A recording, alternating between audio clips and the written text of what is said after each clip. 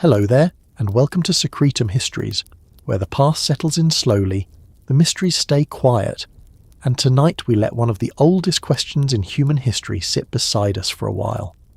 This evening, we are wandering into ancient Egypt, that land of stone and sunlight, of pyramids, tombs, desert ridges, riverbanks, kings wrapped in linen and monuments so confident they still look as though they expect the rest of the world to catch up.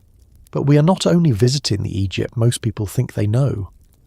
We're stepping a little farther back, into the uncomfortable space behind it, and asking whether this famous civilization may itself have stood on something older, something forgotten, something broken long before the first pharaoh wore a crown.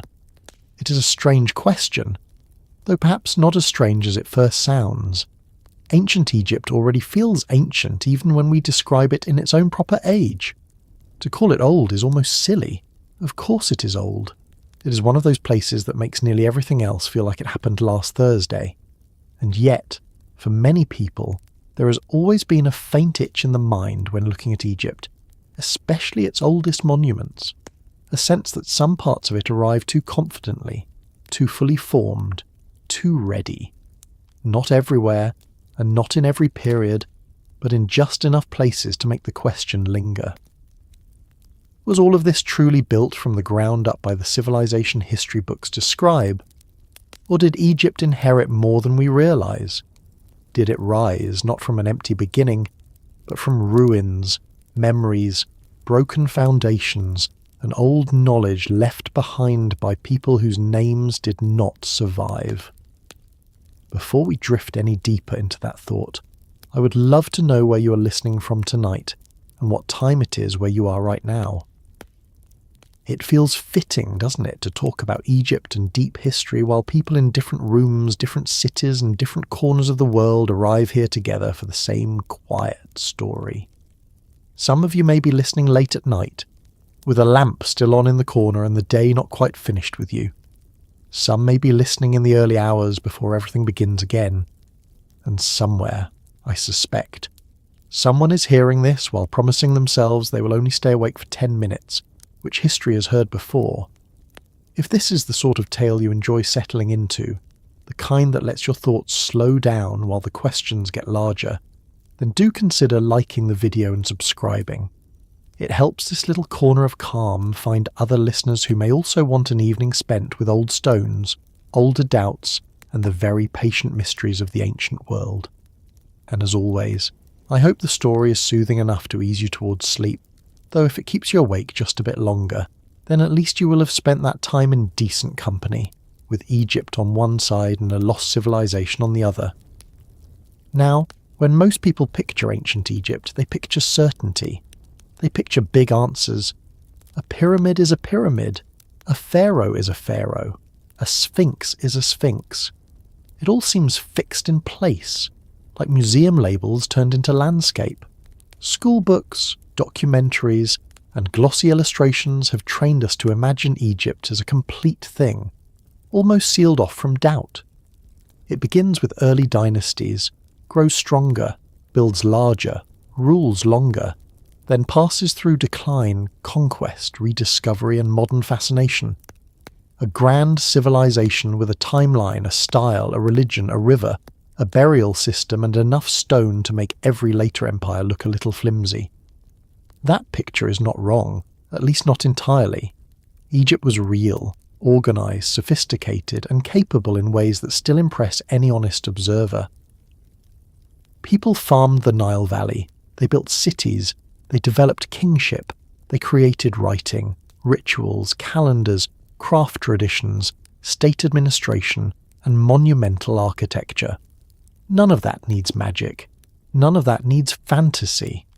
Human beings, given time, labour, memory, and social order, can do astonishing things. It's important to say that early, because whenever this subject comes up, there is a temptation to speak as if ordinary humans could never have built extraordinary monuments. But history is full of ordinary humans doing things that would make the rest of us sit down immediately and pretend we had a bad knee. Still, the reason this subject refuses to go away is that Egypt does not only impress people, it unsettles them. It does something else. It creates the feeling that some pieces are missing.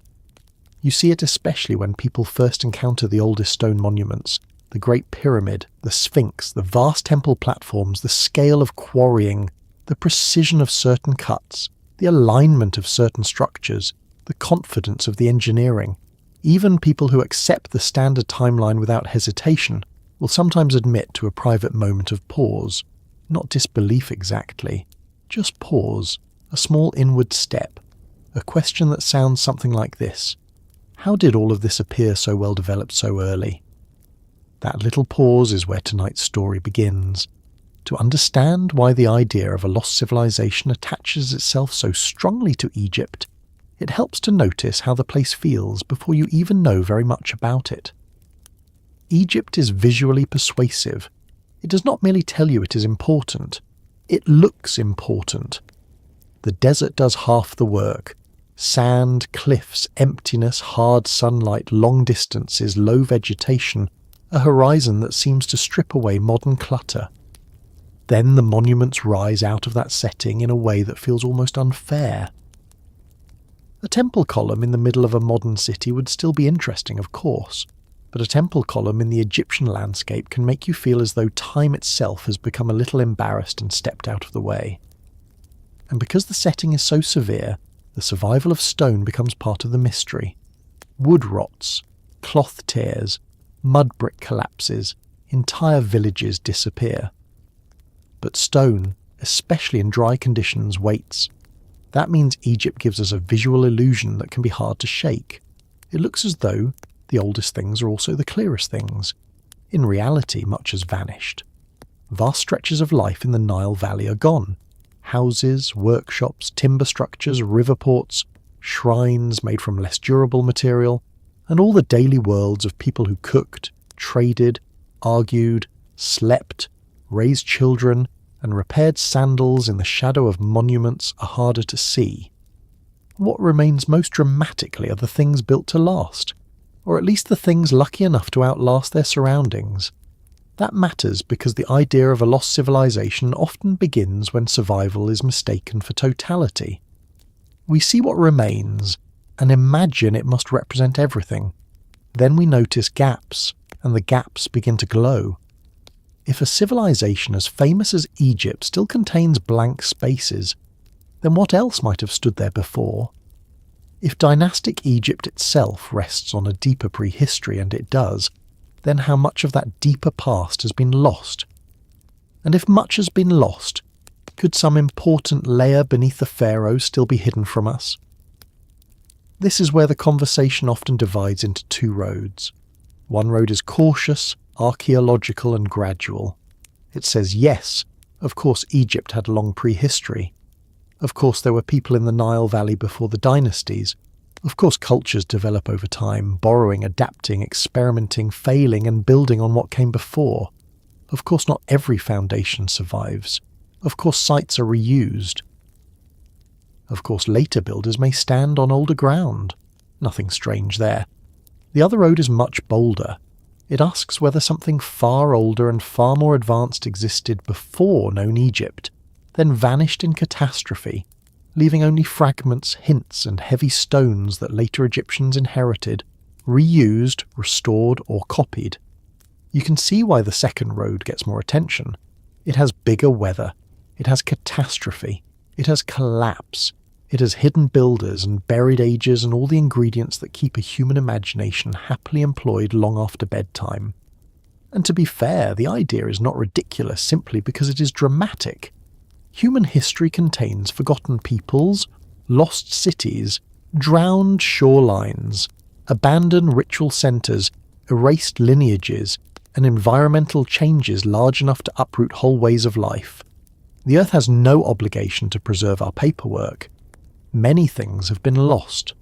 The honest question is not whether loss happens. It does. The real question is what kind of loss we are talking about in Egypt, and how much the evidence can actually carry.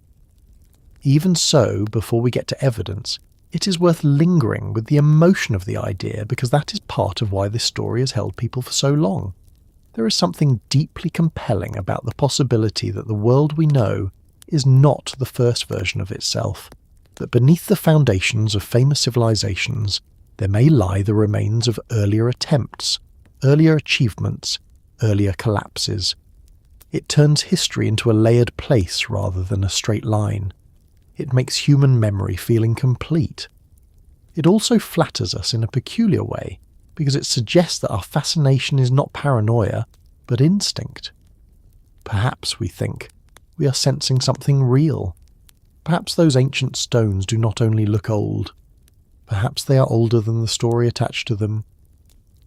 Egypt is especially vulnerable to this kind of thought because it combines two powerful things: great antiquity and great polish. The civilization appears very old, but it also appears highly finished. When people see rough beginnings turning into refined maturity, they are comfortable. That feels normal. When they think they see refinement arrive too early, they start looking for inheritance. It is a common human habit. If a house looks too elegant for the neighbourhood, someone assumes it belonged to a richer family first.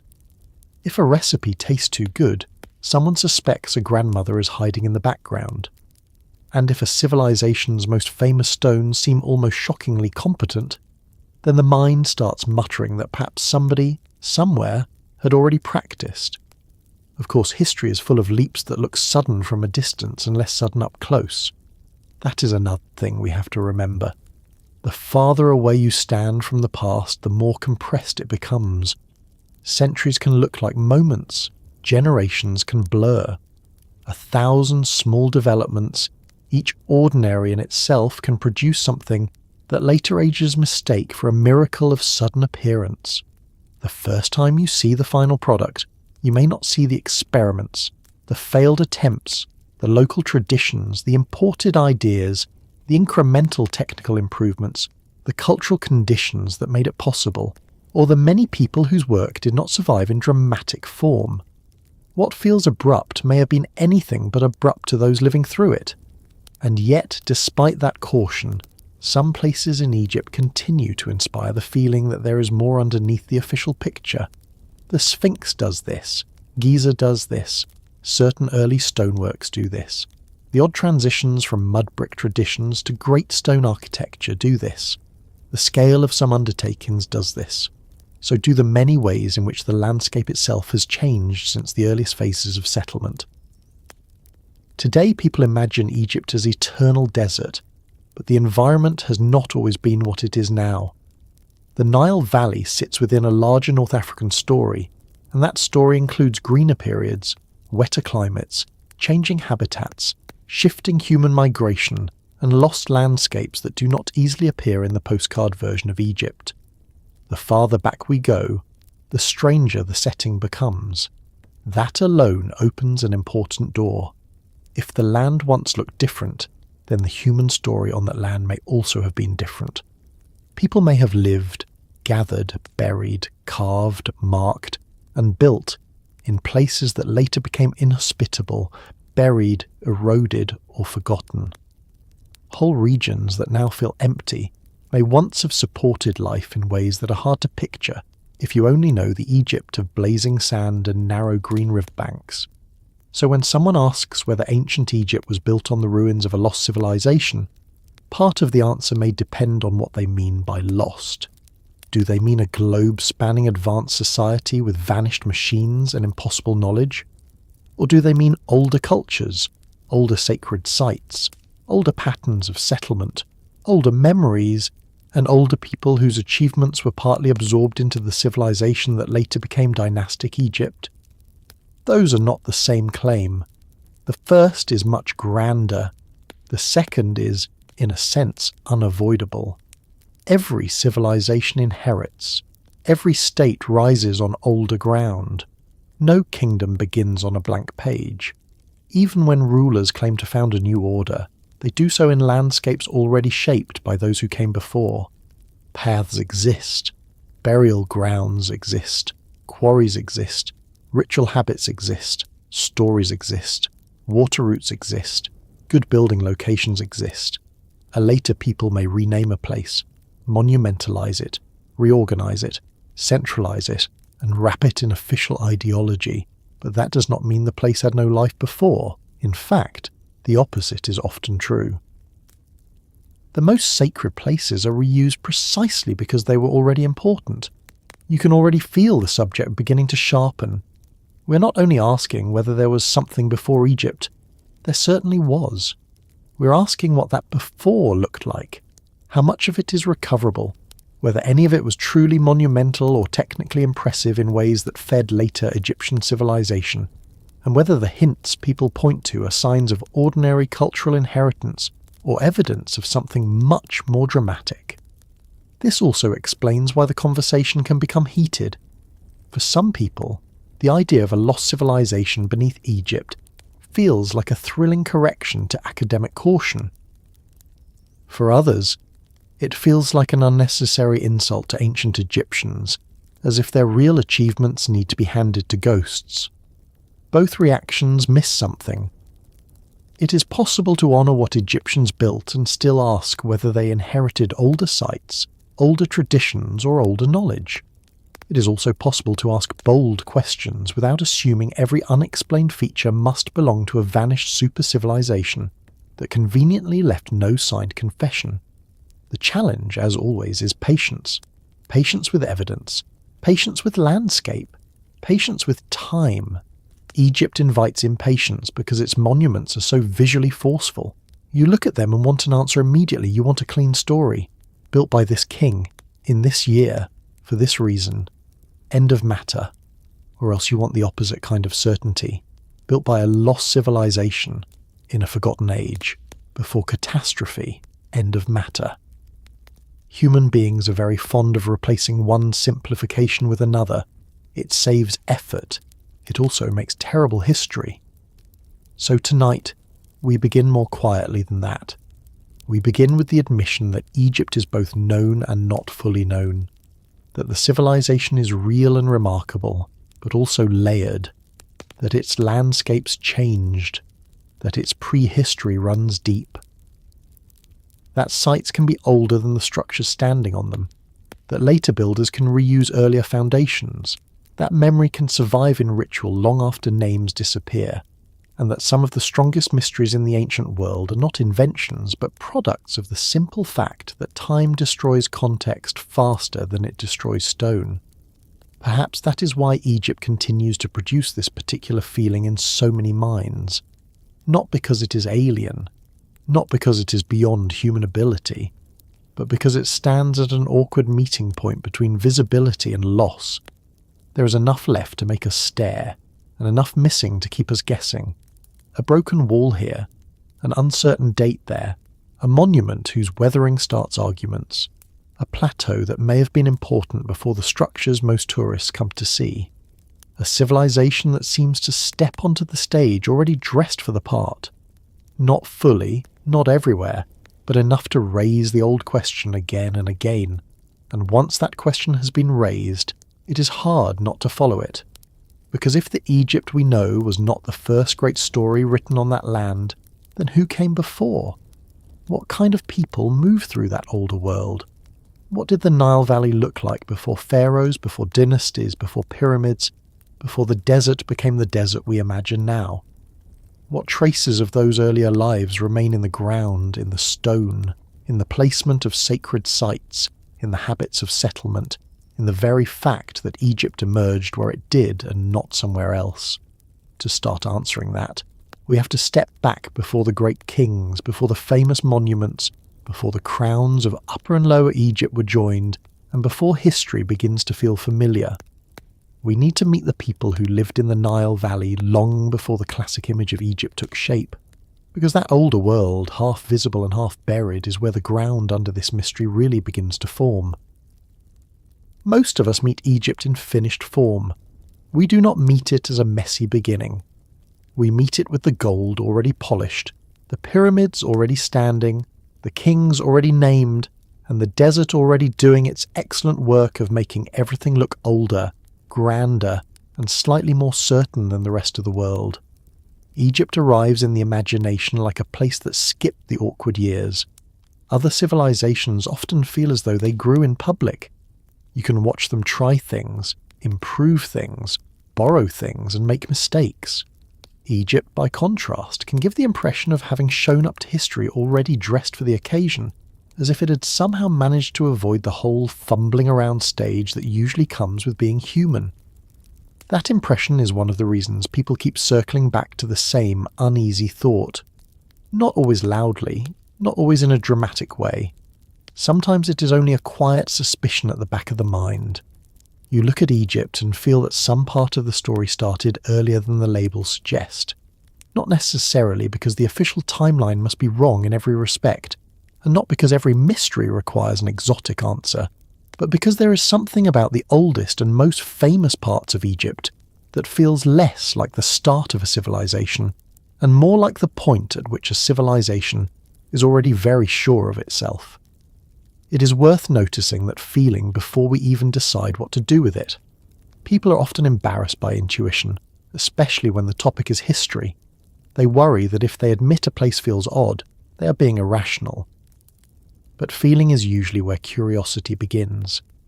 You walk into a room and sense that something is off before you can name it. Later you notice the chair facing the wrong way, or the window left open, or the cake missing a suspiciously neat slice. Egypt creates a similar effect. Something about it makes even casual observers feel that the story they are looking at may not begin where they have been told it begins. Part of that comes from scale, of course. Egypt did not leave behind a few broken walls and a polite little statue. It left behind enormous things. Pyramids that still dominate the horizon. Temples that seem built to outlast argument itself. Colossi that sit there with the patience of people who've heard every theory already and are not terribly impressed by any of them.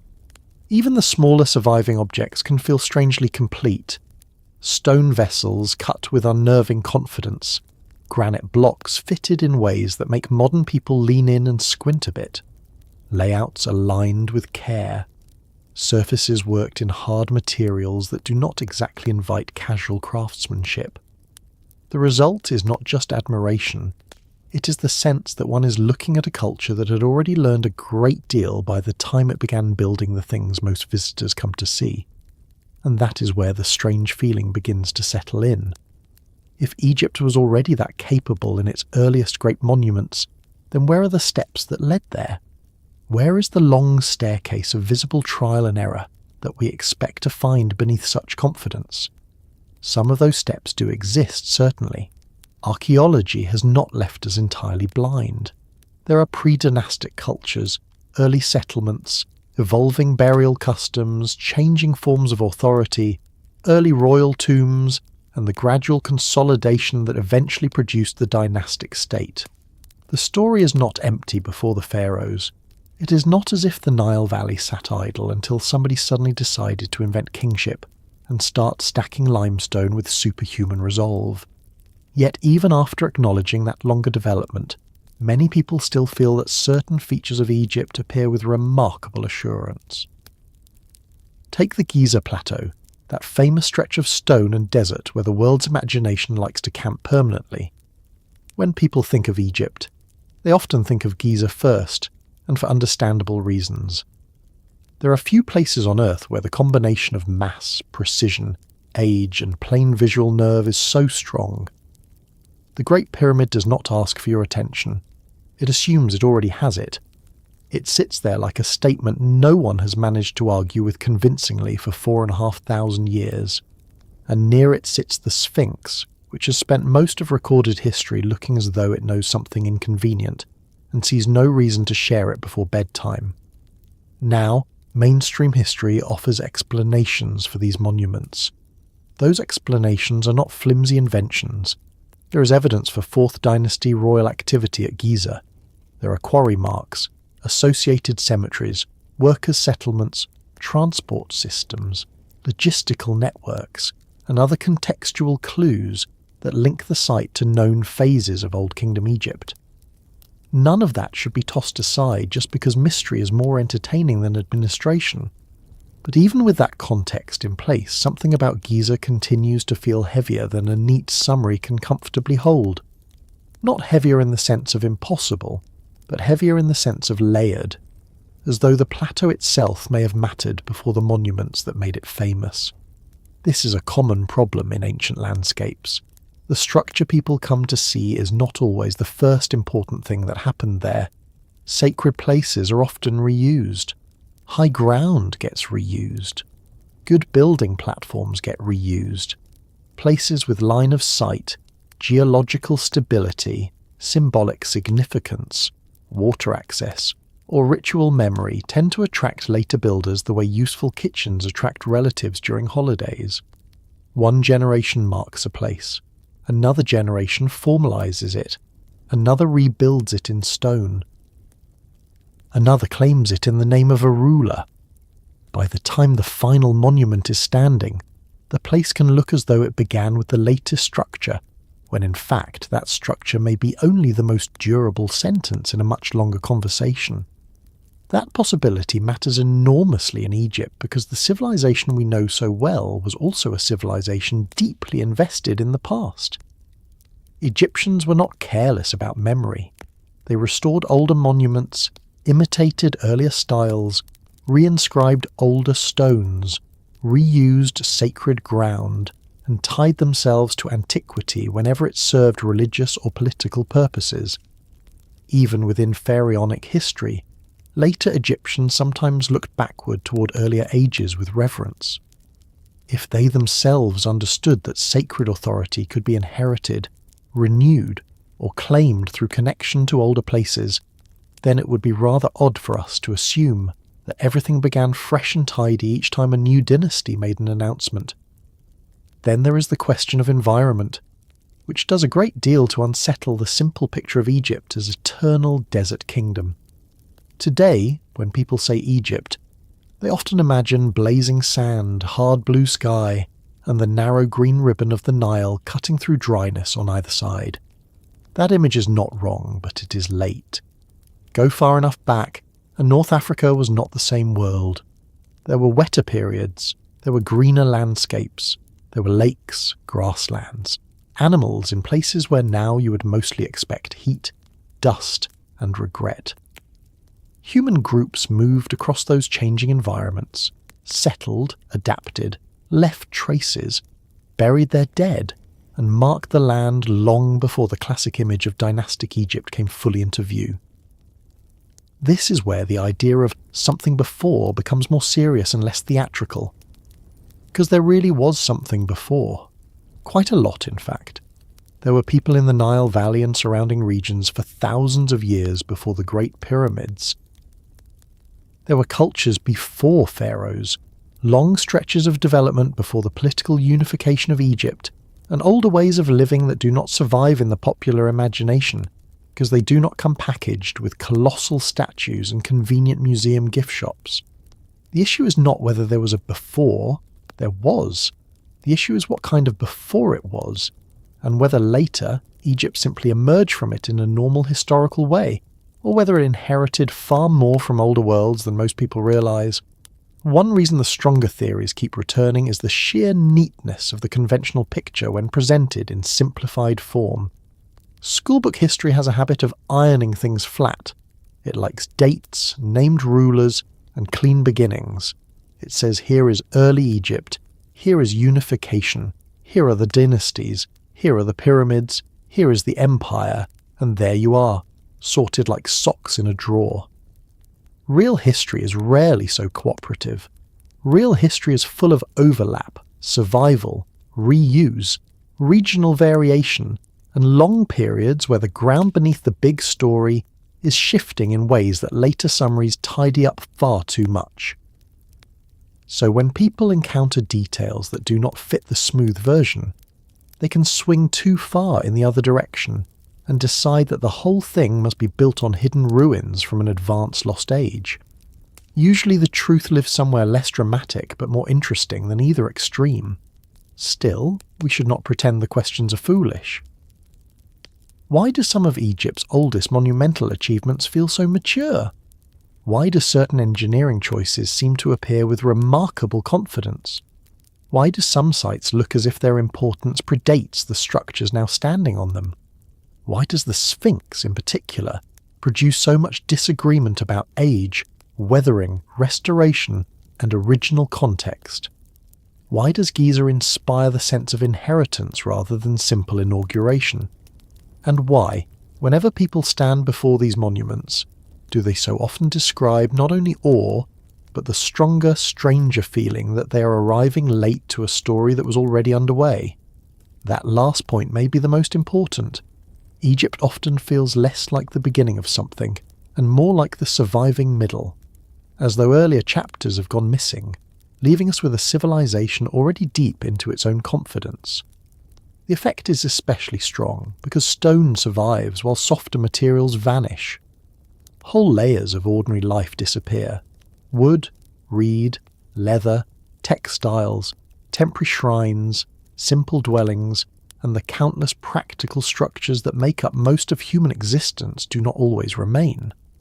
What does remain are the things meant to endure, the things built in stone, the things tied to kingship and death and official religion. This gives us a distorted sample. It is rather like judging an entire city by its bank vaults, war memorials, and the one theatre no one had the courage to demolish. The distortion works both ways.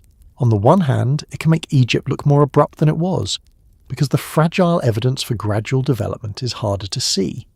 On the other hand, it can make the surviving monuments seem even more anomalous, because they are left standing without enough of the discarded scaffolding of history around them. When people say Egypt feels as though it appeared suddenly, part of what they are feeling may actually be a preservation problem. The staircase of development may not be entirely missing. It may simply be built from materials that weathered, washed away, were buried, or were dismantled by later generations who had their own construction projects, and no sentimental attachment to keeping every older wall intact for modern tourism. Even so, preservation alone does not fully dissolve the unease. Certain transitions still look steep. The move from earlier forms of construction into the great confidence of large-scale stonework feels, at least to many observers, unusually fast. The organisation required for quarrying, transport, placement, alignment, and finishing seems formidable. And because Egypt is one of the earliest large civilizations most people learn about, there is a tendency to compare it not with the long prehistory that actually led to it, but with a simplified mental picture of primitive beginnings. When the comparison is that crude, Egypt can look startlingly advanced. Yet, advanced is a slippery word. People in deep antiquity were not children. They were modern humans with patience, skill, inherited knowledge, and a great deal more practical intelligence than many armchair theorists are willing to grant them. Give generations of people strong incentives, a stable river system, concentrated labour, ritual urgency, elite ambition, and enough time, and you will get results that make later office workers suspicious out of self-defence. There is also a simpler psychological reason that Egypt attracts lost civilization thinking. It is very old, but it is also very legible. We can still see it. We can stand next to it. We can trace the blocks. We can measure the angles. We can follow the corridors. And yet, despite being visible, it remains partly resistant to explanation. That combination is irresistible. A completely vanished civilization is hard to obsess over because there is so little to look at. A fully explained one is harder to mythologize because the gaps are too small. Egypt offers the perfect middle ground. Enough evidence to stare at, enough mystery to argue about, and enough grandeur to make any unanswered question feel like a doorway into something much larger. Add to that the old human habit of imagining previous worlds beneath our own, and the picture grows stronger.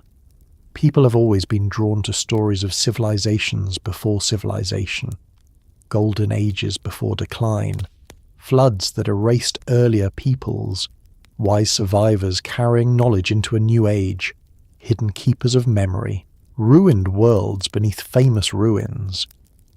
These ideas appear across cultures for a reason. They express a recurring fear that what we take to be the beginning may only be the point after forgetting. Egypt, with its tombs, desert margins, and stubbornly ancient face, is almost custom-built for that fear. It feels like a place where memory could survive in stone long after names had gone. This does not mean every grand theory deserves belief. Some are held together with optimism and the sort of evidence one could misplace in a sock drawer. A mysterious feeling is not proof.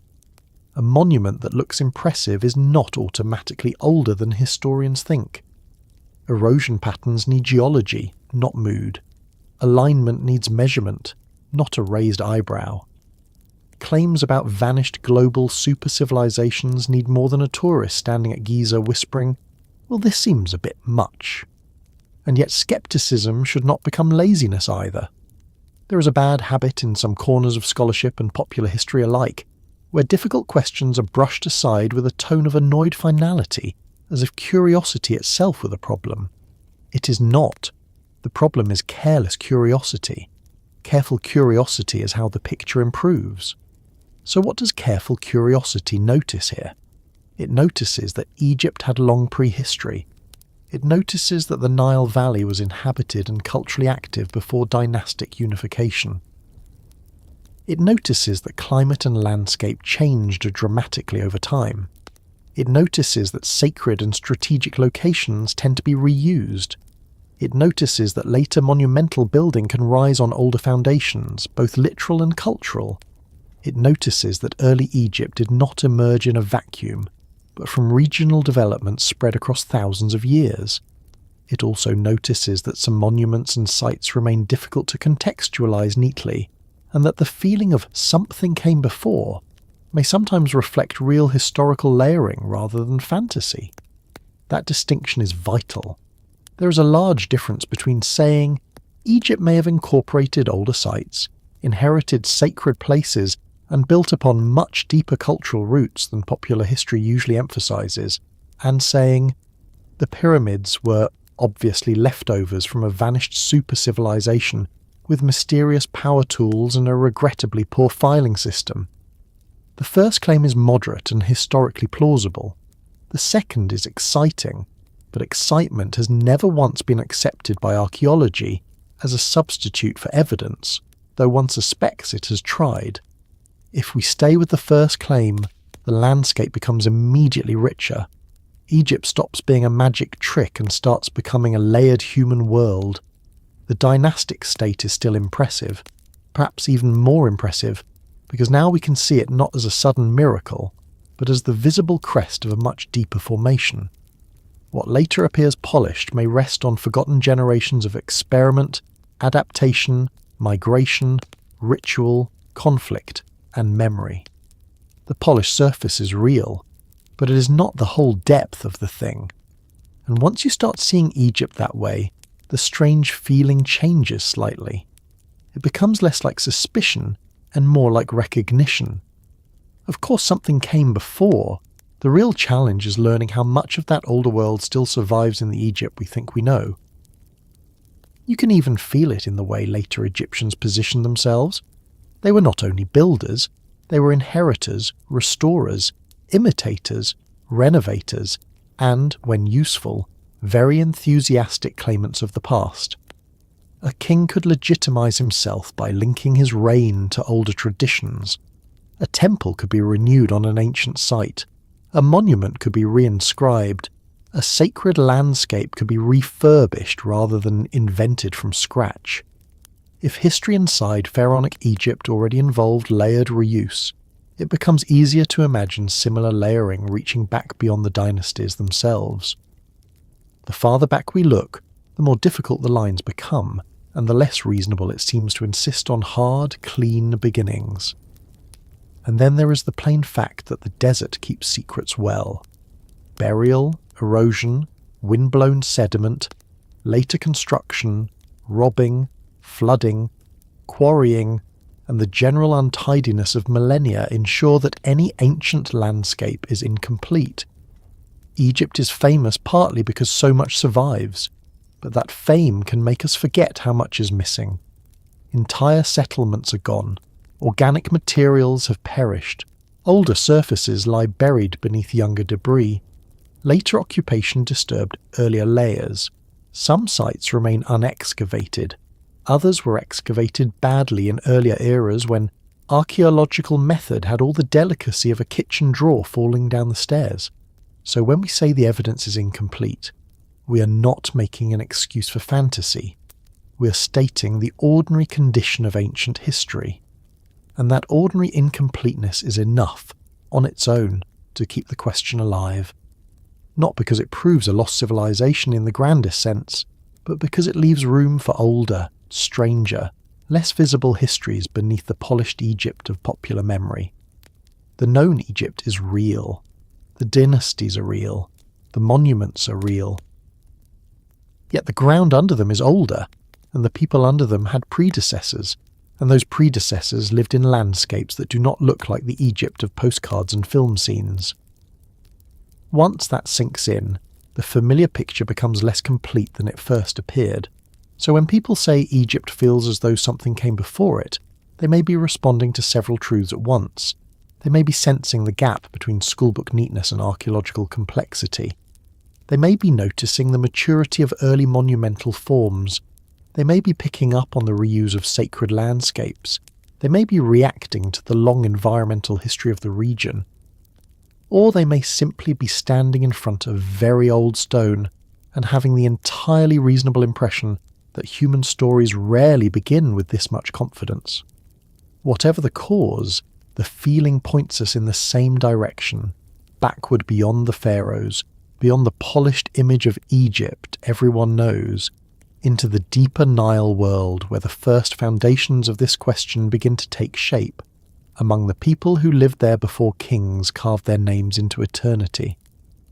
If we want to understand why ancient Egypt can feel as though it rose from something older, then we have to walk backward past the pyramids, past the great kings, past the names most people remember, and into a world that is much less famous, much less tidy, and in some ways much more important. This is the Egypt before Egypt looked like Egypt. No towering stone pyramids yet. No pharaoh seated on a throne with a cobra on his brow. No vast temple complexes stretching across the landscape like royal paperwork carved in rock.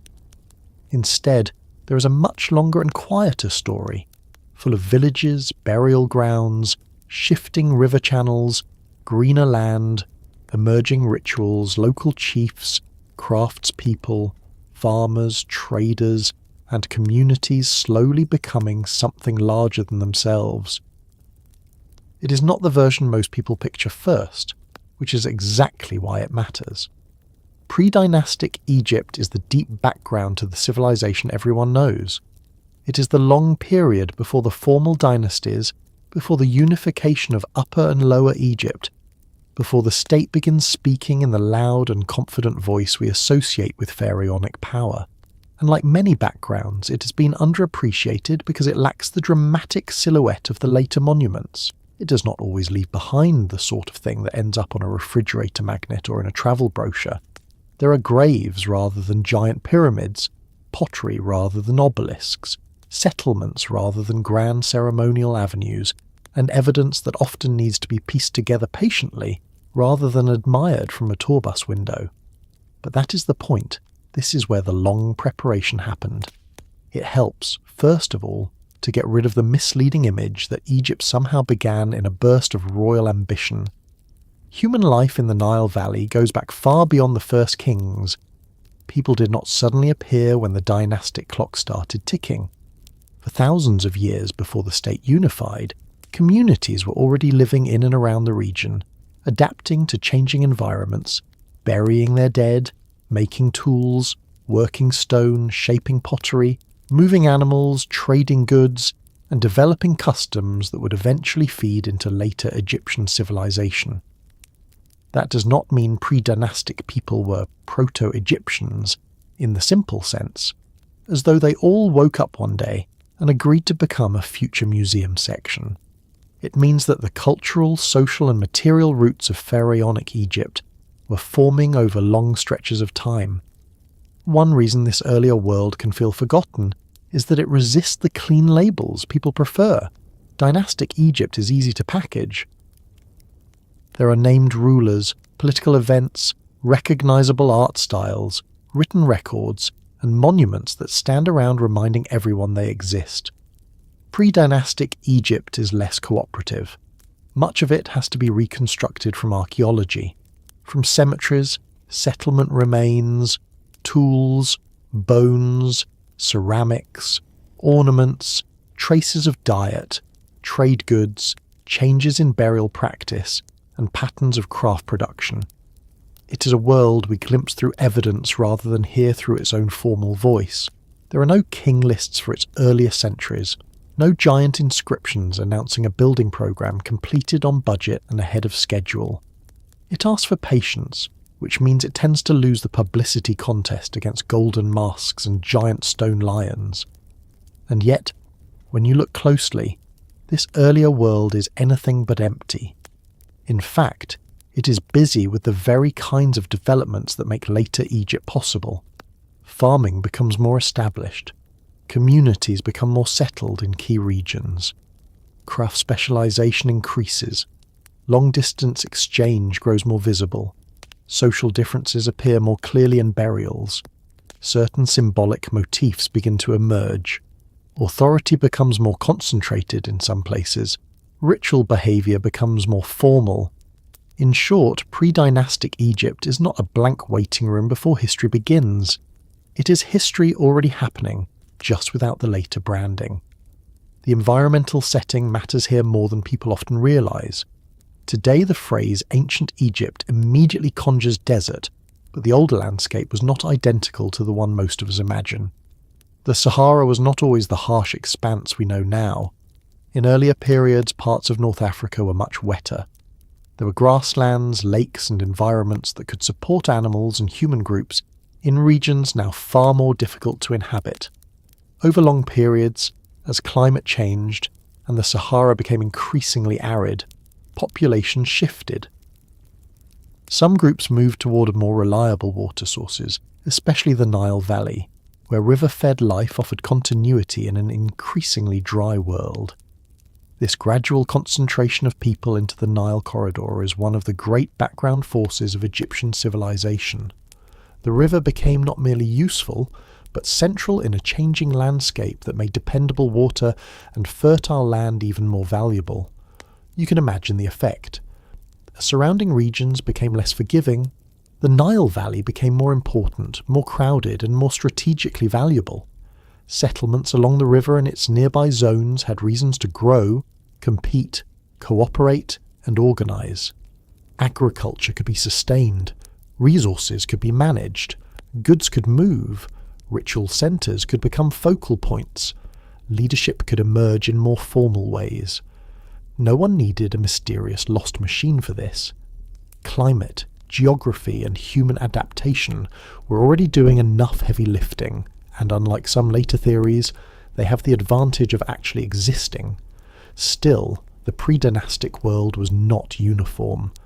Different regions developed in different ways, and Upper Egypt in the south and Lower Egypt in the north had their own local trajectories. That distinction becomes important later when unification emerges, but even before that, it reminds us that early Egypt was not a single, neatly coordinated culture from the beginning. It was a mosaic of communities and regional traditions, some more complex than others, all changing over time. Archaeologists often speak of different cultural phases and sites, such as Badari, Nakada, and others, because the evidence shows development rather than instant coherence. Pottery styles shift, grave goods change, settlement patterns evolve, artistic motifs appear and become more elaborate, contacts with neighbouring regions increase. This is the sort of gradual real-world growth that later gets flattened into and then Egypt happened. The Badarian phase, for example, shows communities already producing fine pottery, using stone tools skillfully and burying their dead with care. There is evidence of agriculture and animal husbandry, as well as the beginnings of social distinctions in the archaeological record. These were not giant states, but they were organised human communities with material culture, habits, preferences, and developing social structures. Later phases, especially those associated with Nakada culture, show further complexity. Graves become more varied. Trade objects appear from far away. Craftwork grows more sophisticated. Elites become more visible. Symbolic imagery expands. There are signs of increasing hierarchy, and with hierarchy comes the possibility of more centralized power. This is one of the most important points for our question tonight. When people say Egypt seems to appear suddenly, they are often looking at the final product without seeing enough of this slower build-up beneath it. Pre-dynastic Egypt gives us the missing slope under the later peak. It shows that many of the ingredients of civilization were already in motion long before the pyramids. That does not remove every mystery. It does not instantly explain every difficult monument or every contested site. But it does tell us that Egypt did not spring from empty sand. The civilization of the pharaohs was built on a deep human past, one that included cultural development, environmental adaptation, social change, and the gradual concentration of power. Burial practices are especially revealing in this earlier world. Graves are among the most common and informative sources for pre-dynastic life, not because ancient people were trying to help future archaeologists, but because burial tends to preserve evidence better than ordinary daily life. Houses decay, workshop areas get disturbed, temporary structures vanish. Graves, however, often keep objects in place, and what those graves show is a society increasingly attentive to status, ritual, and identity.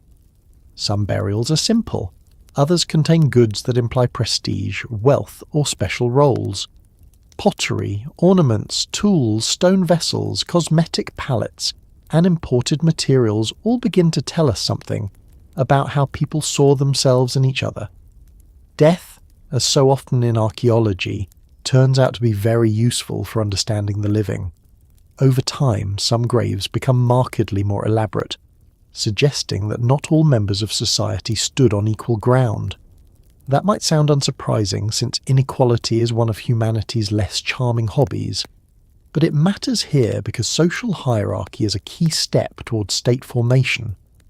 Once certain individuals or groups can command labour, control resources, shape ritual, and distinguish themselves materially, the conditions for larger political structures become more realistic.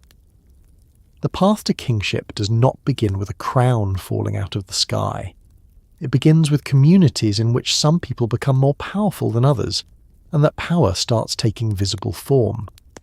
Craft specialization adds another layer. Pre-dynastic communities were not merely surviving, many were producing with increasing refinement. Pottery became more varied and often more skillfully finished. Stone tools and vessels show expertise. Cosmetic palettes, carved objects, beads and ornaments reveal both aesthetic choices and technical ability. There is evidence of copper use, imported materials, and exchange networks linking the Nile Valley to nearby regions. Even small objects tell a larger story. They suggest trained hands, repeated techniques, established preferences, and people with enough stability and organisation to sustain skilled production. The later glories of Egyptian craftsmanship did not begin with a royal command. They grew out of much older traditions of making things carefully and well.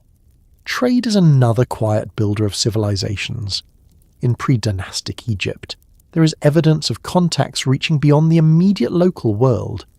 Materials such as obsidian, lapis lazuli, shells, and other non-local goods appear in some contexts, indicating exchange routes that stretched into neighbouring regions and beyond.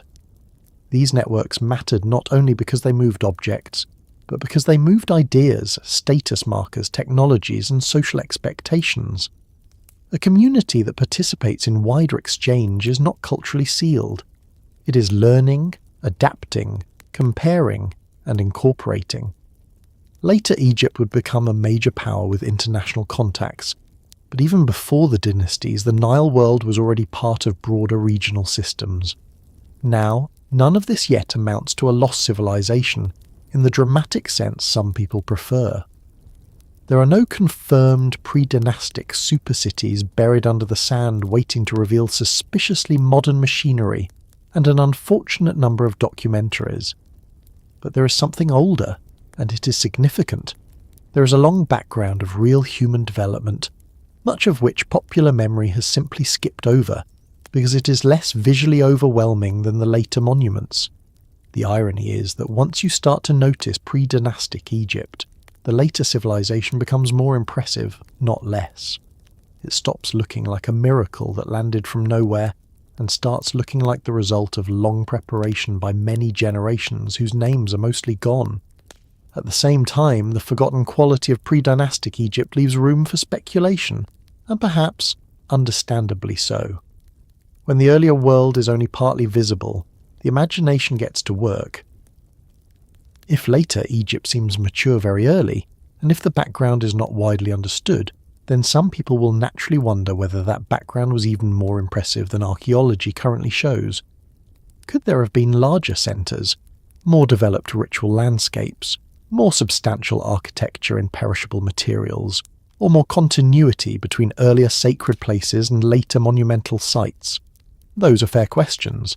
The challenge is that fair questions and extravagant answers are close cousins who should not always be invited to the same dinner. Still, there are reasons to think that some later Egyptian sacred geography may indeed have deeper roots. Important places are often important for a long time. A high point, a bend in the river, a striking rock outcrop, a burial zone, or a place associated with ancestral memory can retain significance across generations even as the culture around it changes. Later monumentalization can therefore create the illusion that significance begins with the monument, when in fact the monument is only the newest and most durable way of marking an older place. This matters tremendously when we start thinking about famous Egyptian sites. It is entirely possible, and in many cases likely, that some of the locations later enveloped by dynastic building programs already carried older meaning. Pre-dynastic imagery also deserves attention because it hints at the formation of the symbolic world later Egypt would formalize. Decorated pottery, palettes, carved motifs, animal representations, boats, standards, scenes of conflict, and early iconographic elements suggest a growing visual language. Some of these images are difficult to interpret with certainty, but together they show that meaning was already being organised and expressed through symbol long before the state became fully recognisable. Boats, for example, appear repeatedly and are hardly surprising in a river-centred society, but they also take on ritual and political importance that echoes forward into dynastic Egypt. Likewise, certain animals and emblems may reflect power, territory, or sacred associations that later become embedded more firmly in the culture of kingship and religion. In that sense, pre-dynastic Egypt is where the stage props are being assembled before the formal performance begins. The later civilization did not invent all of its meanings in one burst of official creativity. It inherited motifs, places, habits, and social patterns from earlier worlds. Those earlier worlds were not yet Egypt in the fully dynastic sense, but they were the material from which Egypt formed. That is why this period matters so much for the question of whether Egypt was built on ruins. Not necessarily ruins in the cinematic sense of toppled megalithic cities, buried beneath dunes while a narrator whispers ominously, but ruins in the deeper historical sense, remains of older lives, older communities, older sacred spaces, older social systems, older memories. Of course, some physical ruins may also have existed. Architecture in pre-dynastic Egypt was often made from materials less durable than the great stoneworks of later ages. Mud brick, timber, reed, and other practical materials were important, but they do not survive in the same confident way as limestone and granite. This preservation problem distorts the story.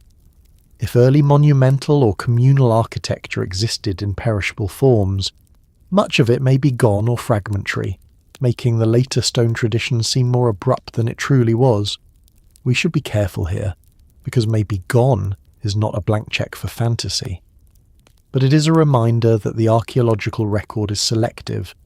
It preserves some things and erases others, and ancient history is always written under those conditions. The process leading toward unification also becomes visible during this later pre-dynastic period. Certain centres in Upper Egypt appear to gain prominence. Competition between regional powers seems increasingly plausible. Some imagery may point toward conflict, domination, or expanding authority. By the late pre-dynastic era, the social and political world looks much more concentrated than before. Leadership is no longer merely local in some areas. The conditions for kingship are forming. Eventually, the emergence of a unified state under early rulers marks a major transformation, but it should not be mistaken for creation out of nothing. It is the formalization of trends already underway: hierarchy, symbolism, ritual, territorial control, economic coordination, and the claiming of legitimacy through power and tradition. And here we come back to that uneasy feeling people get when looking at Egypt. Perhaps part of that feeling comes from sensing only the top of a much deeper structure. The pharaohs stand in the spotlight because they left the loudest evidence, but beneath them lie centuries upon centuries of quieter work. Villages became communities. Communities became regions. Regions developed elites, rituals, craft systems, and exchange networks. Landscapes changed and pushed people toward new forms of concentration. Sacred places acquired memory. Burials acquired meaning. Symbols accumulated power. And by the time the first dynastic rulers appear in the record, the ground beneath them has already been prepared by many generations. That does not solve every mystery, and it should not pretend to. Pre-dynastic Egypt does not automatically explain the dating debates around the Sphinx, the enduring fascination with Giza, or the suspicion some people feel about the oldest stone monuments. But it changes the frame. It tells us that before the pharaohs was not emptiness. It was a substantial human world, and much of it is forgotten mostly because later Egypt overshadowed it so completely. The pharaohs built magnificently, but they did not build on virgin time. They inherited a river valley already shaped by human hands, beliefs, burials, rivalries, and remembered places. There is something almost funny about that, in a gentle way. Later, Egyptian kings worked very hard to appear eternal, singular, and unmistakably central. And yet, the deeper you look, the more you find that even they had a before. Even they stood on older ground. Even they emerged from a history they did not invent. No crown is quite as self-made as it would like to be. The same is true of civilizations. They arrive wearing borrowed fabric, even when the tailoring is excellent. So when we ask whether ancient Egypt was built on the ruins of a lost civilization, pre-dynastic Egypt offers the first serious answer. Yes, in one important sense, it was built on older worlds that had already lived, changed, buried their dead, and left traces in the land. Not a forgotten empire of miraculous machines, at least not on present evidence, but a long, layered human past without which Egypt as we know it could not have existed. The civilization of the pharaohs rose from foundations that were social, environmental, ritual, and geographic long before they became monumental in stone. And to understand those foundations properly, we have to keep going even farther into the land itself, because the older world of the Nile was shaped not only by people and graves and growing power, but by an environment that looked very different from the desert kingdom most of us picture now, back when the Sahara still held water and the forgotten landscapes around Egypt had not yet gone silent. It is very easy to picture Egypt as if it has always looked the way it does in postcards, documentaries, and the collective imagination. We see the Nile as a narrow ribbon of green, the desert stretching out beyond it, the sky bright and dry, and the monuments rising from a landscape that seems made for permanence. That image is so strong that it can feel almost rude to question it. Of course, Egypt is desert. Of course, the Sahara is sand. Of course, the ancient kingdom emerged beside a river because everything beyond the river was emptiness. That is the familiar picture. The trouble is that the familiar picture is only the late version. If we go back far enough, the land around Egypt was not the same world at all. The Sahara was not always the vast dry expanse people know now. There were long periods when much of North Africa was wetter, greener, and far more hospitable to human and animal life. There were grasslands, lakes, marshes, rivers and seasonal waterways, herds moving through open country, and human communities living in regions that today would feel punishingly empty. In other words, before the desert kingdom there were lost landscapes, and once you understand that, Egypt begins to look different. Not mysterious in the cheap sense, but deeper, older, less like an isolated miracle and more like the surviving centre of a much larger world that changed around it. This is one of those facts that quietly rearranges a whole story. When people talk about ancient Egypt as though it sprang up on the edge of eternal desolation, they are starting too late. The ecological background had a history of its own, and that history shaped where people lived, how they moved, what they remembered, and why the Nile Valley eventually became so important. The Sahara's dryness was not an unchanging backdrop. It was the result of long environmental change. And that means the earliest human landscapes connected with Egypt included places that no longer look livable, places where traces of past life remain in scattered evidence: rock art, buried sediments, old lake beds, abandoned camps, ancient cattle bones, tools, ceramics, and the simple stubborn fact that human beings once occupied terrain which now seems to welcome only heat and very bad decisions. To modernise, this can feel surprising enough to border on implausible. The Sahara is so overwhelmingly dry now that imagining it green can sound like a phrase invented by someone trying to sell a documentary with more drama than Geology. But the evidence is strong. Across the Sahara, archaeologists and geologists have identified signs of wetter phases, especially during what is often called the African humid period.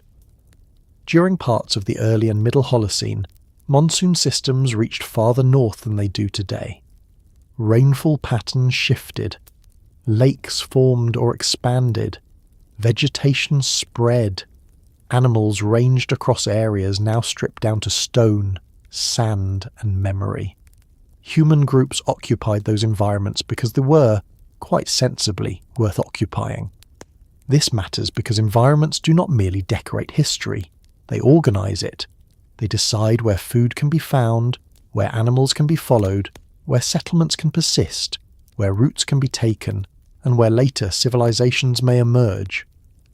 If northern Africa once contained far more habitable land than it does now, then the human story before dynastic Egypt was not limited to a thin river strip, surrounded by total emptiness.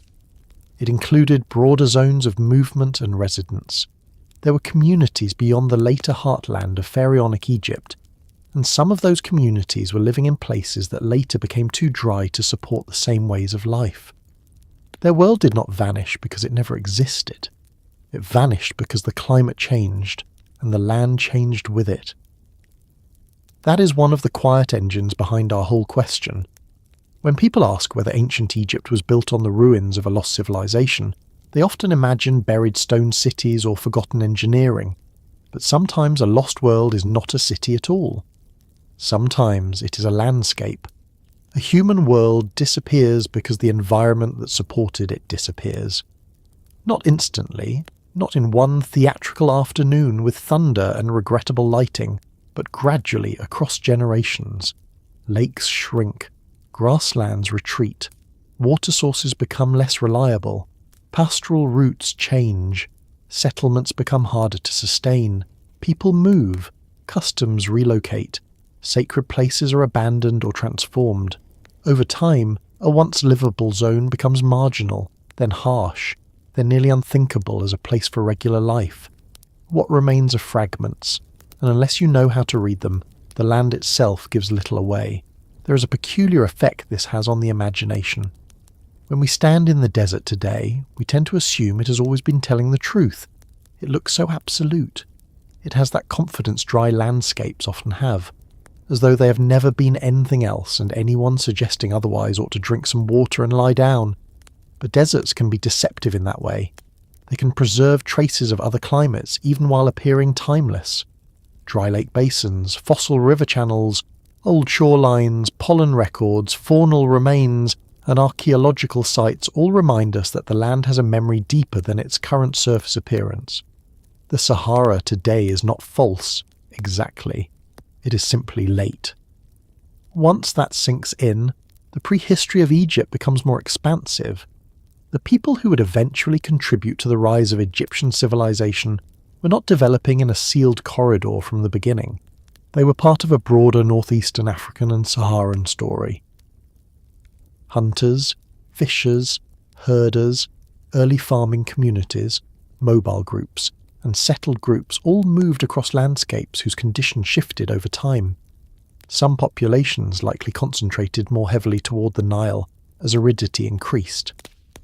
The valley became more central not because it was always the only place to live, but because it became one of the best places to keep living as other options narrowed. That narrowing is important. A river valley becomes far more powerful as a social magnet when surrounding lands become less reliable. The Nile offered water, fertility, transport, recurring seasonal patterns, and the possibility of increasingly dense and coordinated life. As climate change altered the wider region, the valley's importance increased. That does not mean every person in the surrounding world packed a bag, sighed dramatically, and marched straight toward future civilization. Human movement is never that tidy. But over long spans of time, environmental pressure can redirect populations, encourage new concentrations, and create the conditions under which more complex social structures become possible. It also means that Egypt's roots may extend into peoples and practices formed in landscapes most people no longer associate with Egyptian beginnings at all. This is one reason the Forgotten Green Sahara matters so much. It restores a missing background. It tells us that the world before dynastic Egypt included zones of life, now mostly erased from popular memory. And when a background disappears that thoroughly, later civilizations can look more abrupt than they really were. A great kingdom appears beside a river, and because the surrounding world now seems empty, the kingdom starts to look isolated, even self-generated. But in reality, it may be the surviving centre of a much wider human story whose other settings have dried out and fallen quiet. The archaeological traces of that older Saharan world are fascinating in their own right. Across parts of the Sahara, rock art shows animals that do not belong to the modern desert image. Cattle, giraffes, hippos, antelope, and scenes that make much more sense in wetter conditions. There are sites associated with fishing, herding, and occupation near ancient lakes and watercourses. Some regions preserve evidence of pastoral cultures whose lives were tied to environments now gone. These traces do not reveal a forgotten superstate. They reveal something more realistic and, in its own way, more impressive. Human adaptation across changing ecological zones over immense spans of time. And yet, because the land has changed so dramatically, these older worlds can easily feel ghostly. You stand in an arid place, learn that it once held water and life, and the mind immediately begins building pictures. What did it look like? How many people moved through it? What stories did they tell? Which routes did they take toward the Nile? Which sacred habits survived the transition into later Egyptian culture, and which died with the lakes and grasslands? Did some places remain important only in memory, long after they ceased to be practical? Did certain symbols or rituals carry older environmental meanings no longer obvious in the later desert kingdom? These are not foolish questions. Civilizations remember landscapes even after landscapes change. Sometimes the memory survives in religion. Sometimes it survives in animal symbolism, water symbolism, route patterns, burial choices, or seasonal rituals that outlast the original conditions that gave them meaning. Human culture is full of such carryover. People keep customs after moving away from the circumstances that created them. A farming festival survives in a city, a river ceremony survives after a channel shifts. A sacred hill matters even when no one remembers the first reason it mattered. So if pre-dynastic and early Egyptian culture emerged from populations shaped in part by greener Saharan worlds, then it is possible that some of what later appears fixed and formal in Egypt rests on far older interactions between people and a landscape no longer visible. This helps explain something else as well. The old temptation to see Egypt as the heir to a lost civilization may partly come from a real intuition, though not necessarily in the most dramatic form. People sense that there is more behind Egypt than the monuments alone reveal. They're right about that. But the more may not always mean giant ruins buried under sand. Sometimes it means whole ecological and cultural settings that disappeared before later history wrote its neat labels. The lost civilization, if we must use the phrase carefully, might in some respects be a lost network of human worlds rather than a single vanished empire. Of course, one has to be careful not to turn every missing landscape into Atlantis with better lighting. Environmental change is powerful enough without us insisting that every dried lake once hosted a grand council of robe-wearing engineers discussing star maps and advanced stone drills. Most human lives in the prehistoric Sahara were probably what human lives usually are: practical, skilled, adaptive, concerned with water, food, animals, family, seasonal movement, exchange, and ritual. That does not make them less important. In fact, it makes them more important, because real civilizations grow from real human lives, not from legends doing all the work for them. Still, the change from green Sahara to expanding desert does create a strong sense of rupture, and rupture is exactly the sort of thing that feeds later myths of worlds before worlds. Imagine living through slow environmental decline across generations. Your grandparents knew broader grazing lands, your parents knew shrinking water, your children know routes to more dependable rivers. Sacred places become harder to reach or lose their relevance. Old pathways close, seasonal patterns change, the map of life narrows. For people living through such transitions, the earlier world could easily start to feel like a vanished age, almost a different Earth. And long after the process ended, later people looking back might remember fragments of an older, richer land without fully understanding what had changed. This is why climate history and myth are often closer than they appear. Flood legends, lost land traditions, memories of former abundance, stories of divine anger or world disorder can all preserve, in altered form, the emotional truth of major environmental change. That does not mean every myth is a weather report in disguise, but it does mean that human memory of landscape loss can echo for a very long time. In the Egyptian context, that possibility makes the older Saharan background even more interesting. The world before the Desert Kingdom may not only have shaped the demographic and economic conditions that fed early Egypt, it may also have shaped habits of memory, anxiety and reverence about land, fertility and survival. Then there is the practical question of archaeology itself. Lost landscapes are difficult to study because the processes that erase them can also bury or scatter their evidence. Ancient shorelines may be subtle. Old campsites may be thinly preserved. Water action, erosion, later occupation, sediment shifts and sheer time can fragment the record. In some areas, traces survive remarkably well. In others they are sparse, disturbed, or still undiscovered.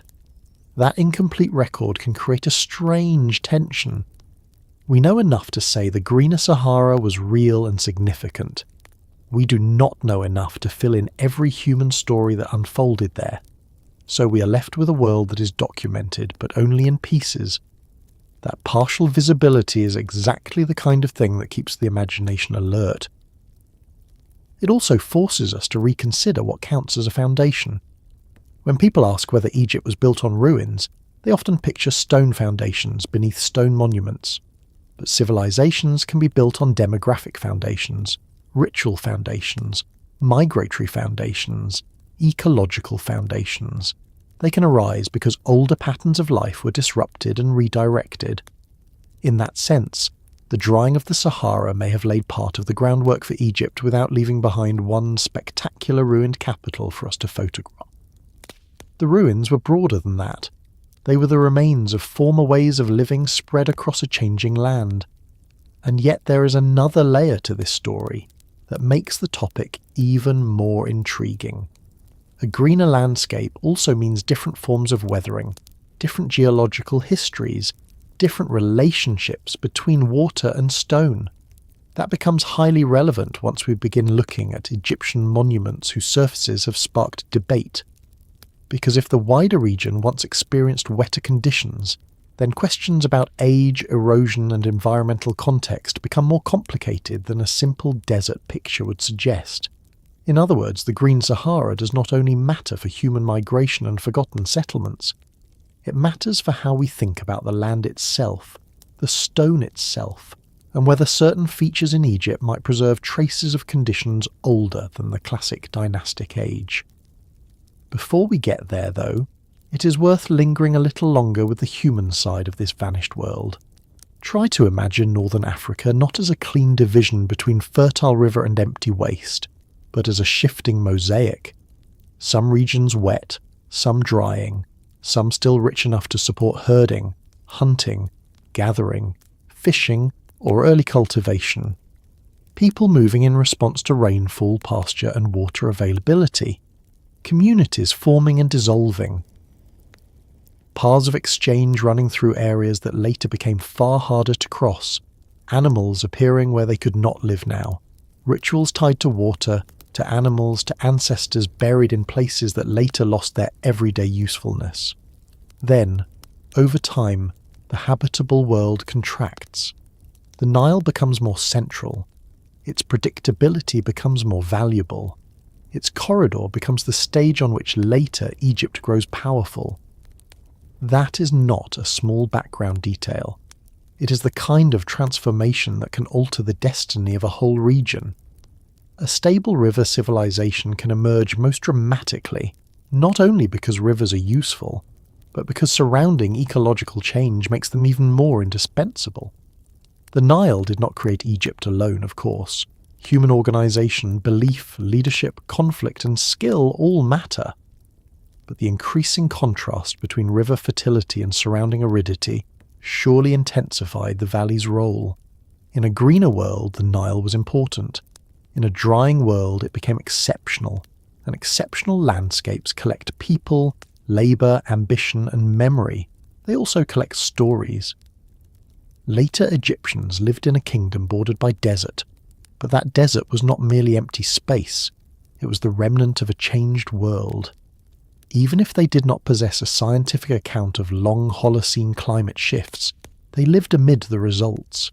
Ancient roots, peripheral zones, stone outcrops, desert margins, and old cultural traces would all have existed in some relation to the kingdom. The official Egypt of temples and kings was never floating in isolation. It was embedded in a larger land history, one that included greener ages before the desert took its present form. Seen this way, the phrase, "before the desert kingdom," becomes almost literal. There really was a world before the desert-defined Egypt most people imagine. There were human landscapes now lost or transformed. There were lives lived outside the narrow frame of later monumental history. There were movements, adaptations, and concentrations that helped make Egyptian civilization possible. The Desert Kingdom did not emerge beside timeless nothing. It emerged after a long regional reordering of land and life. So when someone stands before the monuments of Egypt and feels that something older lies behind them, that sensation may be responding not only to buried archaeology or reused sacred sites, but to an entire vanished environmental background. The stones of dynastic Egypt belong to a late chapter in a much older land story. The civilization of pharaohs rose in a place already shaped by people who knew wetter worlds, broader horizons, and routes across landscapes that later dried into silence. Once those older landscapes disappeared, the surviving kingdom could seem self-contained. but it never really was. And the more we recognise that, the more one particular monument begins to stand out in a new way.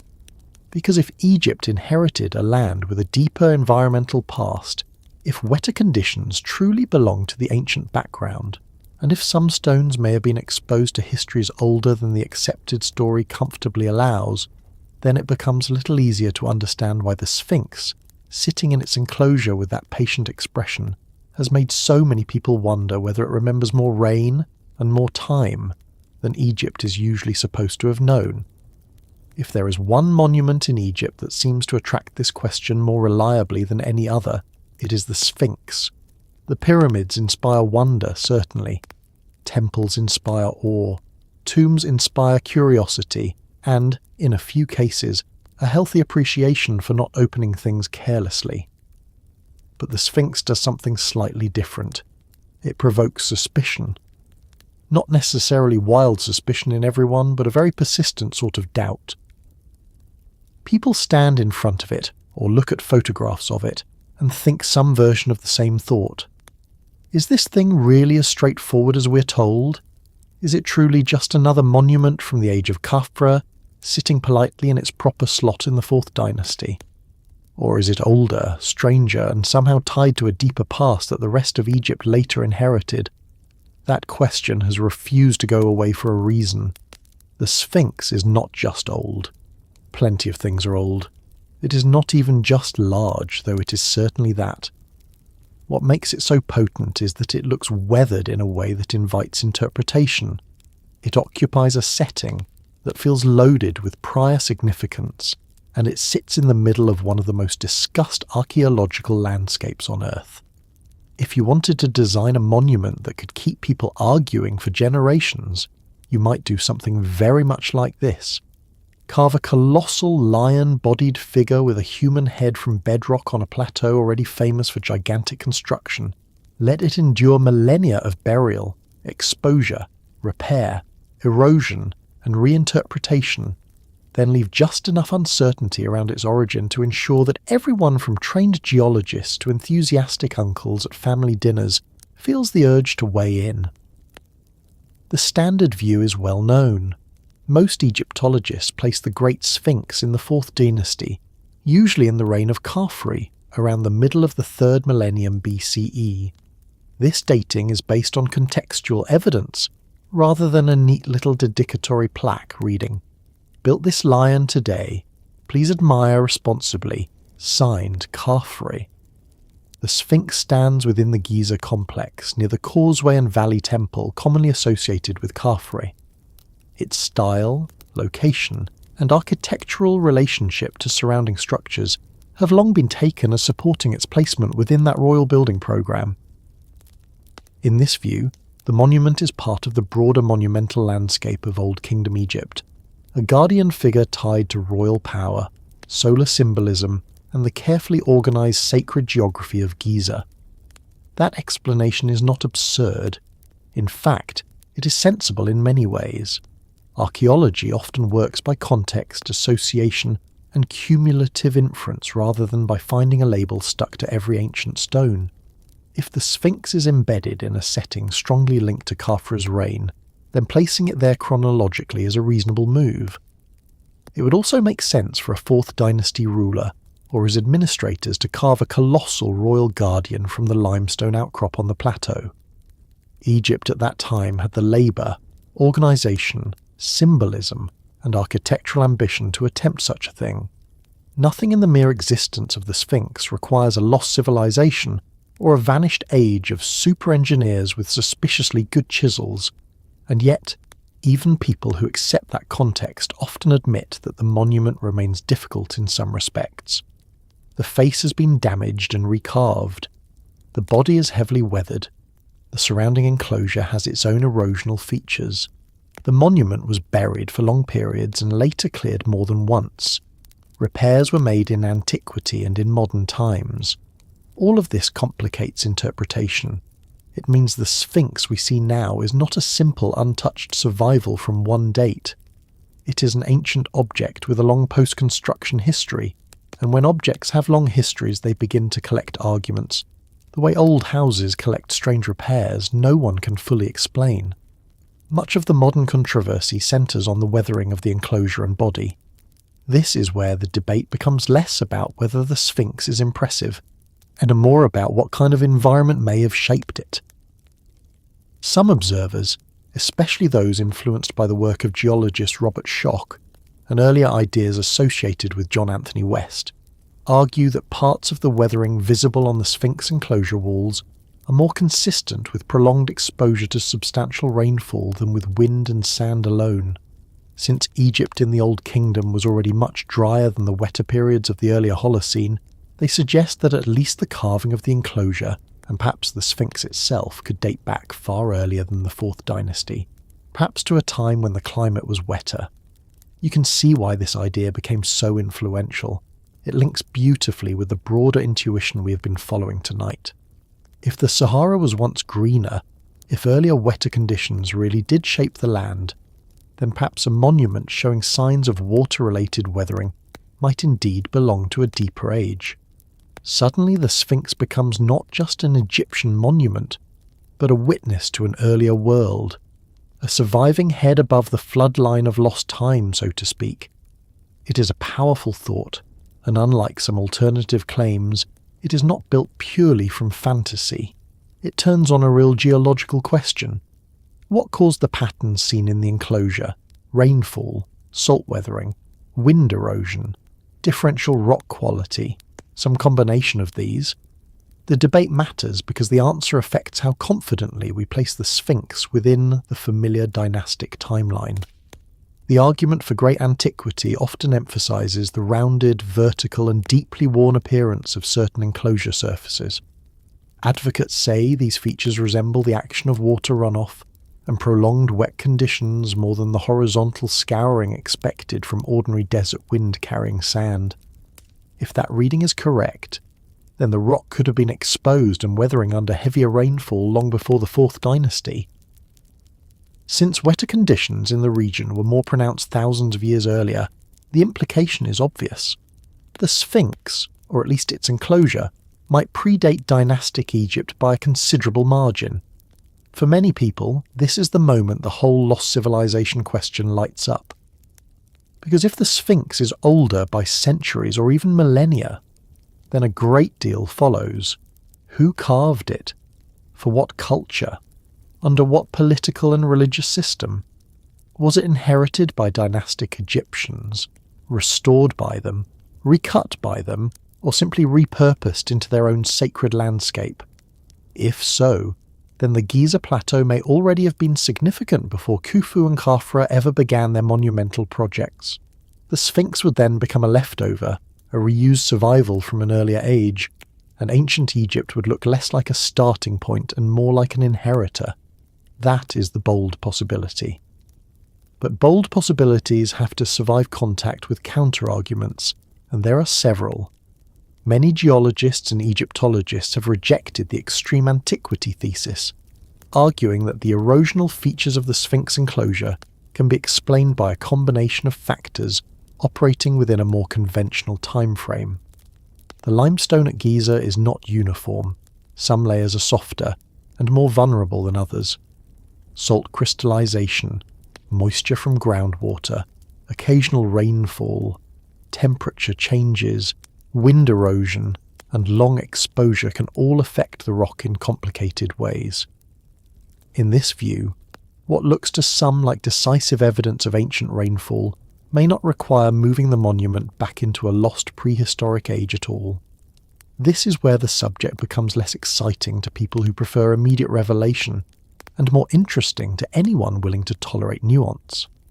The Sphinx debate is not really a battle between obvious truth and stubborn denial. It is a dispute over how to interpret messy stone in a messy environment after thousands of years of damage, burial, clearing, restoration, and uneven rock response. That is not as dramatic as they don't want you to know the truth, but it is closer to how real scientific disputes usually work. Different experts look at the same evidence and disagree about the relative weight of various processes.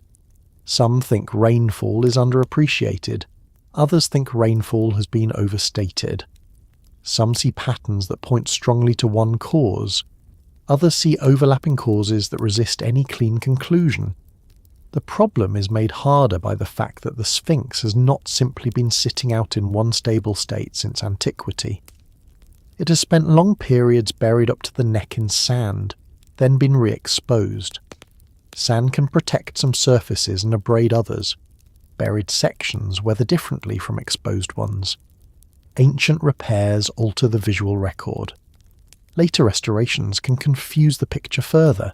Even the head and body do not necessarily weather in identical ways, partly because they are made from different layers of limestone with different durability. This means that trying to read the Sphinx like a straightforward environmental diary is not easy. It is more like reading a document that has been scraped, patched, folded, watered, and partially rewritten by people in several centuries, some of whom were not taking notes for us. Then there is the famous issue of proportions. Many observers have noticed that the Sphinx's head appears relatively small in proportion to the body. This has led to suggestions that the head may have been recarved from an earlier larger form. Some have proposed that the original figure could have been a lion's head, later reshaped into a royal human head. Others have gone much further into speculation. The more restrained version of the idea is at least plausible in principle. Recarving happens. Monuments can be altered to suit later rulers or changing symbolic needs. If the head was indeed reworked from an older form, that would make the monument's history more complex than a single neat construction phase. It would not automatically prove a lost civilization, but it would support the possibility that the Sphinx was modified over time rather than conceived exactly as we see it now. The challenge, again, is evidence. A lot of the Sphinx debate lives in the space between what is possible and what is demonstrable. Yes, the head could have been recarved. Yes, the enclosure could preserve signs of wetter conditions. Yes, Giza could have held significance before its most famous monuments were built. Yes, dynastic Egyptians were perfectly capable of reusing or restoring older structures. None of those statements is outrageous on its own, but turning them into a single firm narrative requires stronger links than are currently available. This is why the Sphinx remains such a satisfying object for speculation. It offers just enough uncertainty to keep the mind busy, but not enough resolution to close the case. Even so, there are a few things worth holding on to carefully. First, the Sphinx undeniably sits at the intersection of geology and archaeology.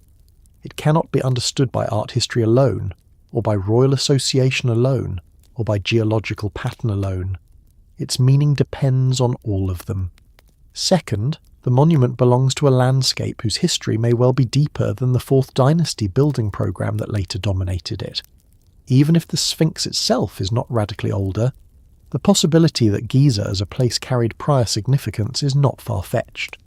Human beings do not usually pick monumental landscapes at random. Third, the weathering debate, whatever its eventual resolution, has been useful simply because it forced people to look harder at environmental history, stone surfaces, and the possibility that the neatest chronological labels may not tell the full story of a site. There is also a cultural reason the Sphinx attracts these questions so powerfully. Unlike a pyramid, which at least presents itself as a structure with angles and plans and blocks, the Sphinx looks like a being. It has a face. It sits. It appears to watch. It seems to belong not just to architecture but to memory. A weathered wall can be old. A weathered face can seem ancient in a more personal way. The monument encourages anthropomorphic suspicion. You look at it and feel it has outlived explanations. Whether or not that feeling is evidence, it is psychologically potent. The Sphinx does not merely look old. It looks as if it has been waiting through more history than anyone remembers. That effect is strengthened by the monument's damage. The broken nose, the worn body, the patched pores, the softened surfaces, the long history of burial and re-exposure all contribute to the sense that the Sphinx has passed through multiple worlds. It has been seen by Old Kingdom workers, New Kingdom restorers, Roman visitors, medieval observers, early modern travellers, colonial-era excavators, and modern tourists with sun hats. and a tendency to underestimate how quickly dehydration can turn curiosity into regret. It belongs to all of those periods now, while also belonging to none of them completely. The result is an object that has never stopped accumulating interpretation. This is one reason why theories about the Sphinx often become proxies for larger arguments about Egypt itself. If the Sphinx is older, then perhaps Giza is older. If Giza is older, perhaps dynastic Egypt inherited key elements of its most famous sacred landscape. If that happened, then the rise of pharaonic civilization begins to look more like a takeover of inherited ground than a first foundation. The Sphinx becomes the wedge that opens the whole timeline. This is why people care so much. They're not only arguing about one monument, they're arguing about whether Egypt, at its most iconic site, was the originator or the heir. Of course, it is entirely possible for the truth to be less dramatic and still significant. Suppose the Sphinx is indeed a 4th dynasty monument, but carved on a place that already held topographical or sacred importance. Suppose the enclosure's weathering is mostly explainable within conventional chronology, but also reflects environmental conditions that are more varied than the popular desert image suggests. Suppose the head was altered or restored at some stage without implying vast prehistoric antiquity. Suppose the plateau itself had earlier use long before the Great Pyramids formalized it into royal geometry. In that case, the familiar story would not collapse, but it would become more layered. Egypt would still be Egypt, but no longer a neat single-phase act of creation. And really, layering is what ancient landscapes do best. Think of how many famous sacred places in the world sit atop older sanctuaries, shrines, cemeteries, forts, or natural features already charged with meaning. Later builders arrive, claim the site, enlarge it, rename it, monumentalize it, and eventually give the impression that history began when they did. But the ground rarely agrees. It keeps older loyalties, it keeps traces. Sometimes those traces are physical, sometimes they are only locational. A place is important because it has long been important, even when no one can fully explain the first reason. This is why the Sphinx matters even if one remains cautious about extreme dates. It forces us to think in terms of site history, rather than only monument history. It asks not just, when was this carved, but why here? And what did this place mean before the visible monument took shape? Those are excellent questions, and they fit perfectly with the larger theme of whether Egypt stood atop older ruins. The ruins may not have been obvious walls and towers. They may have included prior significance, earlier exposures of rock, older pathways, and pre-existing sacred geography that later dynastic Egypt monumentalized with extraordinary confidence. There is another angle worth mentioning too. The Sphinx is often discussed as though its mystery depends entirely on age. But age is not the only problem. Function is slippery as well. Yes, it is widely understood as a guardian and a royal symbolic monument. That makes sense. Yet its exact role within the ritual and visual program of Giza, its relation to solar cult development, and the evolution of its meaning over time remain more complex than any single-line summary suggests. Monuments are not static in what they mean. A colossus carved for one political moment can later become a religious symbol, an ancestral object, a restored relic, a focus of pilgrimage, or a national emblem. The Sphinx almost certainly changed in meaning across Egyptian history, so even if its date were settled tomorrow with absolute certainty, some part of its strangeness would remain because it lived many different lives, and perhaps that is why the monument continues to feel older than any one explanation. Not necessarily because it truly predates Egypt by thousands of years, though some still argue that, but because it has accumulated so much time, damage, restoration, symbolism and projection that it exceeds the simplicity of a textbook label. Built under Khafre may be broadly right, but it does not exhaust the object. It does not answer every geological question, every proportional oddity, every issue of site history, every phase of reburial and clearance, every later interpretation. the Sphinx has become not just an artifact, but a meeting point between evidence and imagination. So where does that leave us tonight? Probably where the best historical questions usually leave us, with a narrower certainty and a wider curiosity. The strongest cautious position is that the Sphinx belongs in the Old Kingdom context at Giza, most likely associated with Khafre, but that the monument's weathering, modifications and site history remain sufficiently complicated to justify continued interest and debate.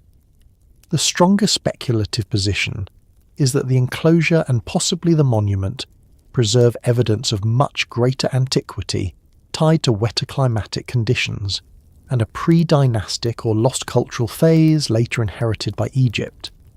Between those two positions lies a large field of intermediate possibilities, and ancient history is usually found somewhere in fields rather than on dramatic cliff edges.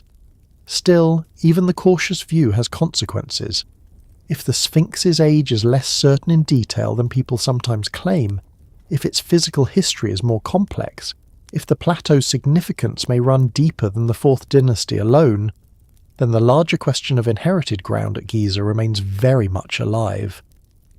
The Sphinx may not prove that ancient Egypt was built on the ruins of a lost civilization, but it does keep the door open to the idea that Egypt's most iconic landscape did not begin as neatly as its later royal narrative suggests.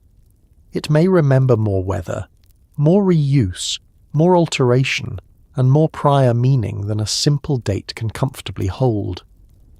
And once that possibility enters the picture, it becomes difficult to look at Giza in the same way. Because if one monument on the plateau can carry this much uncertainty, this much argument, and this much sense of inheritance, then the obvious next question is not only how old the Sphinx may be, but whether the plateau itself was already ancient in one form or another before the most famous pyramids ever rose above it. Long before Khufu's pyramid took hold of the horizon, the Giza plateau was already there doing what good high ground has always done. It watched. It waited. It offered a long view over the Nile Valley, a hard bed of limestone above the floodplain, and a position that would have attracted human attention long before anyone thought of turning it into the most famous architectural address on Earth. That is one of the simplest and most important things to remember when people speak of Giza as though it began with the pyramids. The pyramids transformed the plateau beyond recognition, certainly. They defined it for every later age, but they did not summon the place into existence. They arrived at a landscape that already had shape, geology, visibility, and likely significance of its own. This is where the question becomes more subtle than many versions of the mystery allow. It is not necessary to imagine a complete lost stone metropolis under the feet of the Fourth Dynasty in order to feel that Giza may have had a longer life before Khufu. Ancient places do not need to be urban to be old. They do not need giant walls or preserved inscriptions to matter. A plateau can be important because it is high, dry, stable, visible, and close to the lifeline of a river. It can be used for burials long before it is used for pyramids. It can be quarried before it is monumentalized. It can be visited, marked, remembered, and set apart before any king turns it into a national statement in stone. In fact, that is often how famous sacred landscapes begin. The final grand form comes late. The attraction comes early. Giza makes perfect sense as a place people would notice long before the age of the Great Pyramids. It stands on the west bank of the Nile, and in Egyptian symbolic geography the west was deeply associated with death, sunset, and the realm beyond ordinary daily life. That association becomes especially clear in dynastic Egypt, but even before formal royal theology wrapped itself around such ideas, the practical appeal of the western desert edge would have been obvious. It rose above the fertile land. It stayed dry. It offered solid ground not threatened by annual flooding.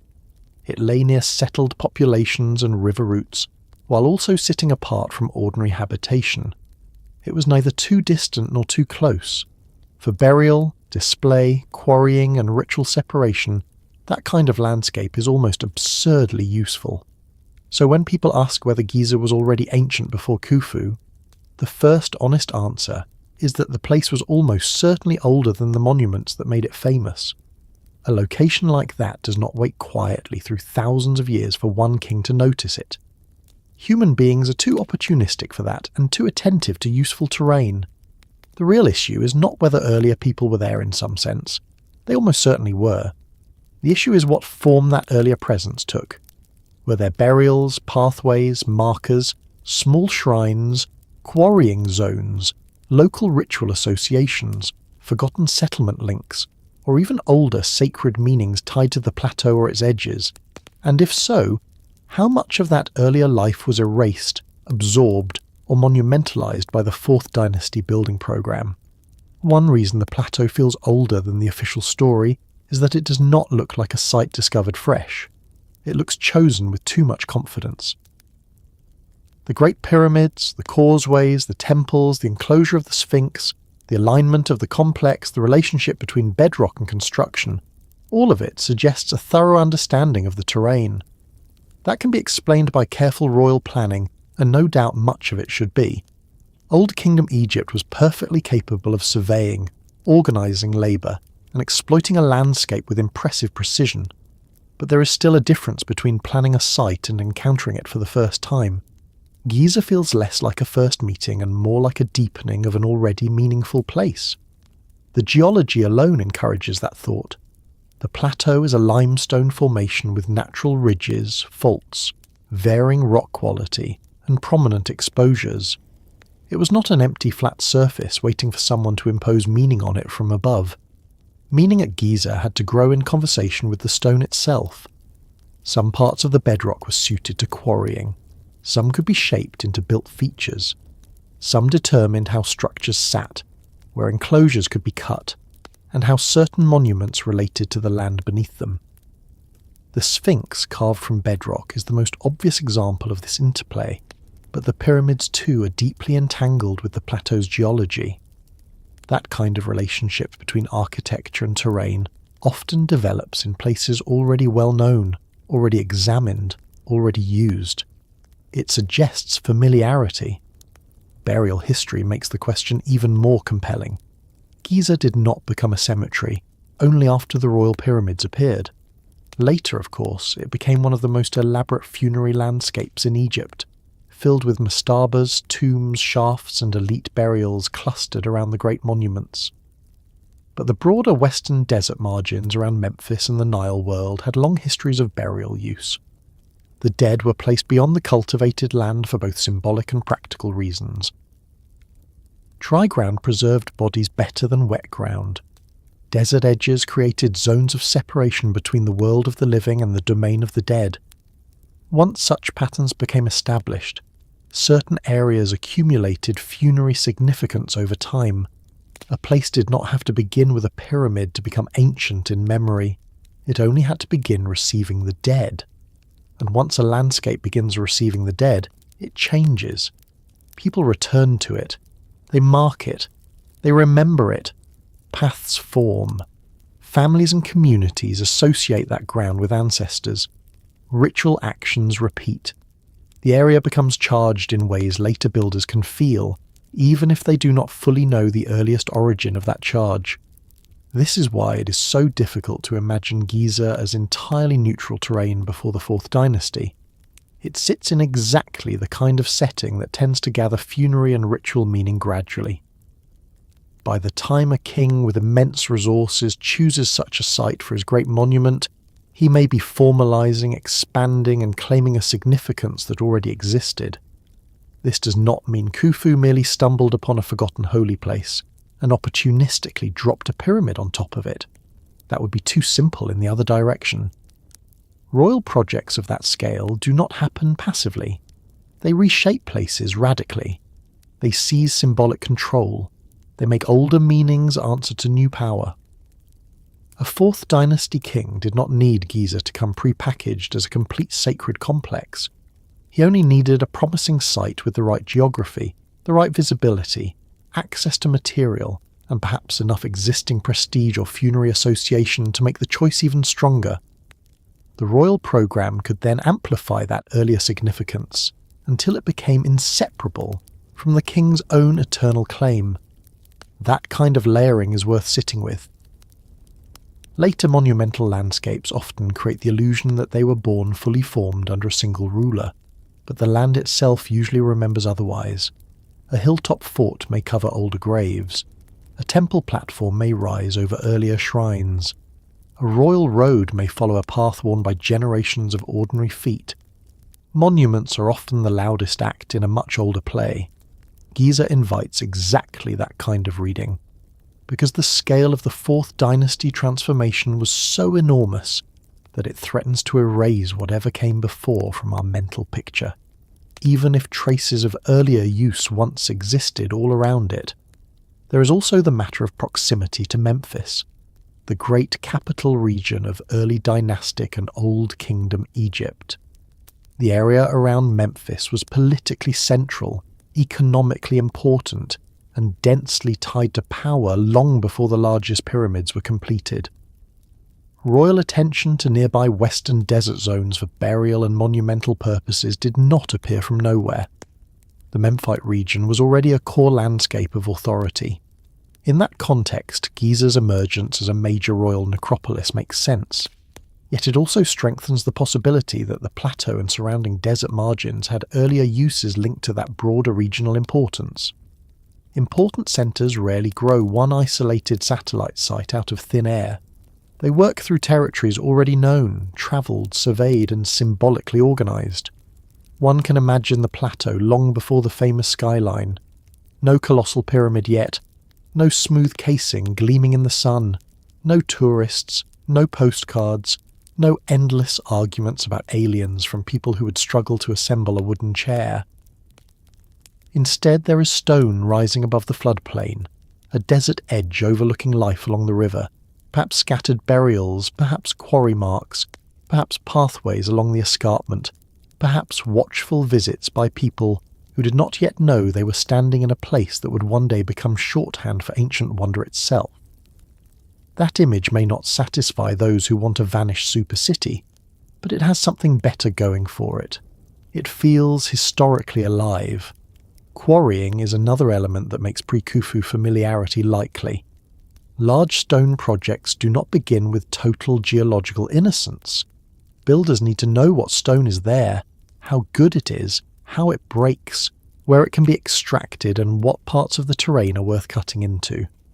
The Giza plateau provided limestone, and the later monumental works clearly took advantage of local geology in sophisticated ways. It would be surprising if knowledge of the plateau's stone began only at the moment a royal architect announced an enormous construction plan. More likely, the region's limestone resources were already known through smaller-scale extraction or familiarity with similar desert-edge zones used for building. Even if Giza itself had not yet been intensely quarried, it almost certainly did not stand as an unknown mass of stone awaiting a lucky discovery. Then, there is the visual force of the plateau. High places overlooking fertile valleys tend to acquire meaning because they dramatize the relationship between life and death, floodplain and desert, habitation and separation. Giza rises where the green world of the Nile gives way to harder ground. That threshold quality is important. Thresholds attract religion almost as reliably as they attract architecture. People notice border zones. They invest them with symbolism. They treat them as crossings. The later Egyptian obsession with West Bank funerary landscapes did not invent the emotional power of such a setting. It systematized it. Giza would have been impressive long before it was formalized. This becomes especially relevant when thinking about the Sphinx and the Great Plateau as a unified sacred terrain. Even if the Sphinx itself belongs firmly to the Fourth Dynasty, the choice to carve such a monument there may still reflect a prior sense that this was no ordinary stretch of bedrock. Large monuments tend to be placed where visibility, symbolism, and landform already cooperate. The same is true for the pyramids. It is one thing to raise a royal tomb. It is another to raise it where the horizon, the river, the stone, and the approach combine into something almost theatrical. Giza was not just available land. It was excellent land for making a statement about permanence, and statements about permanence work best in places that already feel durable. The plateau does. Its bedrock gives the impression of age even before human hands modify it. Perhaps that is part of why the site has always encouraged the sense that it was older than the dynasty most closely associated with it. The feeling may not only come from unresolved archaeology, it may also come from a real encounter with the nature of the place. Giza looks ancient because the land itself is ancient. The kings of the 4th dynasty did not create that impression, they attached themselves to it. That phrase matters more than it may seem. To attach oneself to ancient land is a classic move of power. Rulers do it constantly. They build where the earth already lends them gravity. They use old places to strengthen new authority. A fresh monument on a venerable site feels deeper than the same monument on ordinary ground. It inherits atmosphere. It borrows legitimacy from geology, ancestry, prior burial, or sacred memory. If Giza already carried some blend of those things, then Khufu's choice was not merely practical but politically brilliant. He did not have to invent timelessness from nothing. He could build where timelessness already felt close to the surface. This is also why the more extravagant versions of the Giza mystery are not entirely wrong in spirit, even when they overreach in detail. They sense inheritance, they sense reuse, they sense that the plateau may have held a story before the story usually told.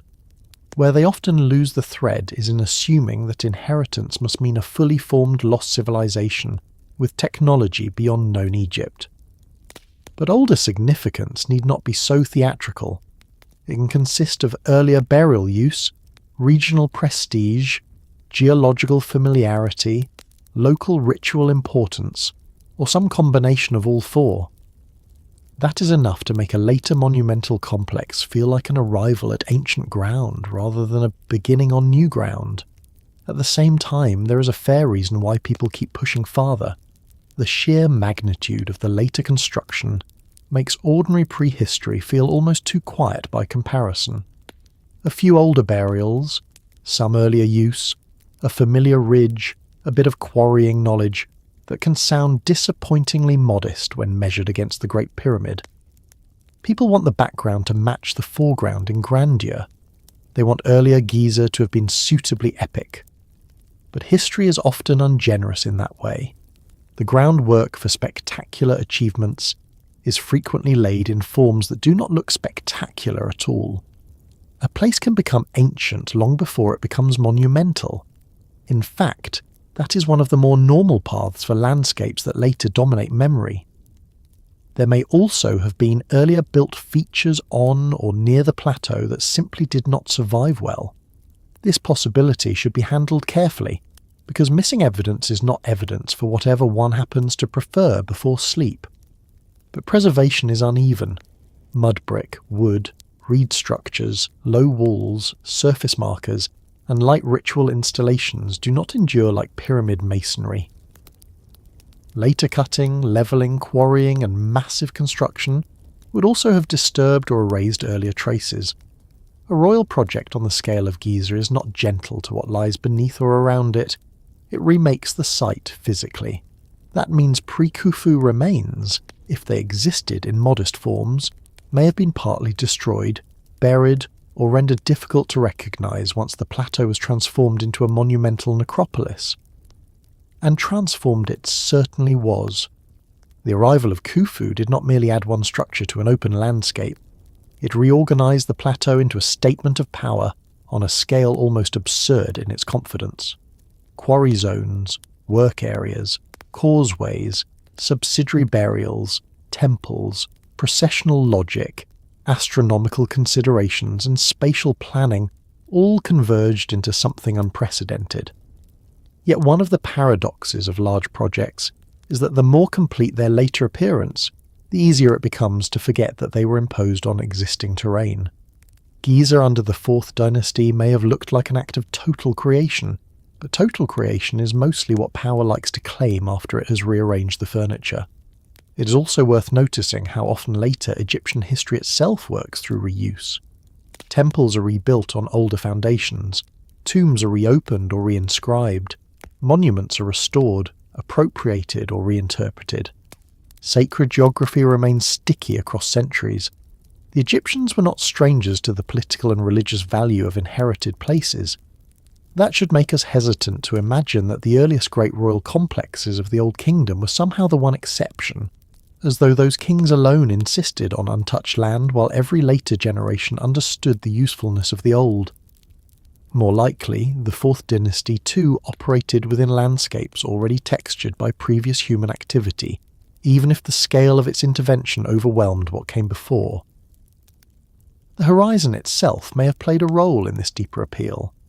Giza stands where sky, desert edge, and river plain create a powerful visual field. Monuments built there are visible across distance. They dominate approach routes. They dramatize the West. In a culture increasingly concerned with solar motion, horizon symbolism, royal ascent, and funerary transformation, such a setting would be enormously valuable. But again, the setting pre-exists the monuments. The kings exploited it because it was there. They took a naturally commanding place and made it cosmological. This is another form of inheritance. The land already had the capacity. The rulers activated it on a larger scale. One can sense how this would work in lived terms. Even before the pyramids, the plateau may have been a place where one went outward from the cultivated strip and felt immediately that ordinary life had ended behind you. The river world fell away. The ground hardened. The air changed. The elevation broadened the view. That alone can make a place feel charged. Add burials, add ancestral memory, add useful stone, add proximity to political centres, and the place begins to gather inevitability. By the time a powerful state sought a monumental western necropolis of unmatched visibility, Giza may already have seemed not just suitable but obvious. That word, obvious, is helpful here. Great historical choices often look brilliant later because they were rooted in strong landscape logic. Giza is one of those choices. Khufu's pyramid did not need the plateau to be empty in order to be meaningful. In some ways it would have been more meaningful if the plateau was not empty, if it already belonged to the realm of death, memory, and durable ground. The king could then do what powerful rulers love doing most. He could gather existing significance and make it answer to him forever. Still, the more one thinks about this, the harder it becomes to see the Giza complex as a clean first act.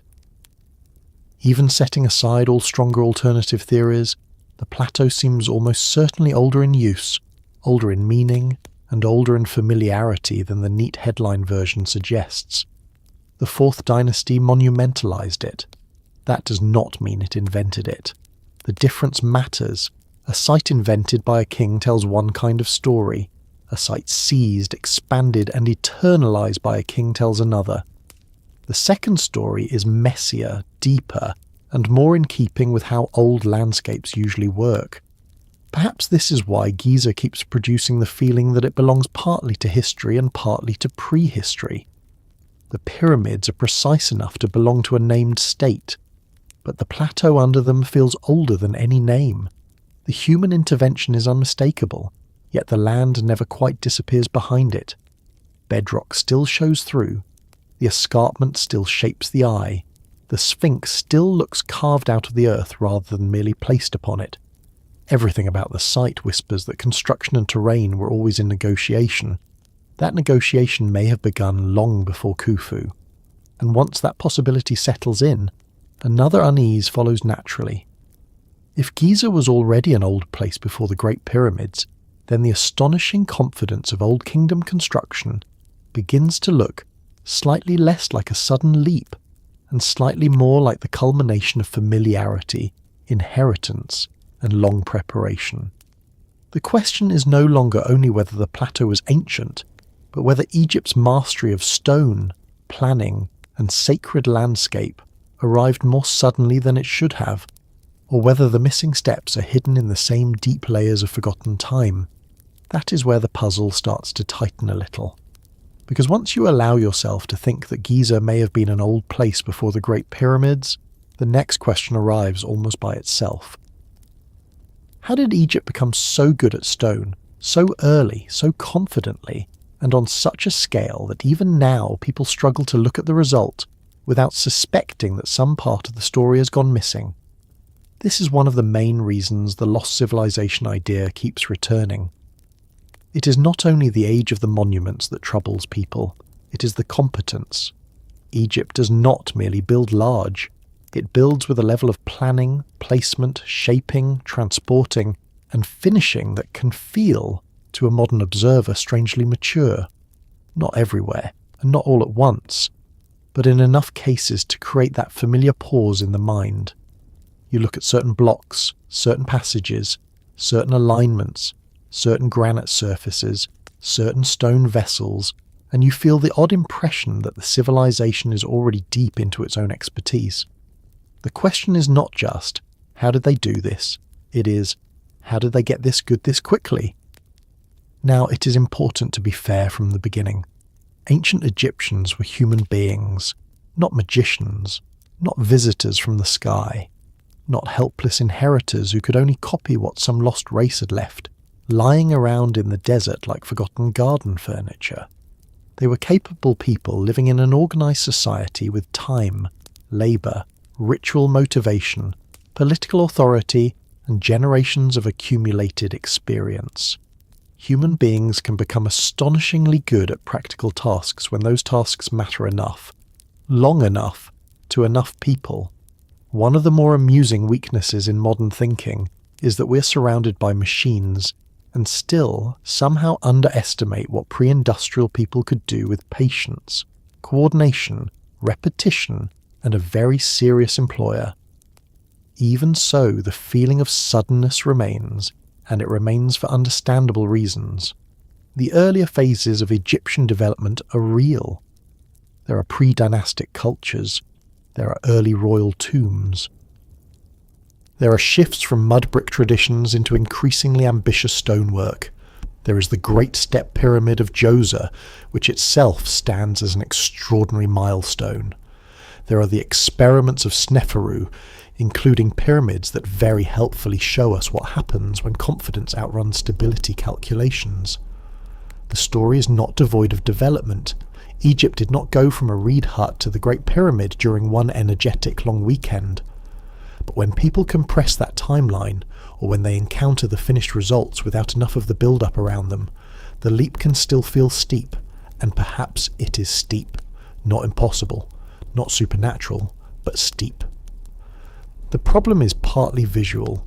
Stone gives a special impression of mastery because it records mistakes badly and successes very well. A rough wooden structure can be impressive, but wood feels temporary to modern eyes. Mud brick can support whole cities, yet it rarely inspires reverence in the same way as limestone or granite. Stone carries psychological weight. It suggests permanence, authority, and decisions made with unusual confidence. So when Egypt begins producing truly monumental stone architecture, especially architecture tied to royal eternity and cosmic order, the result feels more advanced than a similar social achievement rendered in less dramatic material. That alone can distort our sense of the transition. Still, even after allowing for that distortion, there are real reasons the shift captures attention. Cutting, transporting, and setting stone at large scale is not a casual hobby. It requires quarry knowledge, work crews, tools, logistics, planning, ramps or other transport strategies, coordination between extraction and placement, and people who know the difference between a workable block and a future embarrassment. Once you move from local stone into harder materials like granite, the challenge rises again. Once you demand not just mass but precision, it rises yet again. And once your buildings are expected to align with cardinal directions, sit properly on prepared foundations, and function symbolically as eternal royal monuments, the whole enterprise starts looking very serious indeed. The mystery, then, is not that Egyptians worked stone. Many ancient societies worked stone. The mystery is the combination of scale, ambition, and apparent maturity in some of the earlier surviving masterpieces of their civilization. The Great Pyramid is the obvious focal point because it compresses all of this into one impossible-looking silhouette.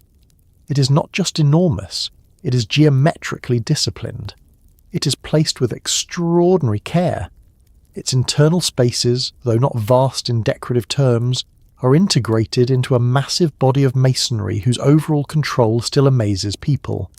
Even if every step of its construction can in principle be explained by human labour, the finished result continues to create the impression of a culture operating at a very high level.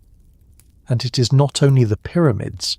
Stone vessels from early Egypt trouble people in a different way. Some of them are small, elegant, thin-walled, symmetrical, and made from hard stone. They do not overwhelm you by size, they unsettle you by refinement. A giant pyramid at least allows the ordinary mind to say, well, they had a lot of workers. But a carefully shaped hard stone vessel prompts a different sort of discomfort. It asks about control, repetition, and technical skill in a more intimate register. You begin to wonder not only about labour, but about tooling, measurement by eye, hand discipline, and traditions of craftsmanship old enough to make such work feel normal. That is one reason the subject can never be reduced to blocks alone. Egypt's stone mastery was not just architectural, it was cultural. It showed up in vessels, statues, sarcophagi, pavements, casing stones, columns, relief surfaces, thresholds, and burial equipment. This suggests more than one spectacular royal gamble. It suggests a broader environment in which stoneworking, at least among specialists, had become deeply practiced. And whenever expertise appears deeply practiced, the mind starts asking how long the practice had been building before the surviving examples reached us. There are a few sensible answers to that. One answer is that the development only looks sudden because survival is uneven. Early experiments in less durable materials disappear more easily. Practice in mud brick architecture, woodworking, rope systems, levelling, transport, and labour organisation may have laid much of the groundwork before stone monumentalism took its most famous form. By the time the surviving stone record becomes dramatic, the organisational habits behind it may already have been mature. In this view, the leap is real only in the visual record, not in lived history. Egypt may have climbed gradually, while posterity kept only the top half of the staircase. That is a strong explanation in many cases, and it deserves respect. The archaeological record is notoriously selective. The things most likely to survive are not necessarily the things most important to development. Temporary structures vanish, early workshops disappear, timber devices rot, training grounds leave little trace, administrative knowledge survives patchily, and much ordinary competence is simply invisible in the final record. A state can spend generations learning how to mobilise food, schedule labour, manage crews, quarry local material, and experiment with forms before the surviving evidence finally takes on the imposing clarity that later ages mistake for instant genius. Another answer is that royal ambition accelerates technical growth. When a centralised state decides that its ruler must possess a tomb or cult complex on a scale worthy of eternity, practical innovation suddenly has a patron with resources. Problems that would be too large for ordinary local communities become solvable when backed by taxation, labour obligation, elite organisation, and ideological urgency. In that sense, early dynastic and Old Kingdom Egypt had exactly the sort of environment in which technical skill could be pushed quickly and hard. You do not need a lost civilization to explain acceleration if you have a powerful state, competent administrators, specialised workers, and rulers who think modesty is for other people. That said, acceleration still has to run on something. You cannot accelerate from nowhere. Even the most ambitious ruler needs existing knowledge to build on. If Egypt's stone mastery feels unusually mature, it may be because the prehistory of that mastery is only partly visible. We see the grand statement more clearly than the learning process that fed it. The problem is not that there was no process, it is that the process is easier to summarise than to see, and that opens the door to suspicion. If the visible preparation seems too thin for the visible result, then people start filling the gap with stronger theories. One of those stronger theories is that Egypt inherited a body of stone knowledge from an older, partly lost cultural layer. Not necessarily a science fiction civilization with lasers and impossible drills, but perhaps an earlier tradition of quarrying, shaping, and sacred site building that dynastic Egypt absorbed and expanded. This idea is attractive because it sits halfway between total orthodoxy and total fantasy. It allows Egypt to remain impressive while also admitting the possibility that important steps happened before the dynastic record grows loud enough for us to hear it clearly. In other words, perhaps the mystery is not that Egyptians became masters of stone too fast, but that the earliest chapters of their mastery are hidden behind the later monuments that overshadowed them. There is something satisfying about that possibility because it fits the pattern we have already seen. Egypt repeatedly appears less like a pure beginning and more like a monumental culmination. The land had a prehistory. The Nile Valley had pre-dynastic cultures. The Sahara had older human worlds before it dried. Giza may have been meaningful before the Great Pyramids. The Sphinx may preserve a more complicated site history than a simple date implies. So when stone mastery also seems to arrive with unusual confidence, it is natural to wonder whether that too belongs to a deeper build-up than the standard popular picture usually conveys. And then there is the very human factor of expertise passed through hands rather than texts. Not all knowledge leaves a written manual. A craft tradition can become highly refined through apprenticeship, repetition, correction, and long practice, without ever producing the sort of documentation modern people expect. Quarry foremen, stone dressers, transport crews, sculptors, and architects do not need to write down everything they know in order to know it well. In fact, much of the most advanced practical knowledge in any society lives in bodies, routines, and communities of work. If that is lost, the finished product may survive long after the process becomes opaque. Later viewers then stand before the result and mistake opacity for impossibility. This matters especially when modern people project their own habits backward. We're used to specialized machines doing the hard work for us. We are less used to imagining thousands of coordinated human bodies skilled with simple tools, working toward a unified state project for years on end. So when we see finely cut stone, we instinctively ask what machine did it, rather than what organized labor tradition, what abrasive, what repeated technique, what sequence of steps, what work discipline, what tolerance for time, and what social system made it worthwhile. It is not that the question of tools is wrong.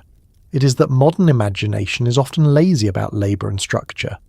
At the same time, there are cases where the ordinary explanations still leave people restless. Granite is a good example. Granite is hard. Moving it is difficult. Shaping it is demanding. Polishing it takes effort. Egypt's use of granite in chambers, sarcophagi, and later monumental works contributes enormously to the impression of advanced capability. The standard explanation involves pounding stones, copper tools used with abrasives, relentless labour, and a level of patience that would probably make most modern office cultures dissolve into apology within a week. This is plausible, but it also means the achievement is enormous. The more plausible it is, in fact, the more remarkable the society behind it becomes. Sometimes skeptics of alternative theories accidentally concede the grandeur of the problem without noticing.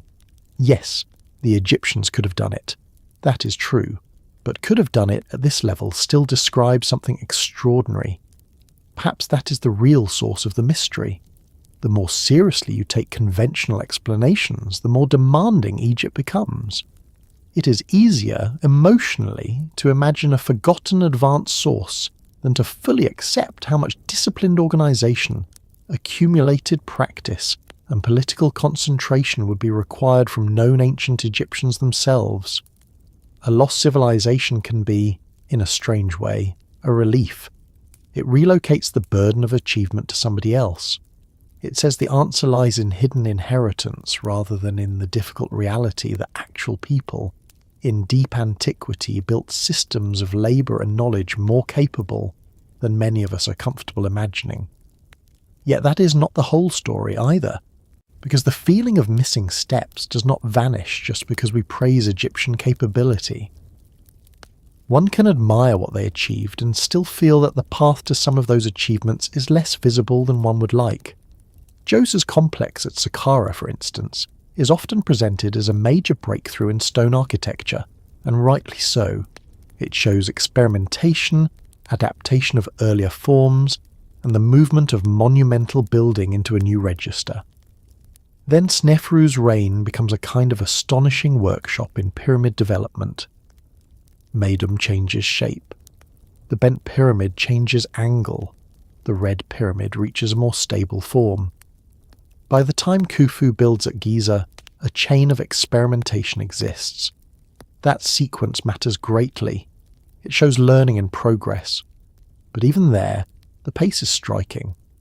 Within a relatively short span, Egypt moves from large-scale innovation to a kind of monumental assurance that still dominates historical memory. The progression is visible, yes, but it is energetic enough to preserve the sense of steep ascent. A civilization experimenting with pyramids does not merely produce one odd failure and retreat to smaller ambitions. It keeps pushing, correcting, enlarging, and refining. It learns aggressively. That is historically plausible, but it also reinforces the impression that Old Kingdom Egypt operated with a confidence that was difficult to slow down once it found its architectural language. Language is a useful analogy here. When you first hear someone speak fluently, you do not hear all the years of stumbling that came before. You hear the finished command. Egypt's monumental stone architecture often feels like that. We encounter fluency. Even when earlier practice survives in part, we are still mostly hearing the mature voice. That mature voice is what produces the mystery. Not because fluency must have come from somewhere supernatural, but because fluency always hides its own training once it becomes effortless enough. Then there is precision. Precision is what unsettles people most after size.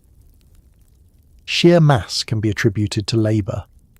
Precision suggests control. Control suggests measurement, planning, and standards.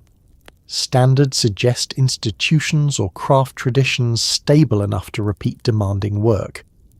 The Great Pyramid's orientation, the fitting of certain blocks, the straightness of certain passages, the execution of some stone vessels, the levelling of foundations, all of this contributes to the sense that Egypt's competence was not merely brute force, but disciplined.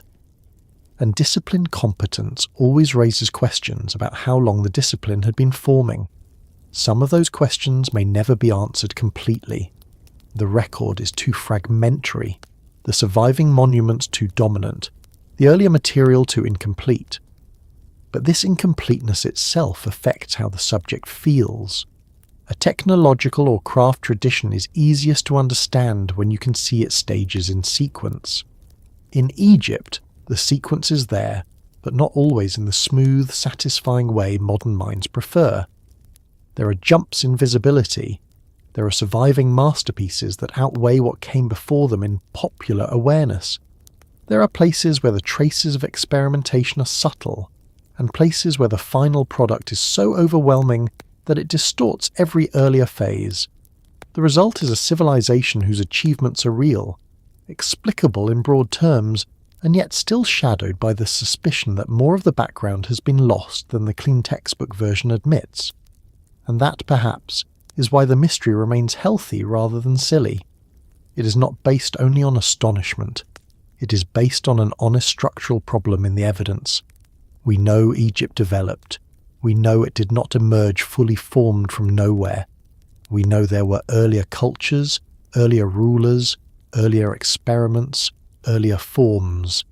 But the visible sequence from those beginnings to the most refined Old Kingdom accomplishments can still feel compressed, especially when viewed from a distance.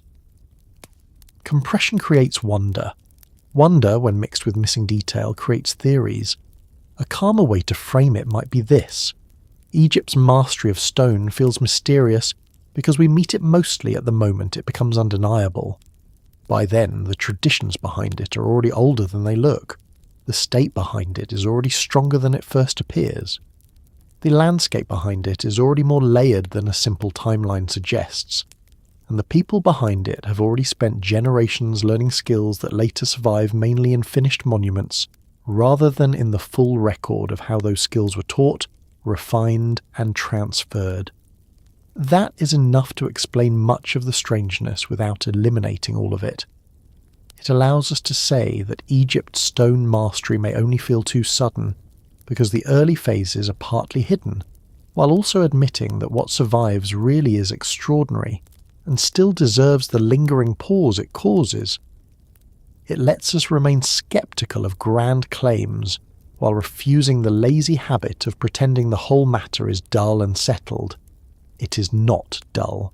A civilization achieving this level of monumental fluency so early in recorded history should feel impressive.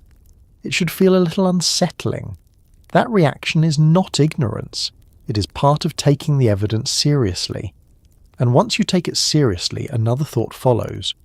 If Egypt's command of stone appears mature because it rests on deeper and less visible layers of practice, then perhaps some of the clearest clues to that deeper story lie not only in the monuments themselves, but in the way later Egyptians reused older sites, older blocks, older sacred places and older foundations. Because when a culture grows on inherited ground, it does not just build magnificently, it builds on top of what came before, sometimes so completely that only scattered hints remain for anyone patient enough to keep looking at the stones underneath. One of the most useful ways to approach this whole question is to stop thinking only in terms of dramatic discoveries and start thinking in terms of habits. Civilizations have habits, and one of the most common habits they have is reuse. They reuse land, they reuse sacred places, they reuse building material, they reuse myths, they reuse roots, and they reuse authority itself. A later kingdom almost never begins by wandering into a completely untouched landscape and saying, with great innocence, "Wonderful.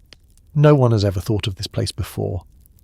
Far more often, it arrives at ground that already has a past, then reshapes that past so thoroughly that the new version begins to look original.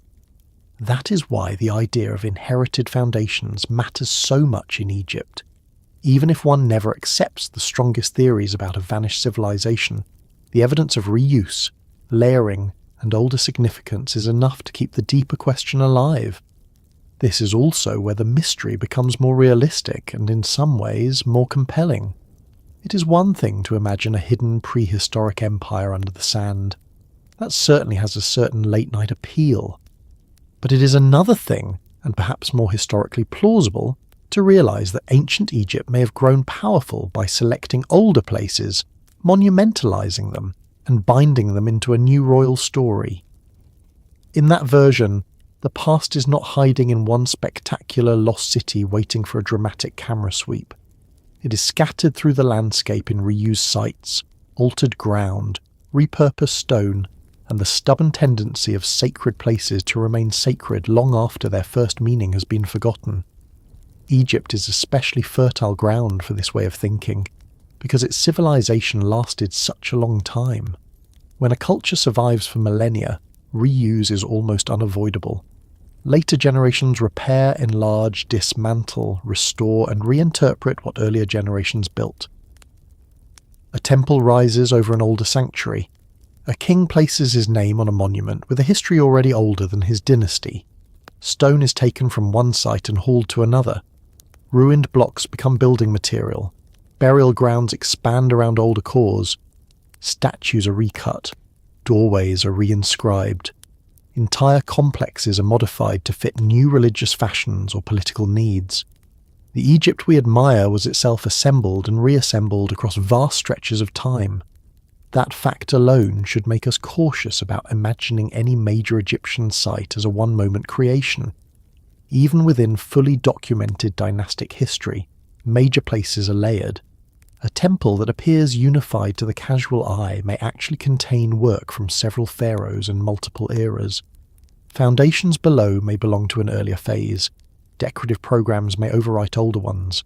Courtyards may be expanded, walls may be rebuilt, blocks may be taken from prior structures and inserted into new contexts. Sometimes this happens because rulers want to honour the past. Sometimes it happens because they want to control it. And sometimes it happens because stone is valuable, labour is expensive, and old monuments make excellent quarries if one has sufficiently limited reverence and a deadline. Once you notice that, the larger idea becomes easier to entertain. If Egyptians themselves across dynastic time kept building on inherited ground, why assume the earliest great phases of Egyptian civilization were completely different? Why assume that Khufu, Khafra, and the other rulers of the early monumental age were the first to recognize the importance of the places they used? More likely, they too were participating in an older human pattern.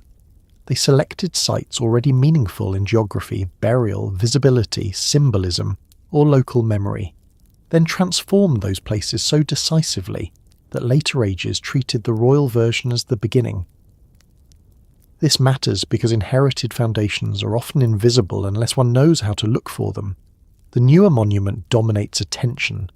It is bigger, clearer, more durable, more politically successful.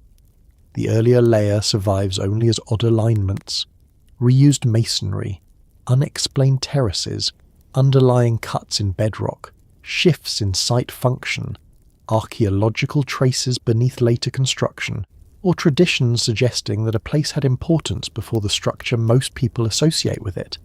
In Egypt, where stone monuments can be visually overwhelming, the risk is even greater.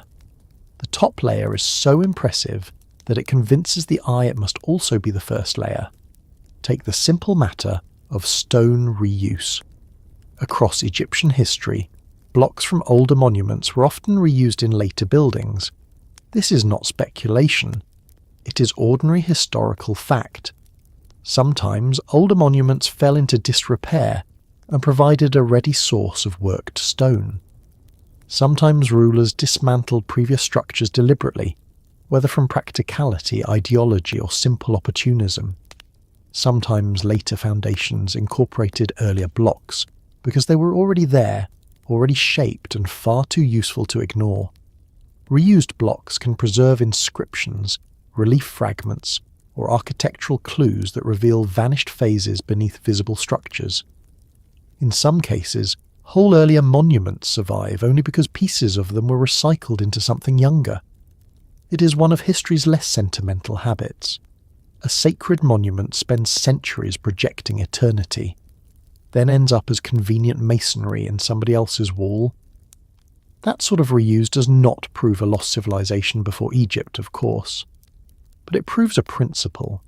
Egyptian builders were perfectly willing to work with inherited material. They were comfortable standing on older foundations, physically and symbolically.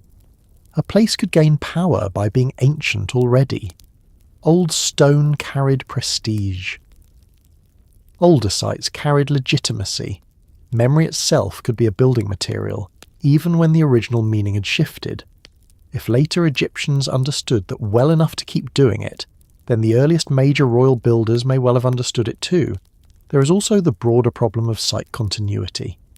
Sacred sites tend to endure. A spring, a rock outcrop, a high ridge, a desert edge, a burial zone, or an unusually visible position can attract repeated use over centuries or millennia. The form changes, but the focus remains.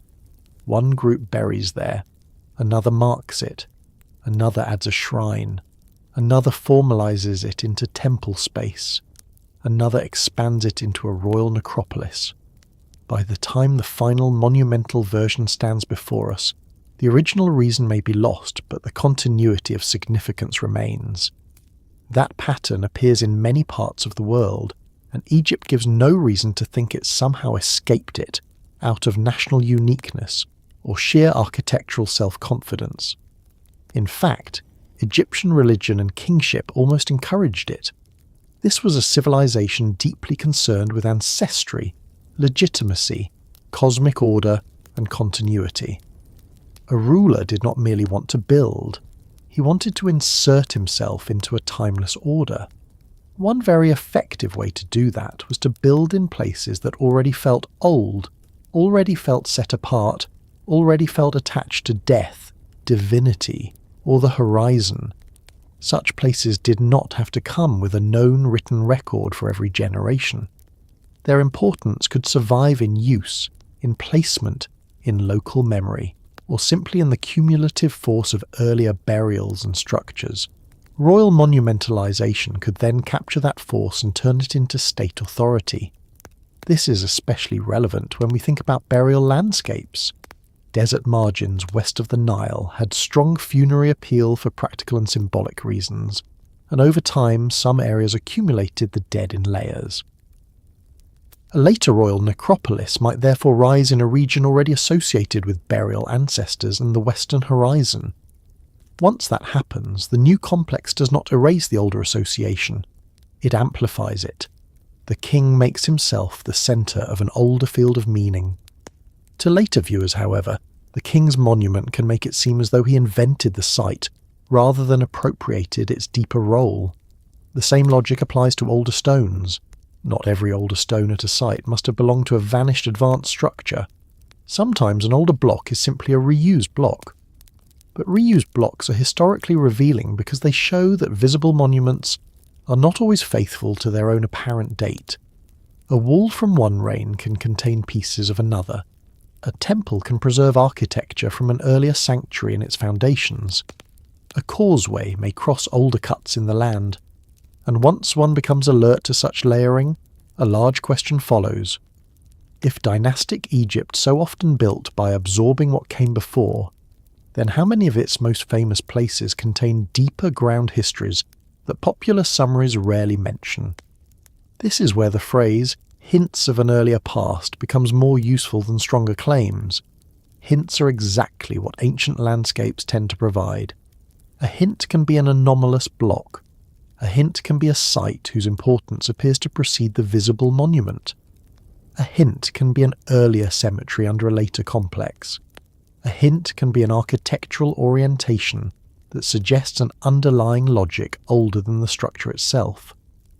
A hint can be a monument that looks restored, recut or adapted rather than wholly conceived in one phase.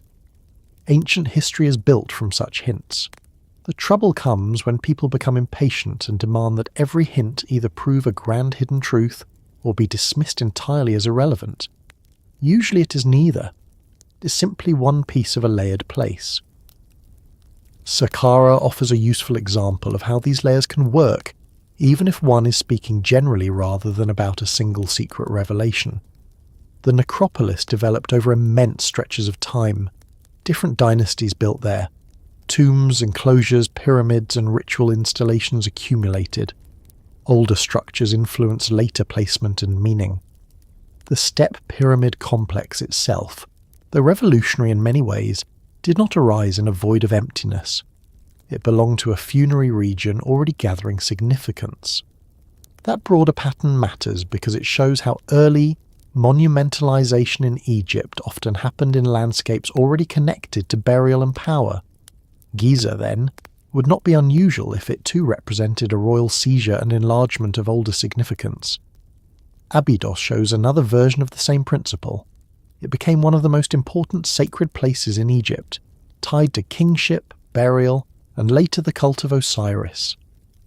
Yet its sacred role deepened across time through reuse, commemoration, and re-identification. Later Egyptians looked backward, associated the place with deep ancestral meaning, and built within a memory already thick with earlier presence. Whether or not every detail of that memory was historically precise was almost beside the point. The place had become ancient by accumulation. Once a site acquires that kind of weight, later builders do not need to invent holiness. They only need to harness it. One can imagine the same process operating at many less obvious locations. A local burial ground grows in prestige. A natural feature becomes associated with ancestors. A desert edge becomes repeatedly chosen for interment. A high place becomes a marker in ritual geography. A later ruler arrives with greater resources and folds the old significance into a new monumental scheme. The older phase may then survive only in fragments or not at all above ground, but the continuity of use is the real inheritance.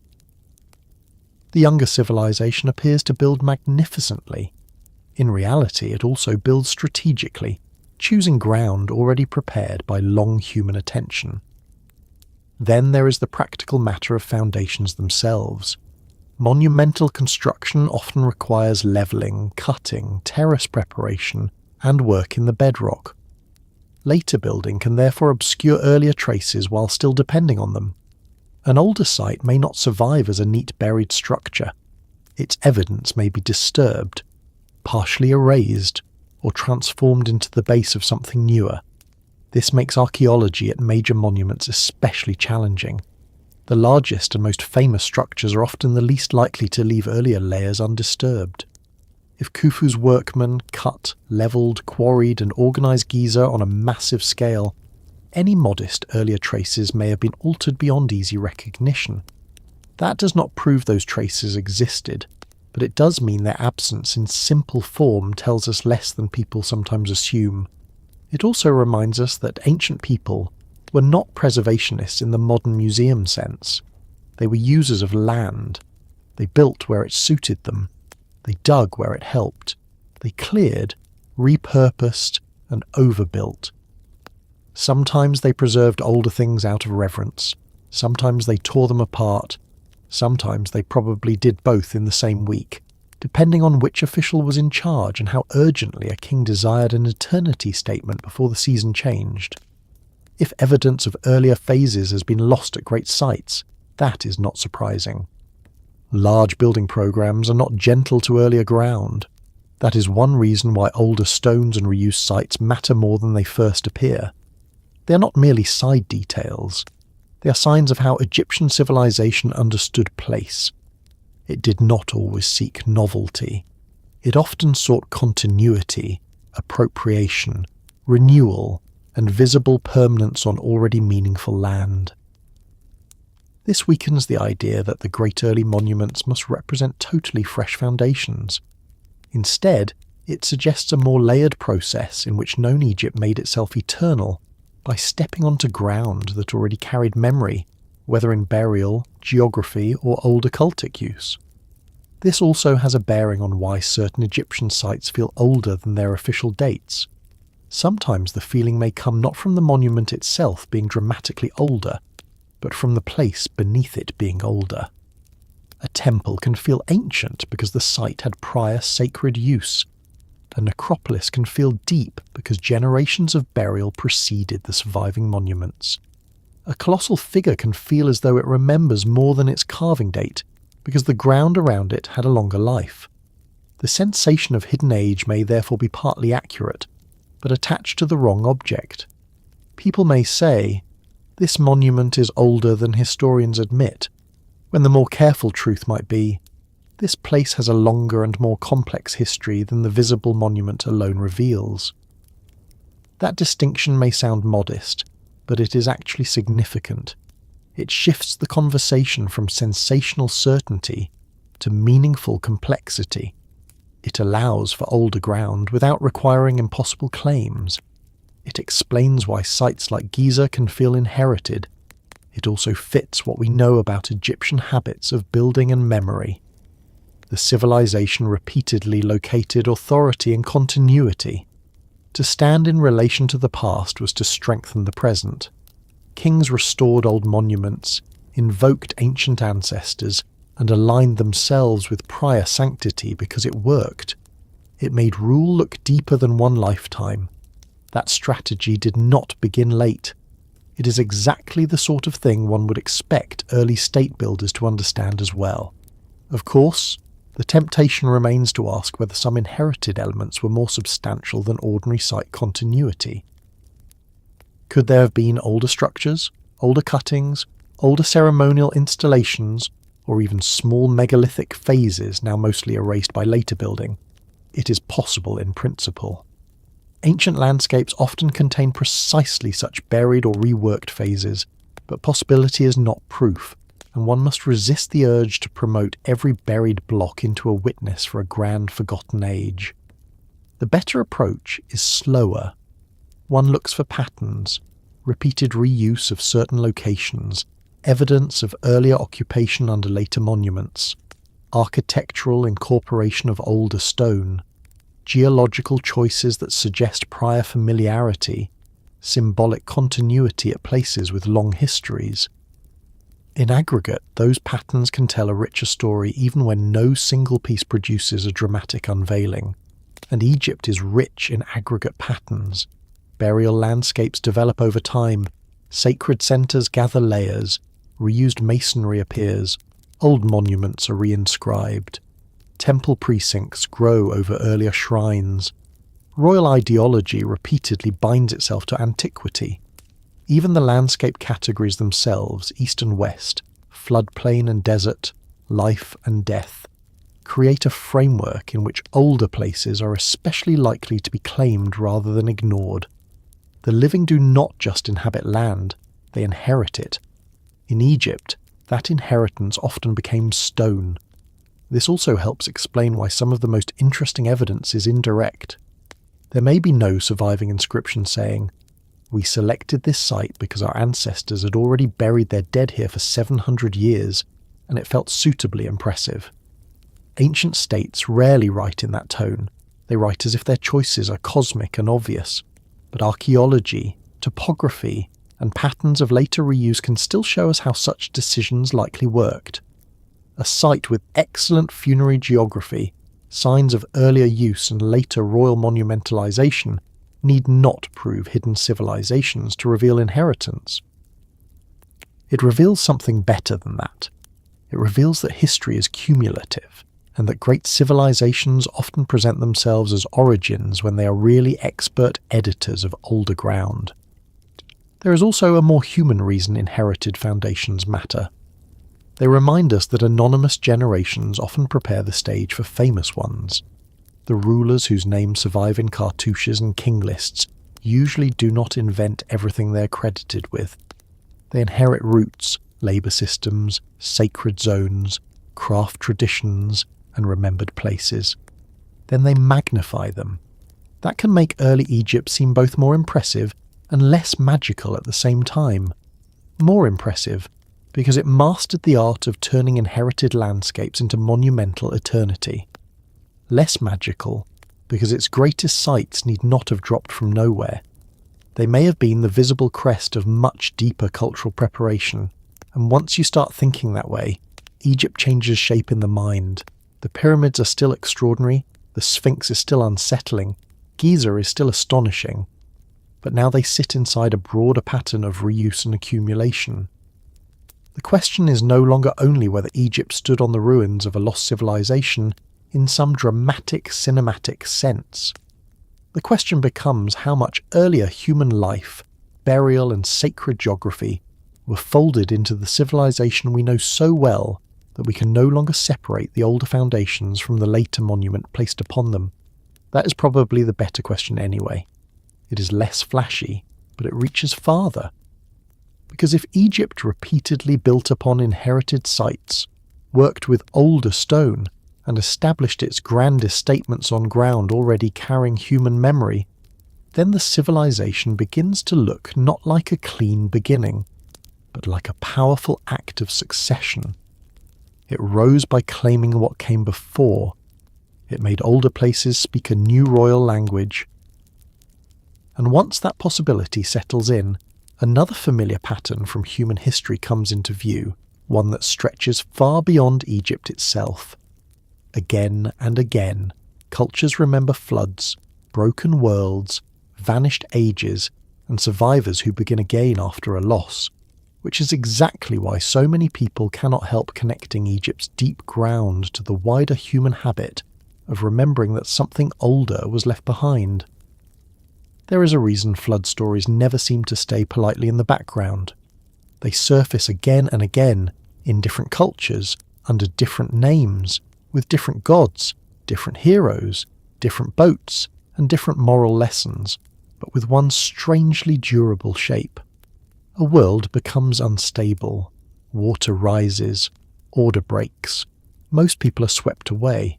A few survive. Something is preserved, whether it is a family, an animal stock, a body of knowledge, a sacred duty, or the bare possibility of beginning again.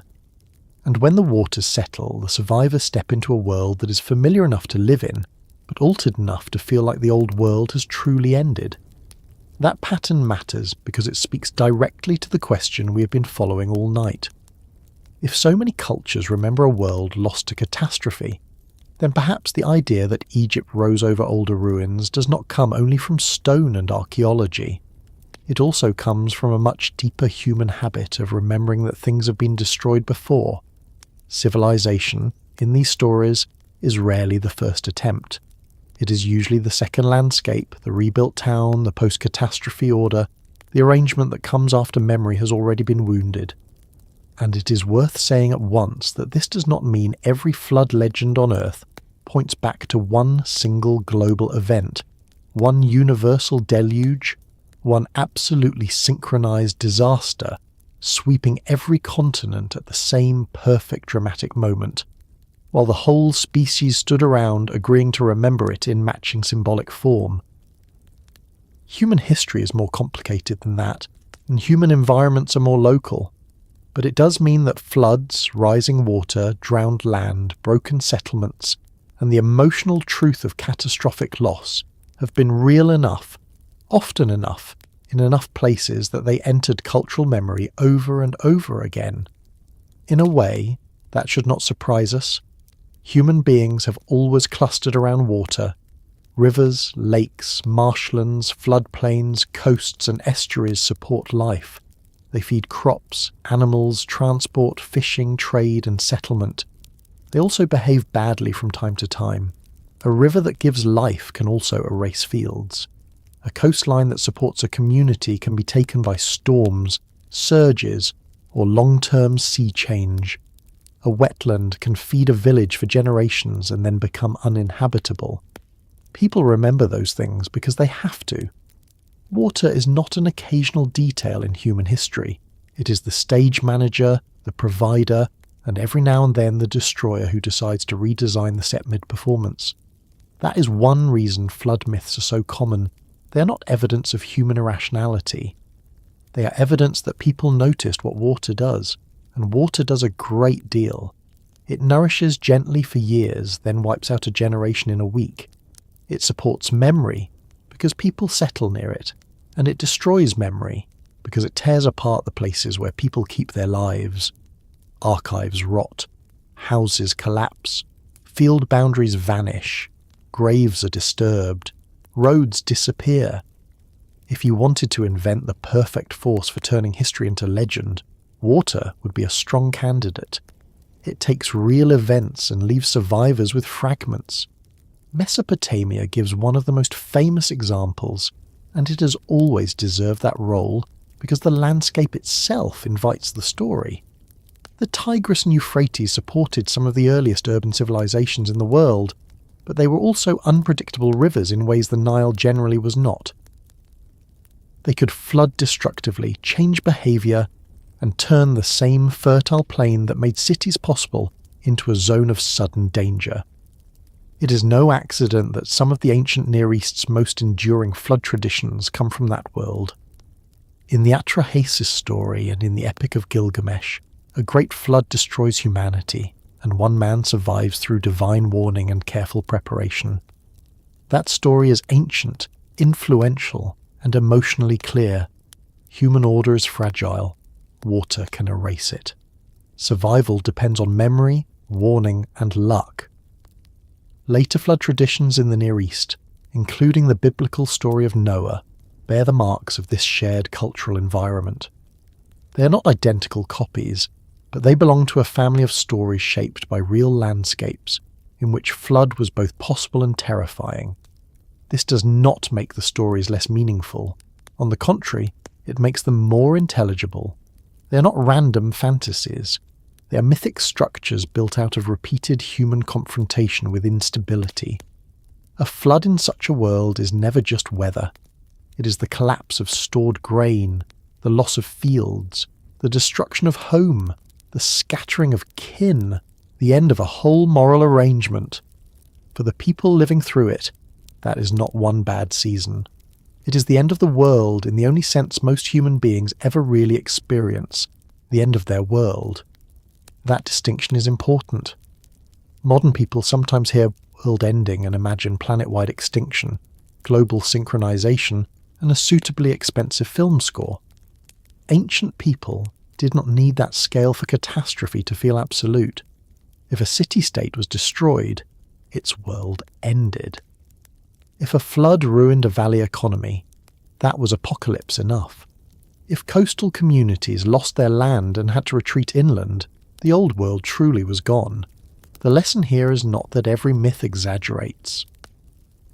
The lesson is that our modern scale of measurement can make us underestimate what catastrophe means to those who live locally.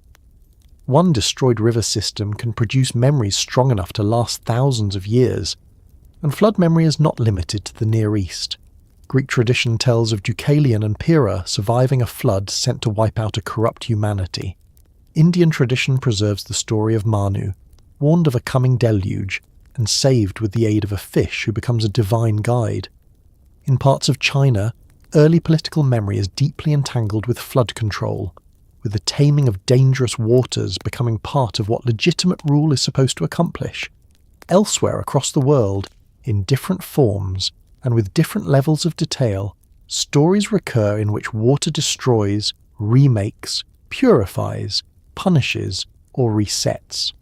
They do not all say the same thing, and they do not all refer to the same event, but together they show a species trying very hard not to forget that stable life is fragile.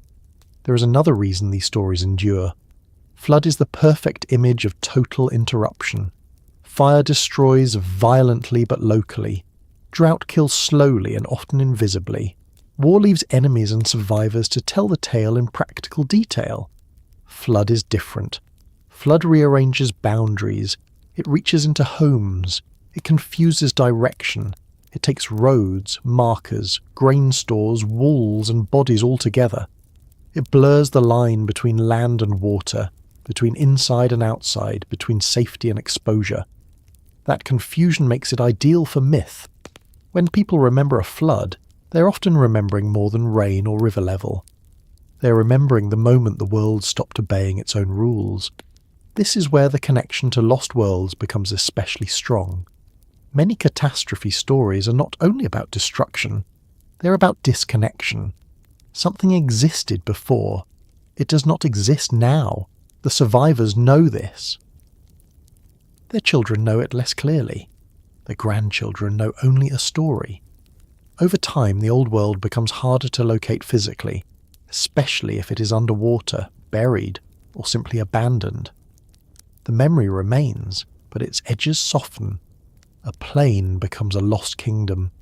A flooded estuary becomes a drowned city.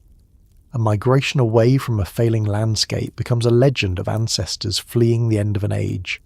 Human beings are very good at this kind of compression.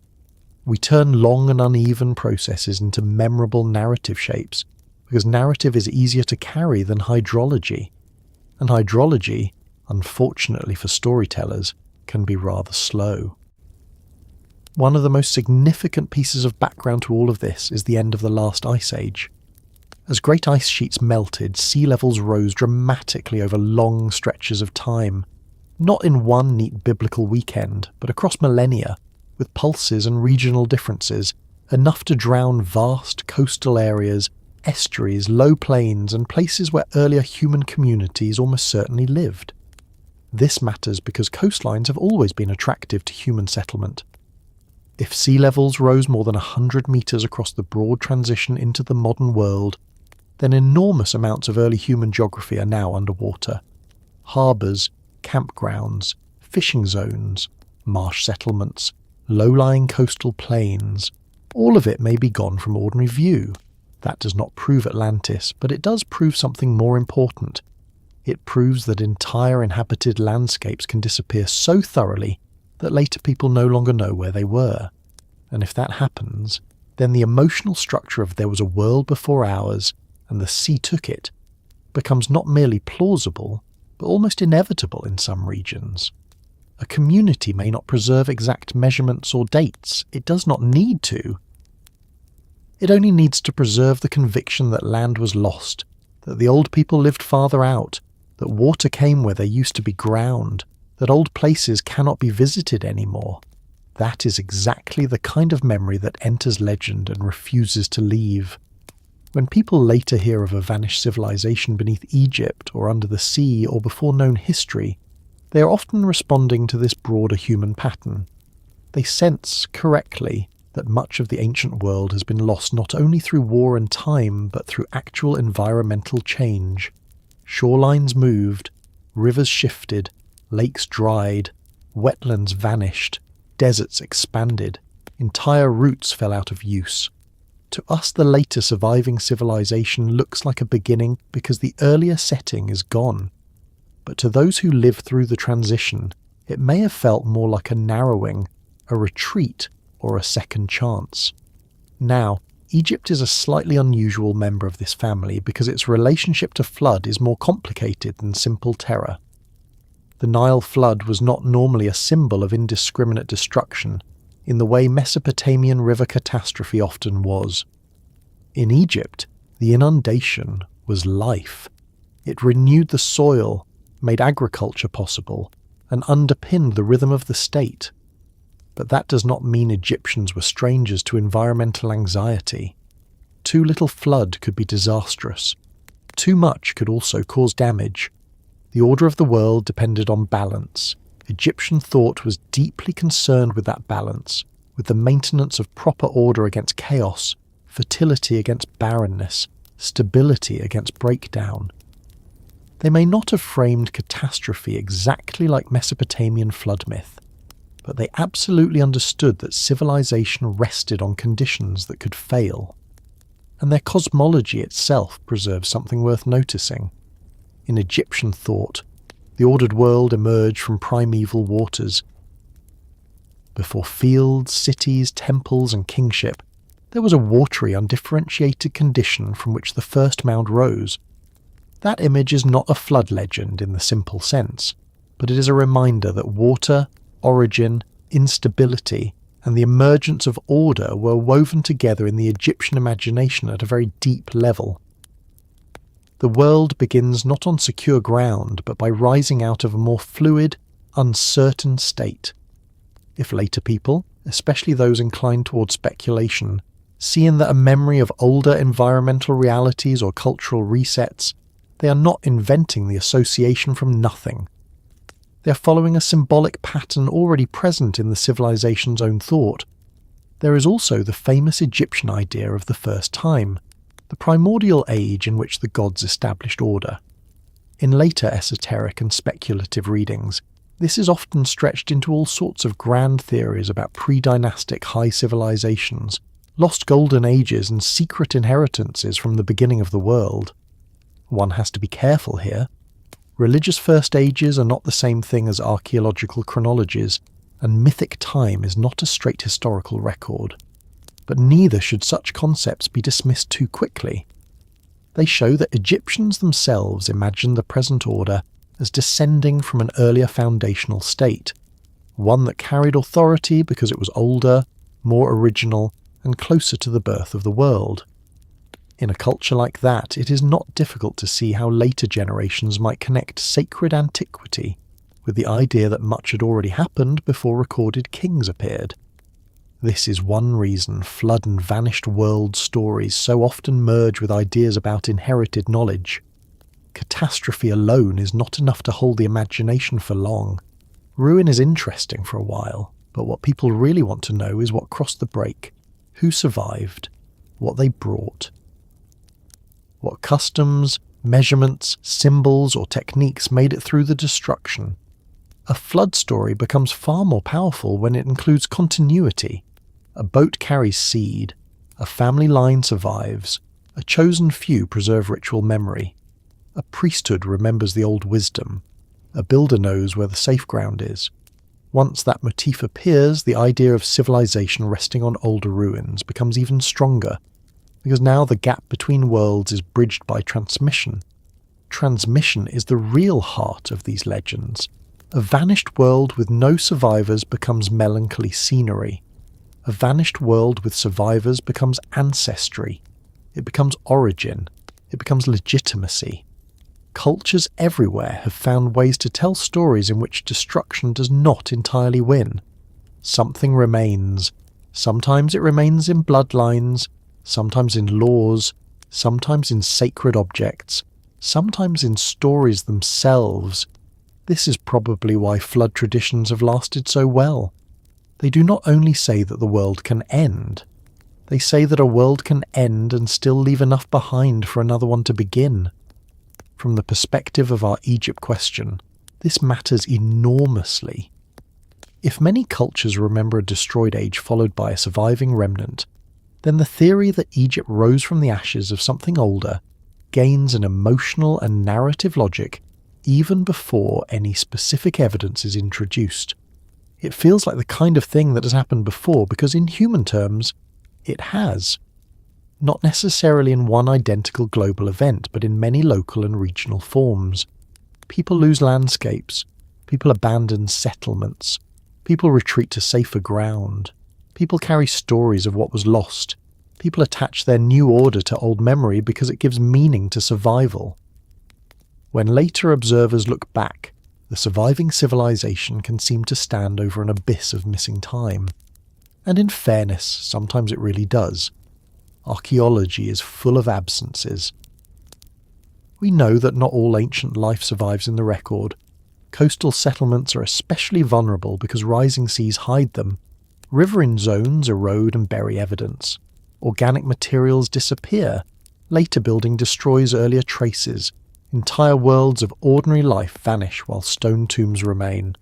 The more one studies this, the harder it becomes to assume that the surviving ancient record is complete enough to justify easy confidence.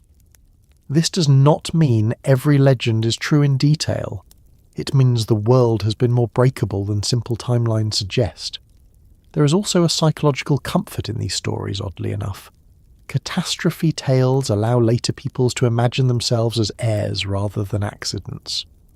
If the old world was destroyed, but some worthy remnant survived, then current civilization can see itself as descended from resilience. It is not merely new, it is the continuation of something older and wiser. That is a flattering idea, but it is also a stabilizing one. It tells a society that its knowledge matters because it has already survived disaster once. For states like Egypt, with strong concern for continuity, kingship, and the maintenance of order, this logic would fit naturally. Even if they did not tell a simple flood reset story in the same shape as Mesopotamia, the broader notion that order emerges from chaos, preserves itself, and repeats a sacred inheritance sits very comfortably in Egyptian thought. This may help explain why modern people so easily connect Egypt to lost world narratives. Egypt looks like a civilization that inherited itself from a prior age. Its monuments feel old enough to belong to memory rather than mere chronology. Its landscape contains signs of deeper environmental histories. Its most famous sites seem layered. Its sacred geography feels chosen rather than improvised. And beyond all that sits the wider human archive of stories insisting that earlier worlds have been broken before. Once those ingredients combine, the imagination barely needs encouragement. It starts linking the pyramids, the Sphinx, drowned coasts, vanished ages, and ancient survivors into one long chain of possibility. But careful thinking demands that we keep one foot on the ground. Many cultures remember loss because many cultures experienced loss. Flood stories often emerge because water repeatedly threatens human settlement. Drowned land legends may preserve memories of shoreline change. Catastrophe myths may compress many smaller events into one great narrative form. None of that automatically proves a single hidden civilization behind all of them. Yet it does prove that the intuition of broken ages is not foolish. Human beings remember vanished worlds because worlds do vanish, at least at the scale that matters most to those who live in them. And perhaps that is the quiet force of these stories. They remind us that history is not simply the record of what endured, it is also the shadow cast by what did not. For every civilization we can name, there may be earlier communities whose settings collapsed, whose coastlines drowned, whose rivers changed, whose shrines were abandoned, whose graves were buried under silt or sand, whose practical knowledge survived only because someone carried part of it onward without preserving the name of the place it came from. In that sense, every old civilization may already stand on the edge of a lost one. That is exactly the thought that draws people toward Egypt. Not just that something may have been destroyed, but that someone may have come through the destruction carrying enough memory to build again. And once the stories stop being only about floods and begin to focus on survivors, heirs, and builders who rise after catastrophe, the next idea enters very naturally. Egypt starts to look less like an isolated beginning and more like a civilization that may have gathered fragments from an older broken age, shaped them into order, and made them stone. By the time people reach this point in the story, they usually stop asking only whether something older existed and begin asking a more specific question. If there really was an earlier world, whether lost to climate change, flood, desertification, social collapse, or some combination of all of them, then who carried anything forward from it? Who remembered enough to begin again? Who knew where the safe ground was? Who knew how to bury, how to align, how to organize, how to mark sacred places, how to choose stone, how to preserve authority, how to turn survival into order? In other words, if Egypt rose after older worlds had already broken apart, was it built not just on ruins but by survivors? This idea has a powerful hold on the imagination because it solves several things at once. It explains why Egypt feels ancient even by ancient standards. It explains why some of its earliest great monuments can seem so assured. It explains why sacred sites might already feel charged when dynastic rulers monumentalize them. It explains why older environmental worlds matter.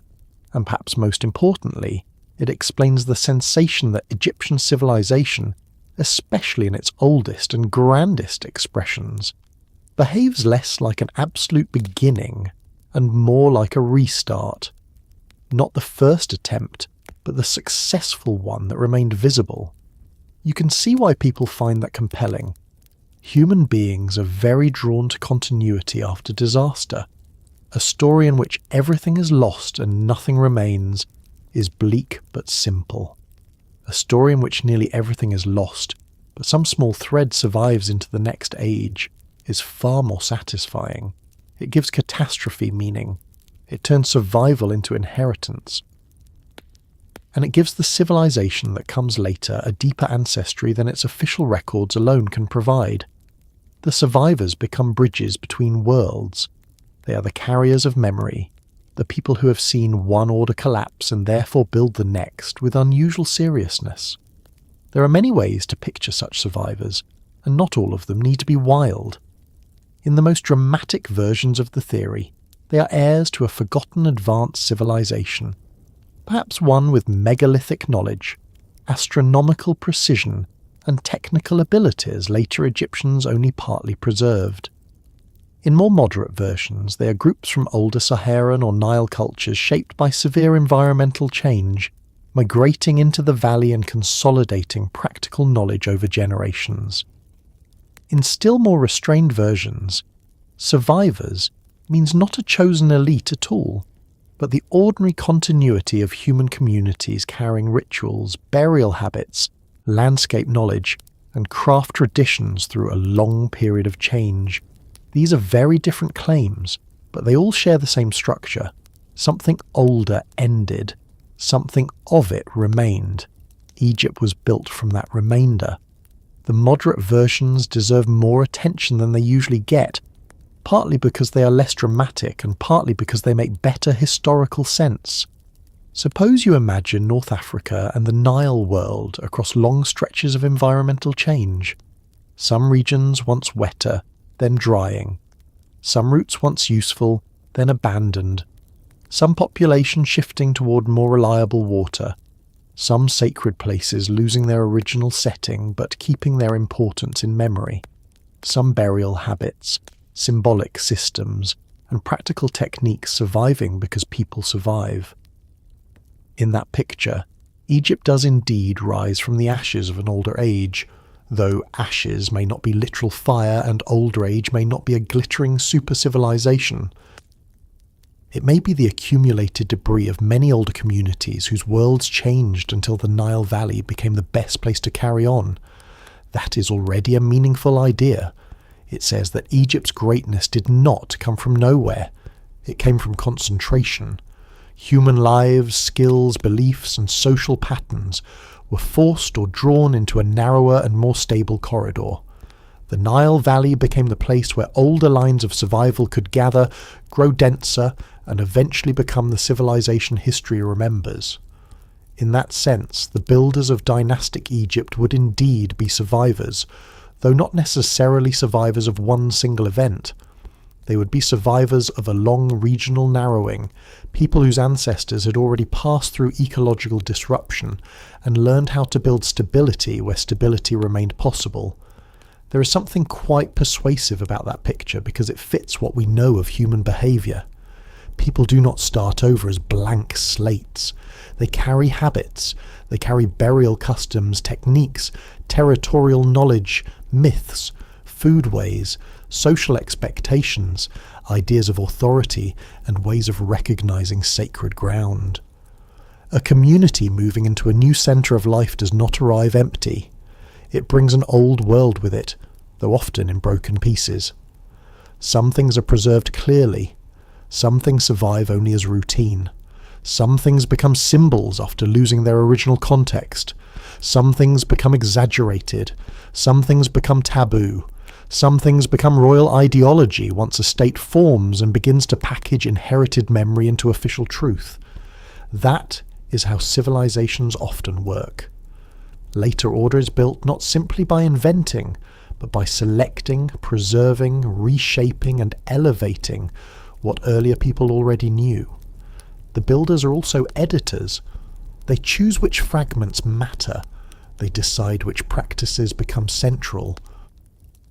They turn old habits into formal ritual, old power into kingship, old burial zones into state necropolis, old routes into organised transport corridors, old sacred markers into monumental complexes. If one looks at Egypt through that lens, it becomes easier to understand why the civilization can seem so complete so early.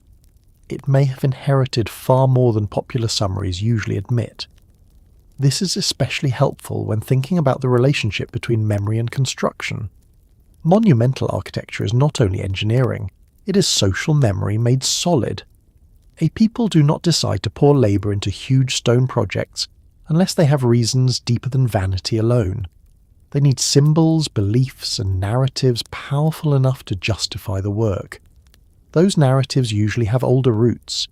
If Egypt's early monumental age feels strangely mature, that may be because the beliefs behind it were already old by the time the first great stone complexes rose. The state formalized them. It did not create all of them from nothing. The builders may therefore have been inheritors of a symbolic world shaped by much longer human experience. One can even see how Catastrophe would strengthen that process. A community that believes older worlds were lost may become especially concerned with permanence. It may invest more heavily in stable forms, durable markers, sacred continuity, and ordered space.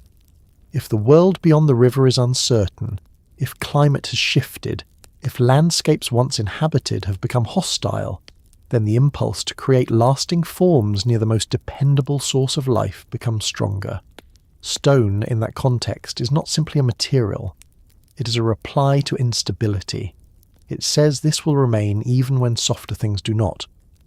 A civilization emerging from older disruption might therefore be especially likely to value durable building, formal burial, cosmic order, and the visible taming of land. This is one reason the survivors and builders idea feels so fitted to Egypt specifically. Egyptian civilization is obsessed with continuity. It is obsessed with preserving names, bodies, forms, rituals, offices, and sacred order across time. It builds for endurance. It buries for endurance. It writes for endurance. It links kingship to cosmic balance. It stages death as transformation rather than disappearance. All of this can be understood within Egyptian religion and politics alone, of course, but it also happens to be exactly the kind of cultural profile people expect from a civilization imagined as rising after older worlds had failed. The logic almost writes itself. If you knew, in some deep inherited sense, that worlds could be lost, you might build like Egypt. Of course, that last sentence must be handled carefully, because there is a temptation to let emotional neatness stand in for proof. A good theory should do more than sound right at midnight. It should also survive daylight, and in daylight, we have to admit that there is no clear ancient text in which Egyptian rulers straightforwardly announce that they are descendants of a destroyed prehistoric civilization and are now rebuilding with inherited secret knowledge from the old age. If such a text existed, history documentaries would become much more direct and much less employable.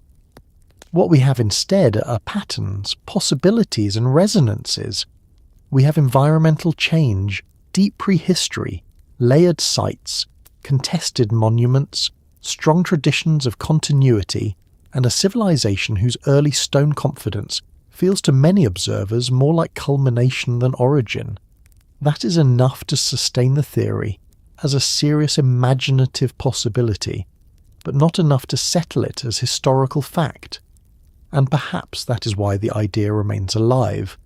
It stands in that very human middle ground between evidence and interpretation.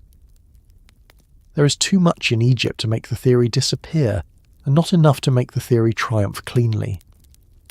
The result is a question that continues to breathe. Still, let us take the theory at its best for a while, and imagine what it would really mean if Egypt rose from an older broken age. It would not necessarily mean that the earliest dynastic Egyptians were merely copying ruins they barely understood. That version is too passive. Civilizations are not built by passive people. It would mean something more interesting. It would mean that communities in the Nile world inherited practical knowledge, sacred geography, symbolic systems, and perhaps selected building traditions from older populations whose own worlds had been disrupted or diminished. Over generations, those inheritances would be reorganized into something more centralized, more formal, more state-driven, and more monumental. Egypt would be neither a simple continuation nor a total restart. It would be a reconstruction. Reconstruction is a much better word than imitation. Imitation sounds secondary, even weak. Reconstruction suggests agency. It suggests that people began with fragments and built something coherent out of them. That fits the evidence and the feeling of Egypt much better. The civilization often appears as though it knows exactly what it is doing, but that need not mean all of its knowledge was born in the moment when kings first become visible in the record. It may mean that by the time the state becomes visible, long work of cultural gathering has already been done. The survivors in that case are not wandering relics with mysterious tools. They are the ancestors whose carried habits became institutional power. There is also a political dimension to this. A strong state benefits enormously from inherited depth. If rulers can present themselves not just as powerful men of the present, but as guardians of an older sacred order, their authority becomes harder to challenge. Egypt understood this extremely well. Kingship in Egypt was never merely administrative. It was cosmic, ancestral, and tied to the maintenance of the proper world. If older memories, older sites, and older customs fed into that structure, then the state would have every reason to preserve them selectively, reshape them, and claim them as part of its own timeless legitimacy. Survivors become founding ancestors. Older places become royal places. Fragments become origin stories. This is how later civilizations often treat the past.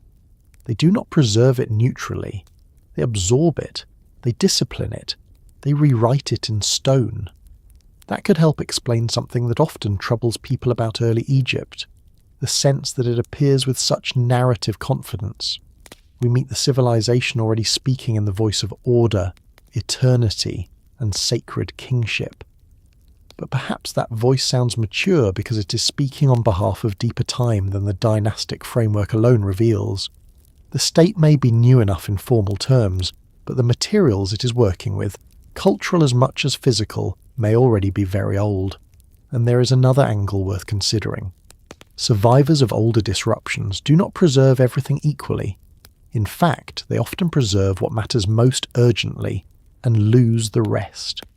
Practical knowledge survives if it helps life continue. Ritual knowledge survives if it helps the world make sense. Social structures survive if they organize communities under stress. Fine details are often lost. Origins blur. Place names shift. Explanations simplify. A later observer then finds a civilization rich in mature forms, but thin in clear memory of how those forms first emerged. Once again, that sounds very much like the Egypt that causes so much curiosity. A civilization heavy with order, light with obvious beginnings, and surrounded by older silences. One can apply this to material culture as well. Perhaps some quarry knowledge, stoneworking habits, orientation practices, burial logics, or sacred site preferences long predated their monumental expression. Perhaps what the dynastic state did was not invent these things but standardize them, scale them up, and connect them to kingship.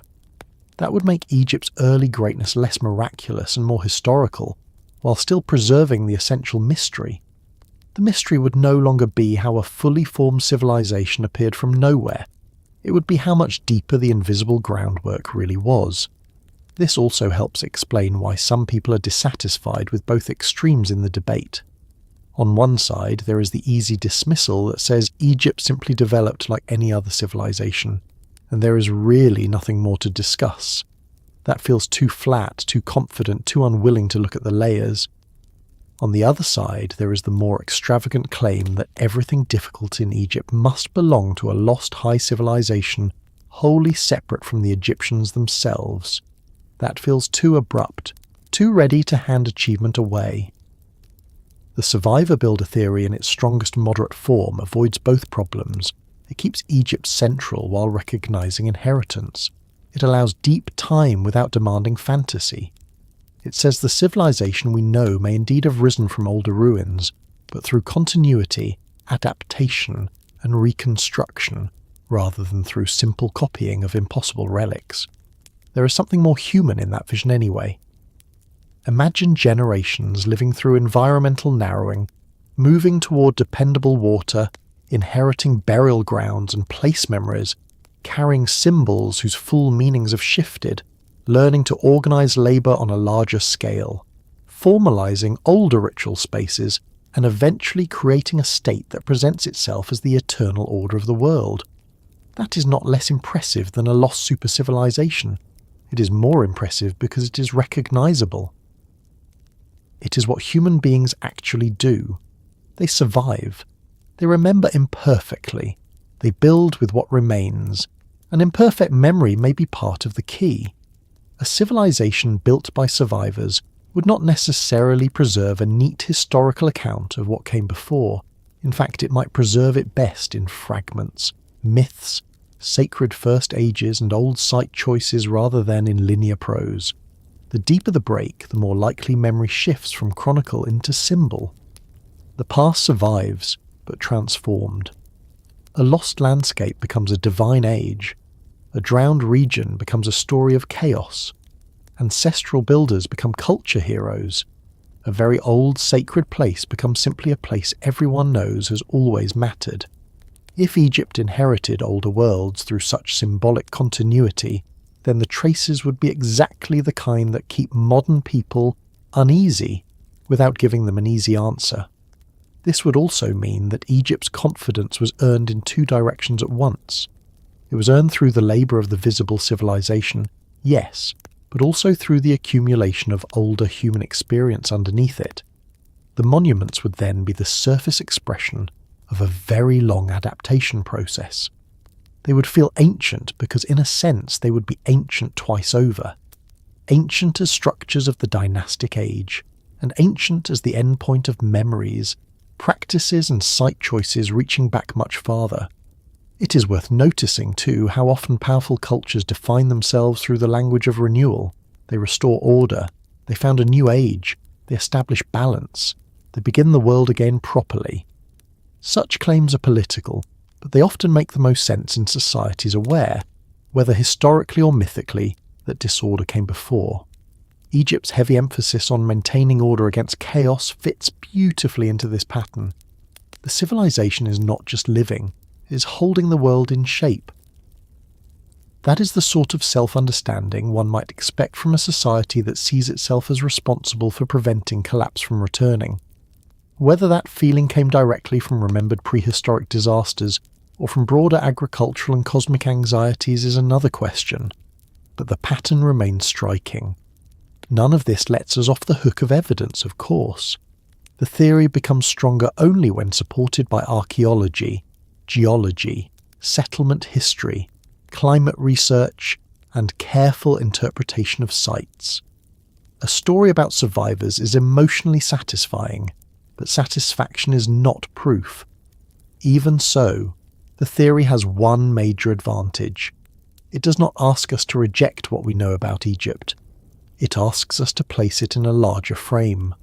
That larger frame includes older landscapes, older peoples, older sacred places, and the possibility that the civilization's most impressive achievements rested on foundations laid by more generations than the official story can comfortably show.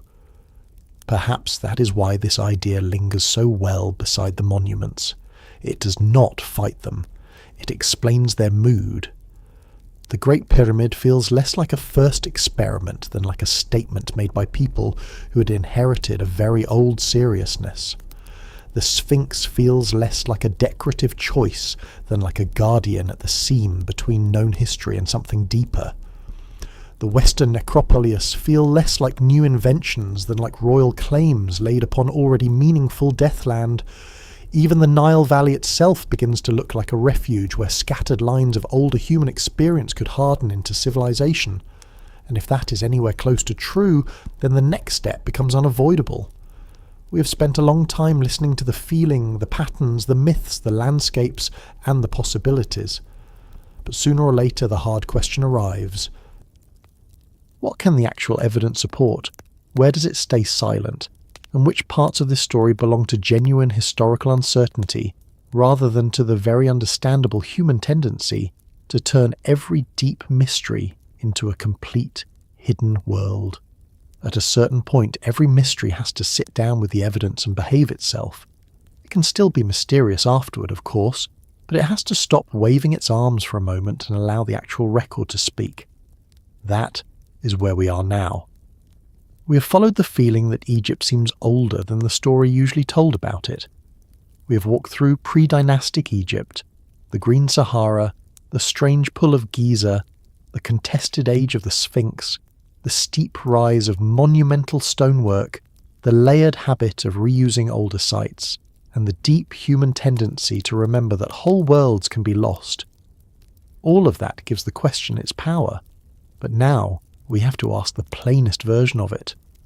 What can the evidence actually support, and where does the mystery remain a mystery rather than a solved historical fact? The first thing the evidence can say, and say confidently, is that ancient Egypt did not emerge from emptiness. There really were people in the Nile Valley and surrounding regions long before the first dynastic rulers. There were pre-dynastic cultures, burial traditions, regional centres, developing craft traditions, changing social hierarchies, and long processes of adaptation shaped by environmental change. That is not speculative. That is the firm foundation. If someone imagines Egypt appearing all at once from a blank landscape, the evidence corrects them immediately. The pharaohs inherited a populated and culturally active world. They were not first arrivals. They were later organisers, later consolidators, later monumentalizers. The evidence can also say that the wider environmental background was very different in earlier periods. The Sahara was not always the dry immensity it is now, wetter phases existed. People lived in regions that later became far less habitable. Climate change altered the map of human possibility across North Africa, and that likely helped funnel more attention, more settlement, and more long-term significance toward the Nile Valley. Again, this is not romance. It is one of the major truths behind the whole story. Egypt's rise took place in a world already shaped by long environmental transformation. That means older human settings did exist outside the familiar later image of the river bordered by endless desert.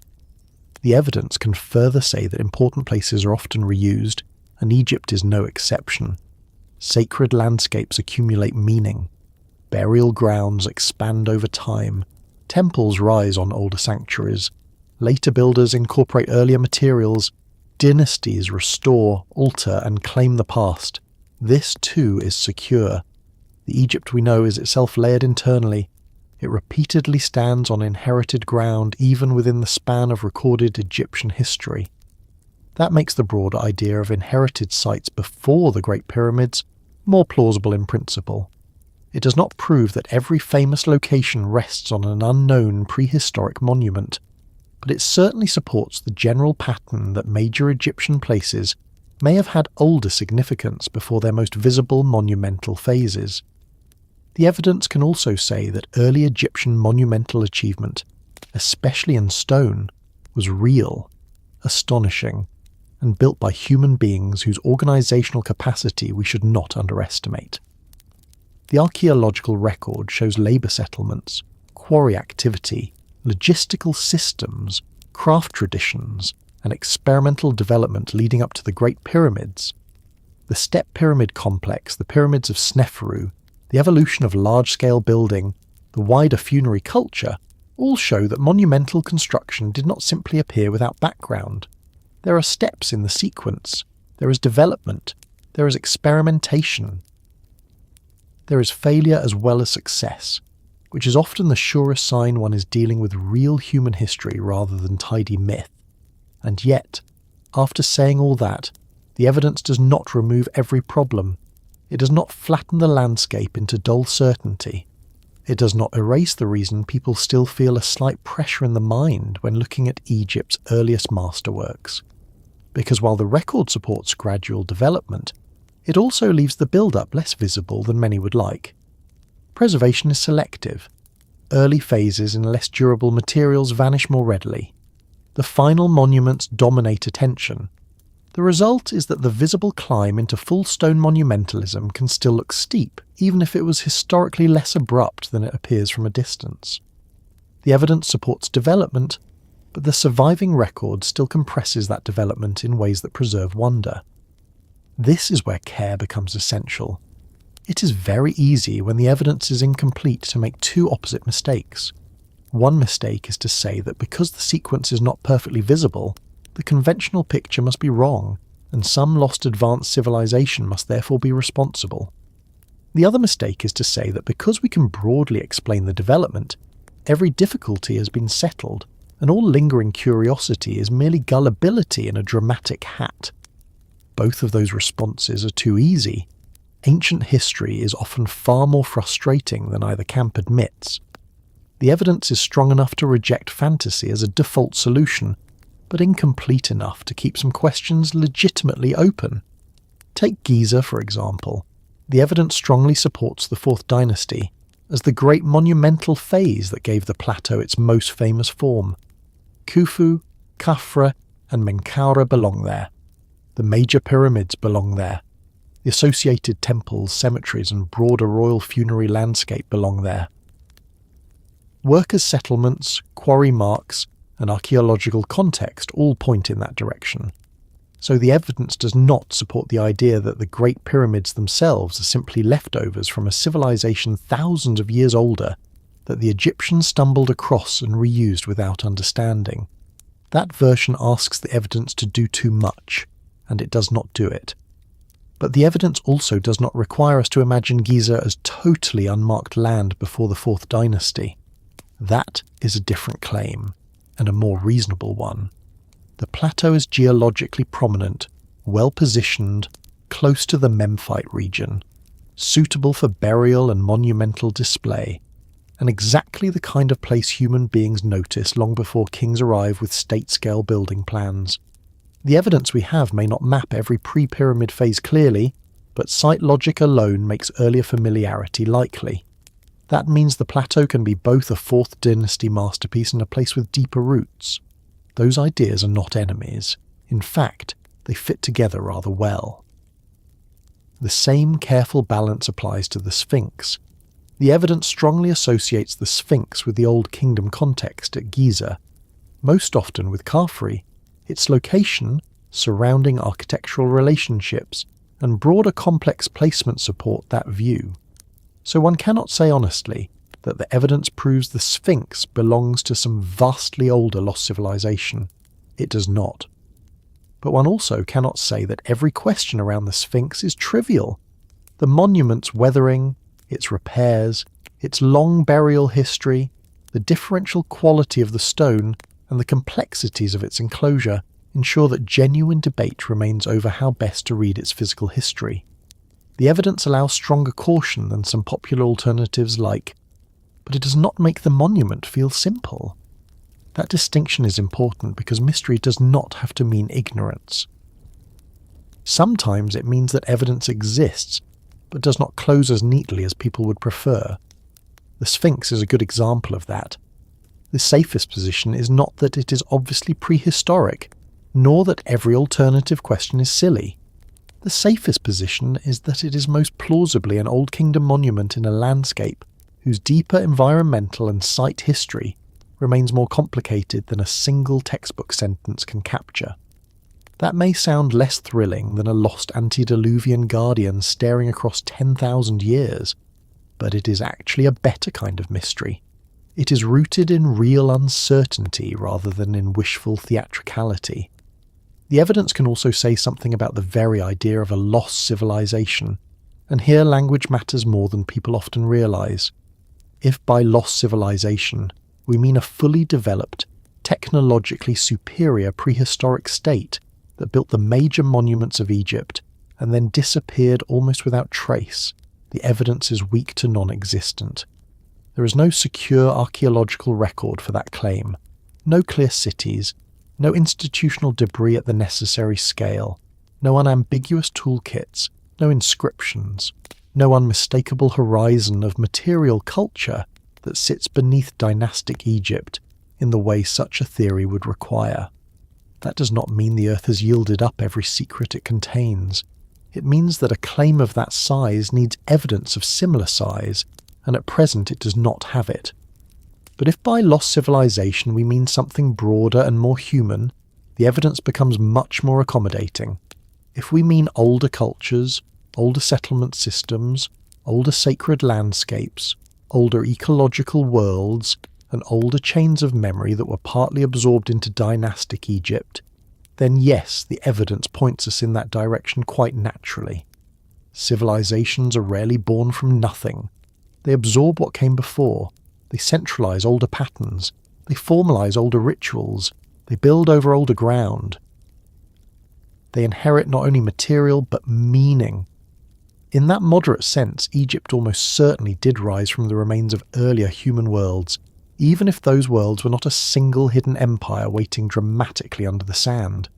This is one of the places where the evidence helps us most by shrinking the wrong question and enlarging the right one. The wrong question is often, did Egypt copy everything from one mysterious vanished high civilization? The better question is, how much of what we call Egypt was built by concentrating, reorganizing, and monumentalizing much older human experience in the Nile world? That is a harder question, but a more honest one, and it opens a richer picture. The builders of Egypt become no less impressive. If anything, they become more impressive because now they are not passive imitators, but expert inheritors, turning long background histories into visible permanence. The evidence can also say something about catastrophe, though more modestly than legend lovers sometimes hope. There is good reason to think that environmental change reshaped the wider region, long before the classic dynastic state. There is good reason to think that many ancient human landscapes, especially coasts and low plains, have been lost elsewhere in the world through sea level rise and long-term change. There is good reason to think that communities preserve memories of disruption and loss in mythic form. What the evidence does not say is that one single universally remembered catastrophe clearly stands behind all myths and directly explains Egypt's rise in one neat sweep. Human history is too regional, too layered, and too untidy for that. Yet it is still fair to say that the background to Egyptian civilization includes the after-effects of older environmental change and probably the long human memory of worlds becoming unlivable. That matters because it gives emotional depth to the archaeological picture without letting myth take over completely. People do not create flood and lost world traditions in a vacuum. They respond to real instability. So when later observers sense that Egypt may represent reconstruction after older losses, they are not being absurd. They may be compressing too much into one theory, but the basic intuition is not foolish. The evidence supports a long human history of adaptation, concentration, survival, and reorganization in the Nile Valley. It just does not support reducing all of that to one dramatic, vanished superstate that hands the Egyptians a finished blueprint. There is also a great deal the evidence cannot yet say with precision, and this is where mystery honestly begins again. It cannot map every early sacred landscape before later monumentalization. It cannot tell us in every case why one specific site became important at the first moment it did. It cannot fully restore the vanished settings of pre-dynastic communities whose material was made from perishable things. It cannot recover every path by which craft knowledge moved across generations. It cannot tell us exactly how much symbolic continuity linked older burial grounds, later royal necropolis, and the mature theological system of dynastic Egypt. It cannot, in many cases, separate original function from later interpretation when monuments were reused or reinscribed.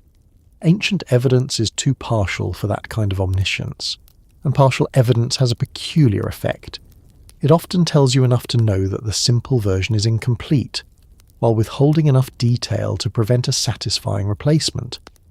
That is perhaps the truest description of Egypt's deepest puzzles. The simple version is incomplete.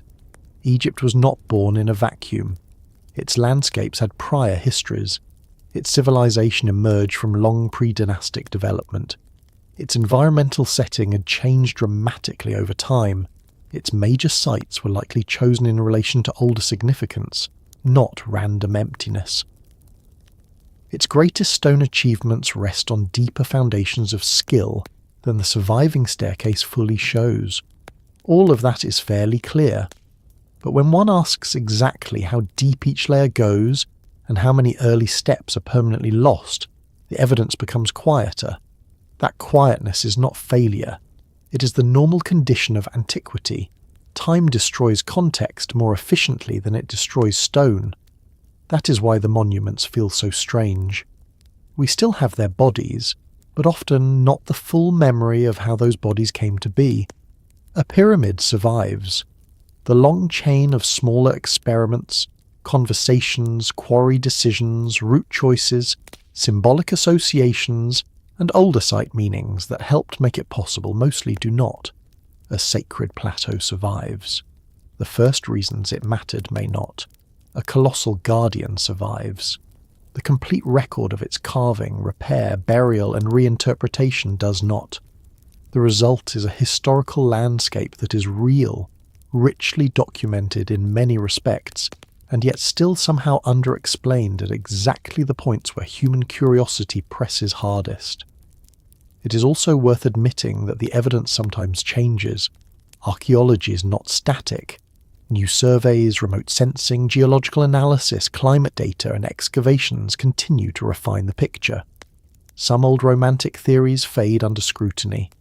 Some dismissed questions come back in more modest and respectable forms. Some conventional claims grow stronger, others become more layered. This is one of the healthier reasons to resist certainty on both extremes. ancient history is not a completed legal case. It is an ongoing reconstruction carried out under difficult conditions by imperfect observers, some of whom are admirably careful and some of whom should probably be kept away from microphones. So where does that leave us, honestly? It leaves us with several strong conclusions and one enduring open door. The strong conclusions are these. Egypt as a civilization developed out of a deep pre-dynastic background. The Nile world inherited older human and environmental histories. Monumental Egypt did not begin from empty sand. Major sites were likely selected in relation to land already meaningful in practical or symbolic ways. Early stone mastery, while extraordinary, belongs to a human developmental sequence, rather than to proven alien or lost superstate intervention. And the broad pattern of reuse, layering, and inherited sacred geography in Egypt is too well established to ignore. The open door is narrower, but it is real. We still do not know everything about the earliest importance of some sites. We still do not fully see all the steps by which certain kinds of skill matured. We still debate monuments like the Sphinx. We still work with incomplete landscapes shaped by climate change, loss, burial, and later construction. We still face the fact that much of early human history, especially in vulnerable environments, has disappeared from view. That open door is where the mystery lives, not in the claim that everything established is wrong, but in the quieter realization that even what is established rests on ground older and less fully visible than the polished summaries suggest. And perhaps that is why Egypt remains so difficult to exhaust. The evidence says enough to keep the imagination disciplined, but not enough to leave it idle. It tells us that the civilization was real, brilliant, and profoundly human. It tells us that many of the strongest alternative fantasies go too far. But it also tells us that the official picture, at least in its simplest popular form, is thinner than the land itself. There was more before Egypt than most people think. There was more beneath its great sites than their dates alone can express. There was more loss behind the surviving record than museums can display in glass cases. In other words, the mystery does not begin where evidence stops. It begins where evidence reveals just enough of a deeper world to make us aware of how much of that world has not survived. That awareness may be the most honest ending, or perhaps the most honest place to pause before sleep. Egypt does not need a fantasy to be strange. Its real strangeness is already considerable. A civilization rises in a river valley shaped by older green worlds and later deserts. It builds on inherited ground. It turns memory into stone. It preserves order with astonishing discipline. It leaves behind monuments so confident that later ages can barely look at them without imagining hidden ages underneath. The evidence tells us much of how that happened, but not all of it. And in that remaining space between what can be shown and what can only be felt, the oldest stones in Egypt continue to hold their silence a little longer, as if the last part of the answer is still buried somewhere beneath the sand and the bedrock waiting for the next question. So perhaps the quietest answer is also the most unsettling one. If Egypt was built on older ruins, what was forgotten beneath the sand may not have been one single thing. It may not have been one hidden city, one vanished king, one sealed hall full of impossible machines, or one neat missing page that would suddenly make the whole story easy. It may have been thousands of ordinary things, and that is what makes the thought so powerful.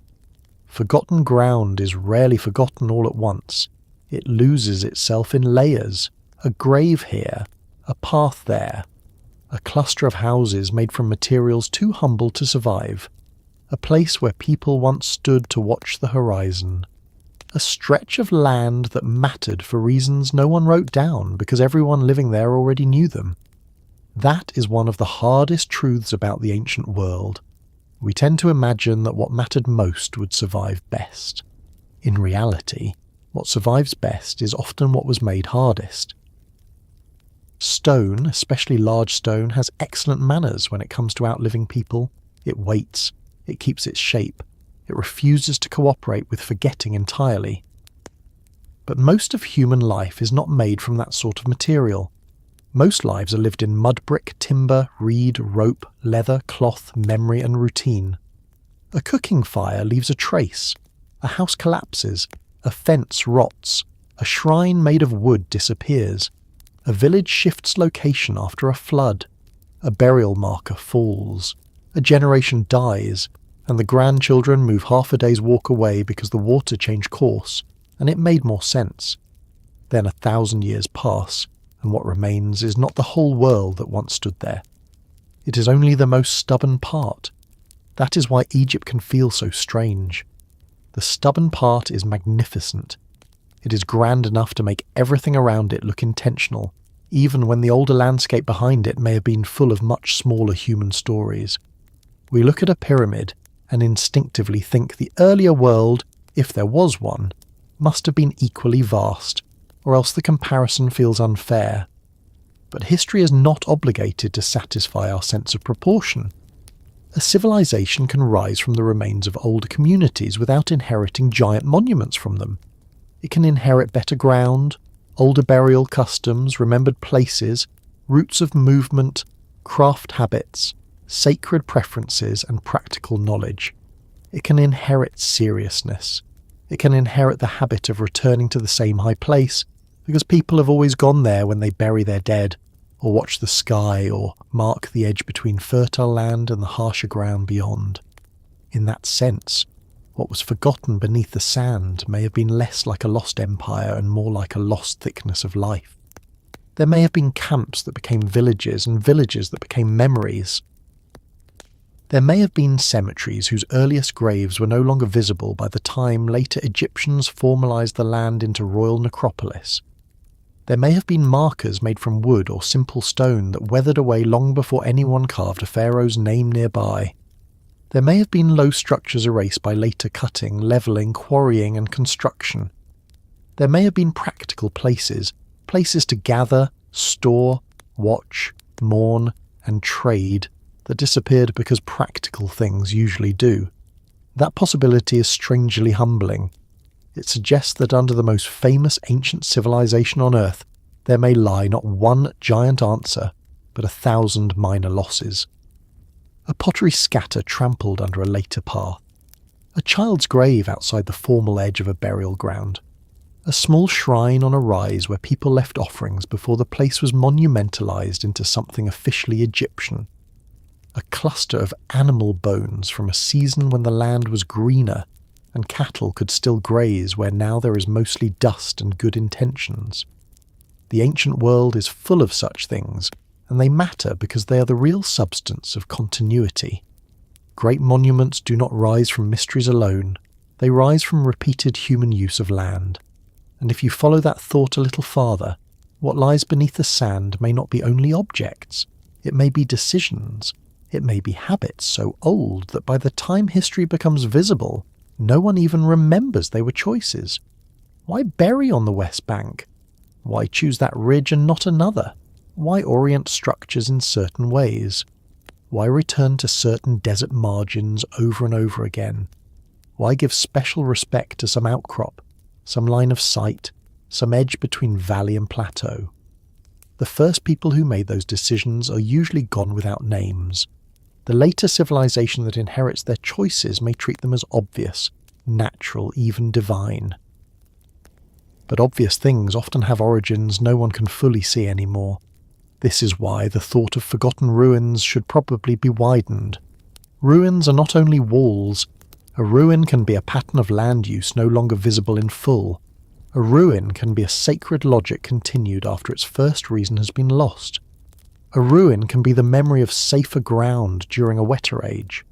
A ruin can be the knowledge that this place, and not that one, survives flood better, preserves the dead better, offers a better view, yields better stone, or holds some ancestral weight no outsider would notice.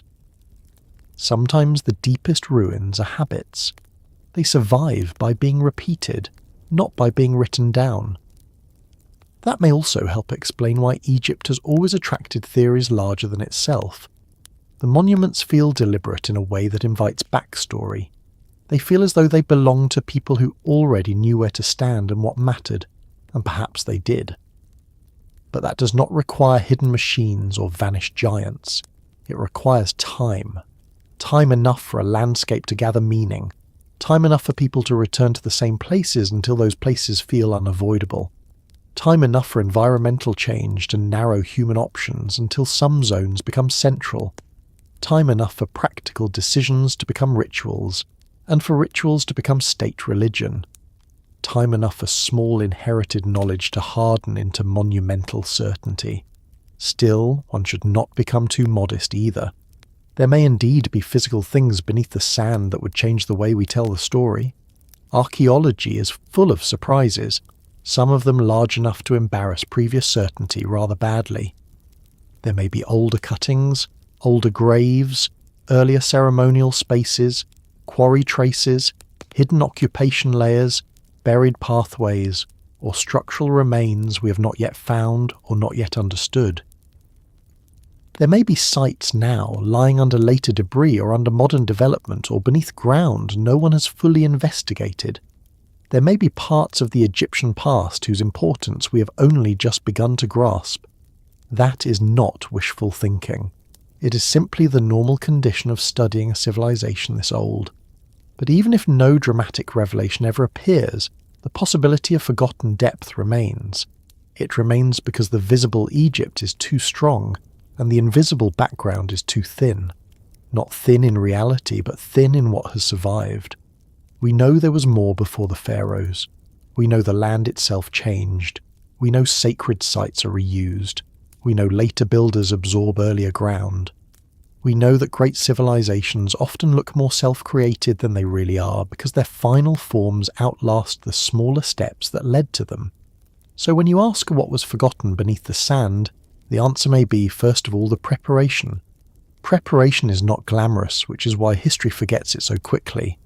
The final builder gets the credit. The first people who notice the place usually do not.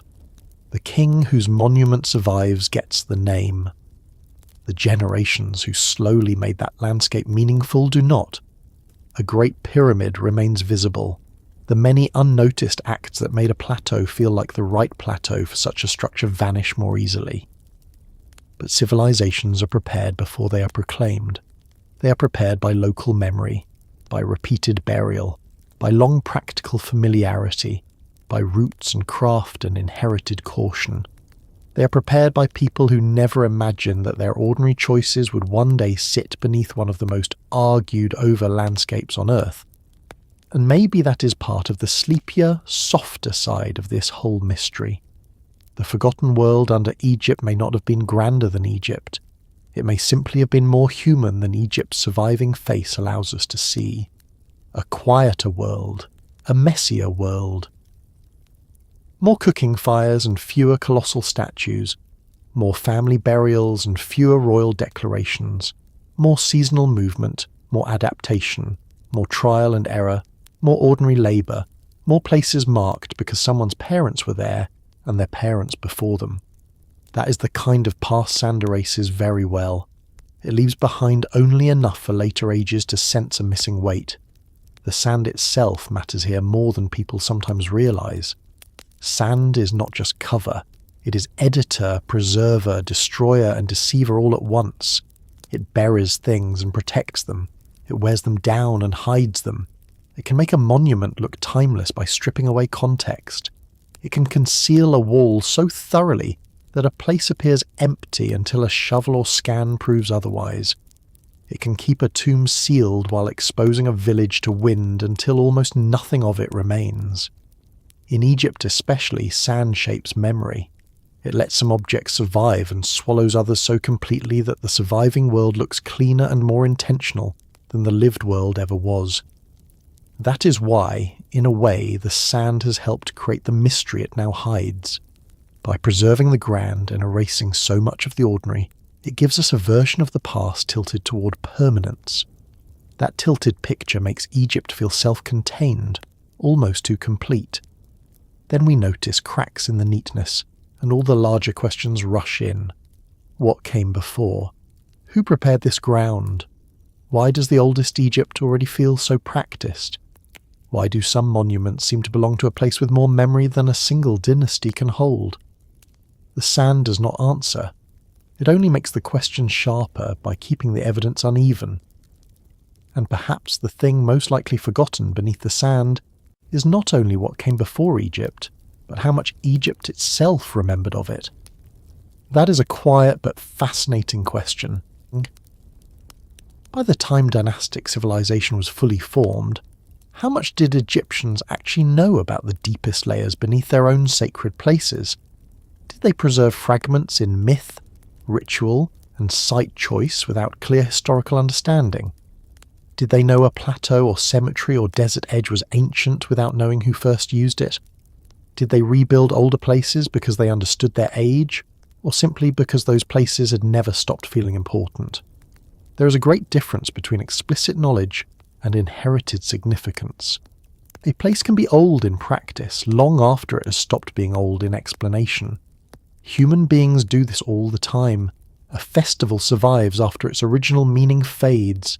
A family keeps a habit no one can fully account for. A town still avoids building on one patch of ground because it was always left alone, though no one can remember why. A community repeats a route because it is the route that was always taken. The same could easily happen at the scale of ancient sacred landscapes. Egypt may have inherited meanings it no longer fully translated. If so, then beneath the sand there may lie not just forgotten structures, but forgotten reasons. That idea has a special power because it makes the past feel close in a very ordinary way. Not as alien brilliance, not as supernatural intervention, but as the common human experience of carrying forward more than one understands. That may be the true mood of the whole question.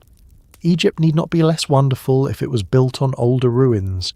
It may be more wonderful because it means the civilization stood at the meeting point between memory and forgetting, taking fragments of older worlds and giving them a shape strong enough to endure. And now, at the end of this long wandering through stone, climate, burial, myth, and inheritance, the gentlest answer may simply be this. Beneath the sand was probably not one secret waiting to solve everything. Beneath the sand were people. People before the famous people. People whose buildings did not last as long, whose names were not carved as deeply, whose graves may not have been looted because they were never noticed, whose shrines were too small to survive royal improvement, whose roots were covered by later causeways, whose practical knowledge flowed forward into a civilization that eventually became so dazzling it obscured the older hands beneath it. There is something comforting in that, strangely enough. It means the ancient world was not only made by giants, it was made by unknowns, by people who set things in motion without ever seeing the final form, by survivors of changing land, by families who kept going when water moved, when grazing failed, when burial ground expanded, when the desert edge shifted, when one sacred place mattered more than another for reasons they may never have spoken aloud. History often belongs, in memory, to the loudest builders, but the ground beneath them belongs to everyone who came first. So if Egypt was built on older ruins, what was forgotten beneath the sand may have been the long human rehearsal before the great performance, the trial runs, the sacred experiments, the first burials on ground later claimed by kings, the environmental losses that drove people inward, the slow concentration of memory along the Nile, the habits of choosing the west, the ridge, the plateau, the durable stone, the unnamed generations who made the visible civilization possible by living in the invisible one first. And perhaps that is the quiet thought worth carrying with you now. When we look at ancient Egypt, we are probably not only looking at one civilization, we are looking at the part that survived best, the part that held together longest, the part that learned how to speak in stone. Beneath it may lie older attempts, older lives, older griefs, older wisdom and older mistakes, most of them not spectacular enough to become legend on their own, but important enough that without them the Egypt we know might never have stood where it did, in quite the way it did, with such confidence in its own permanence. which means the real mystery may not be whether there was a lost world before Egypt. There almost certainly were lost worlds, in the plural, because that is how human history usually works. The deeper mystery is how much of those worlds remained present in the Egyptian one without ever being fully visible again. How much old ground was still speaking through later stone. How much earlier sorrow became later order. How much forgotten life stood just below the foundations of what seemed eternal. And with that thought resting there, somewhere between the sand, the bedrock, and the silence of very old places, it becomes a little easier to imagine Egypt not as a beginning cut cleanly from time, but as a patient rising of one world over several others, each leaving a little of itself below the surface, where the desert kept it, and kept it, and kept it, until only the strongest shapes remained above, and the rest settled into the long quiet underneath.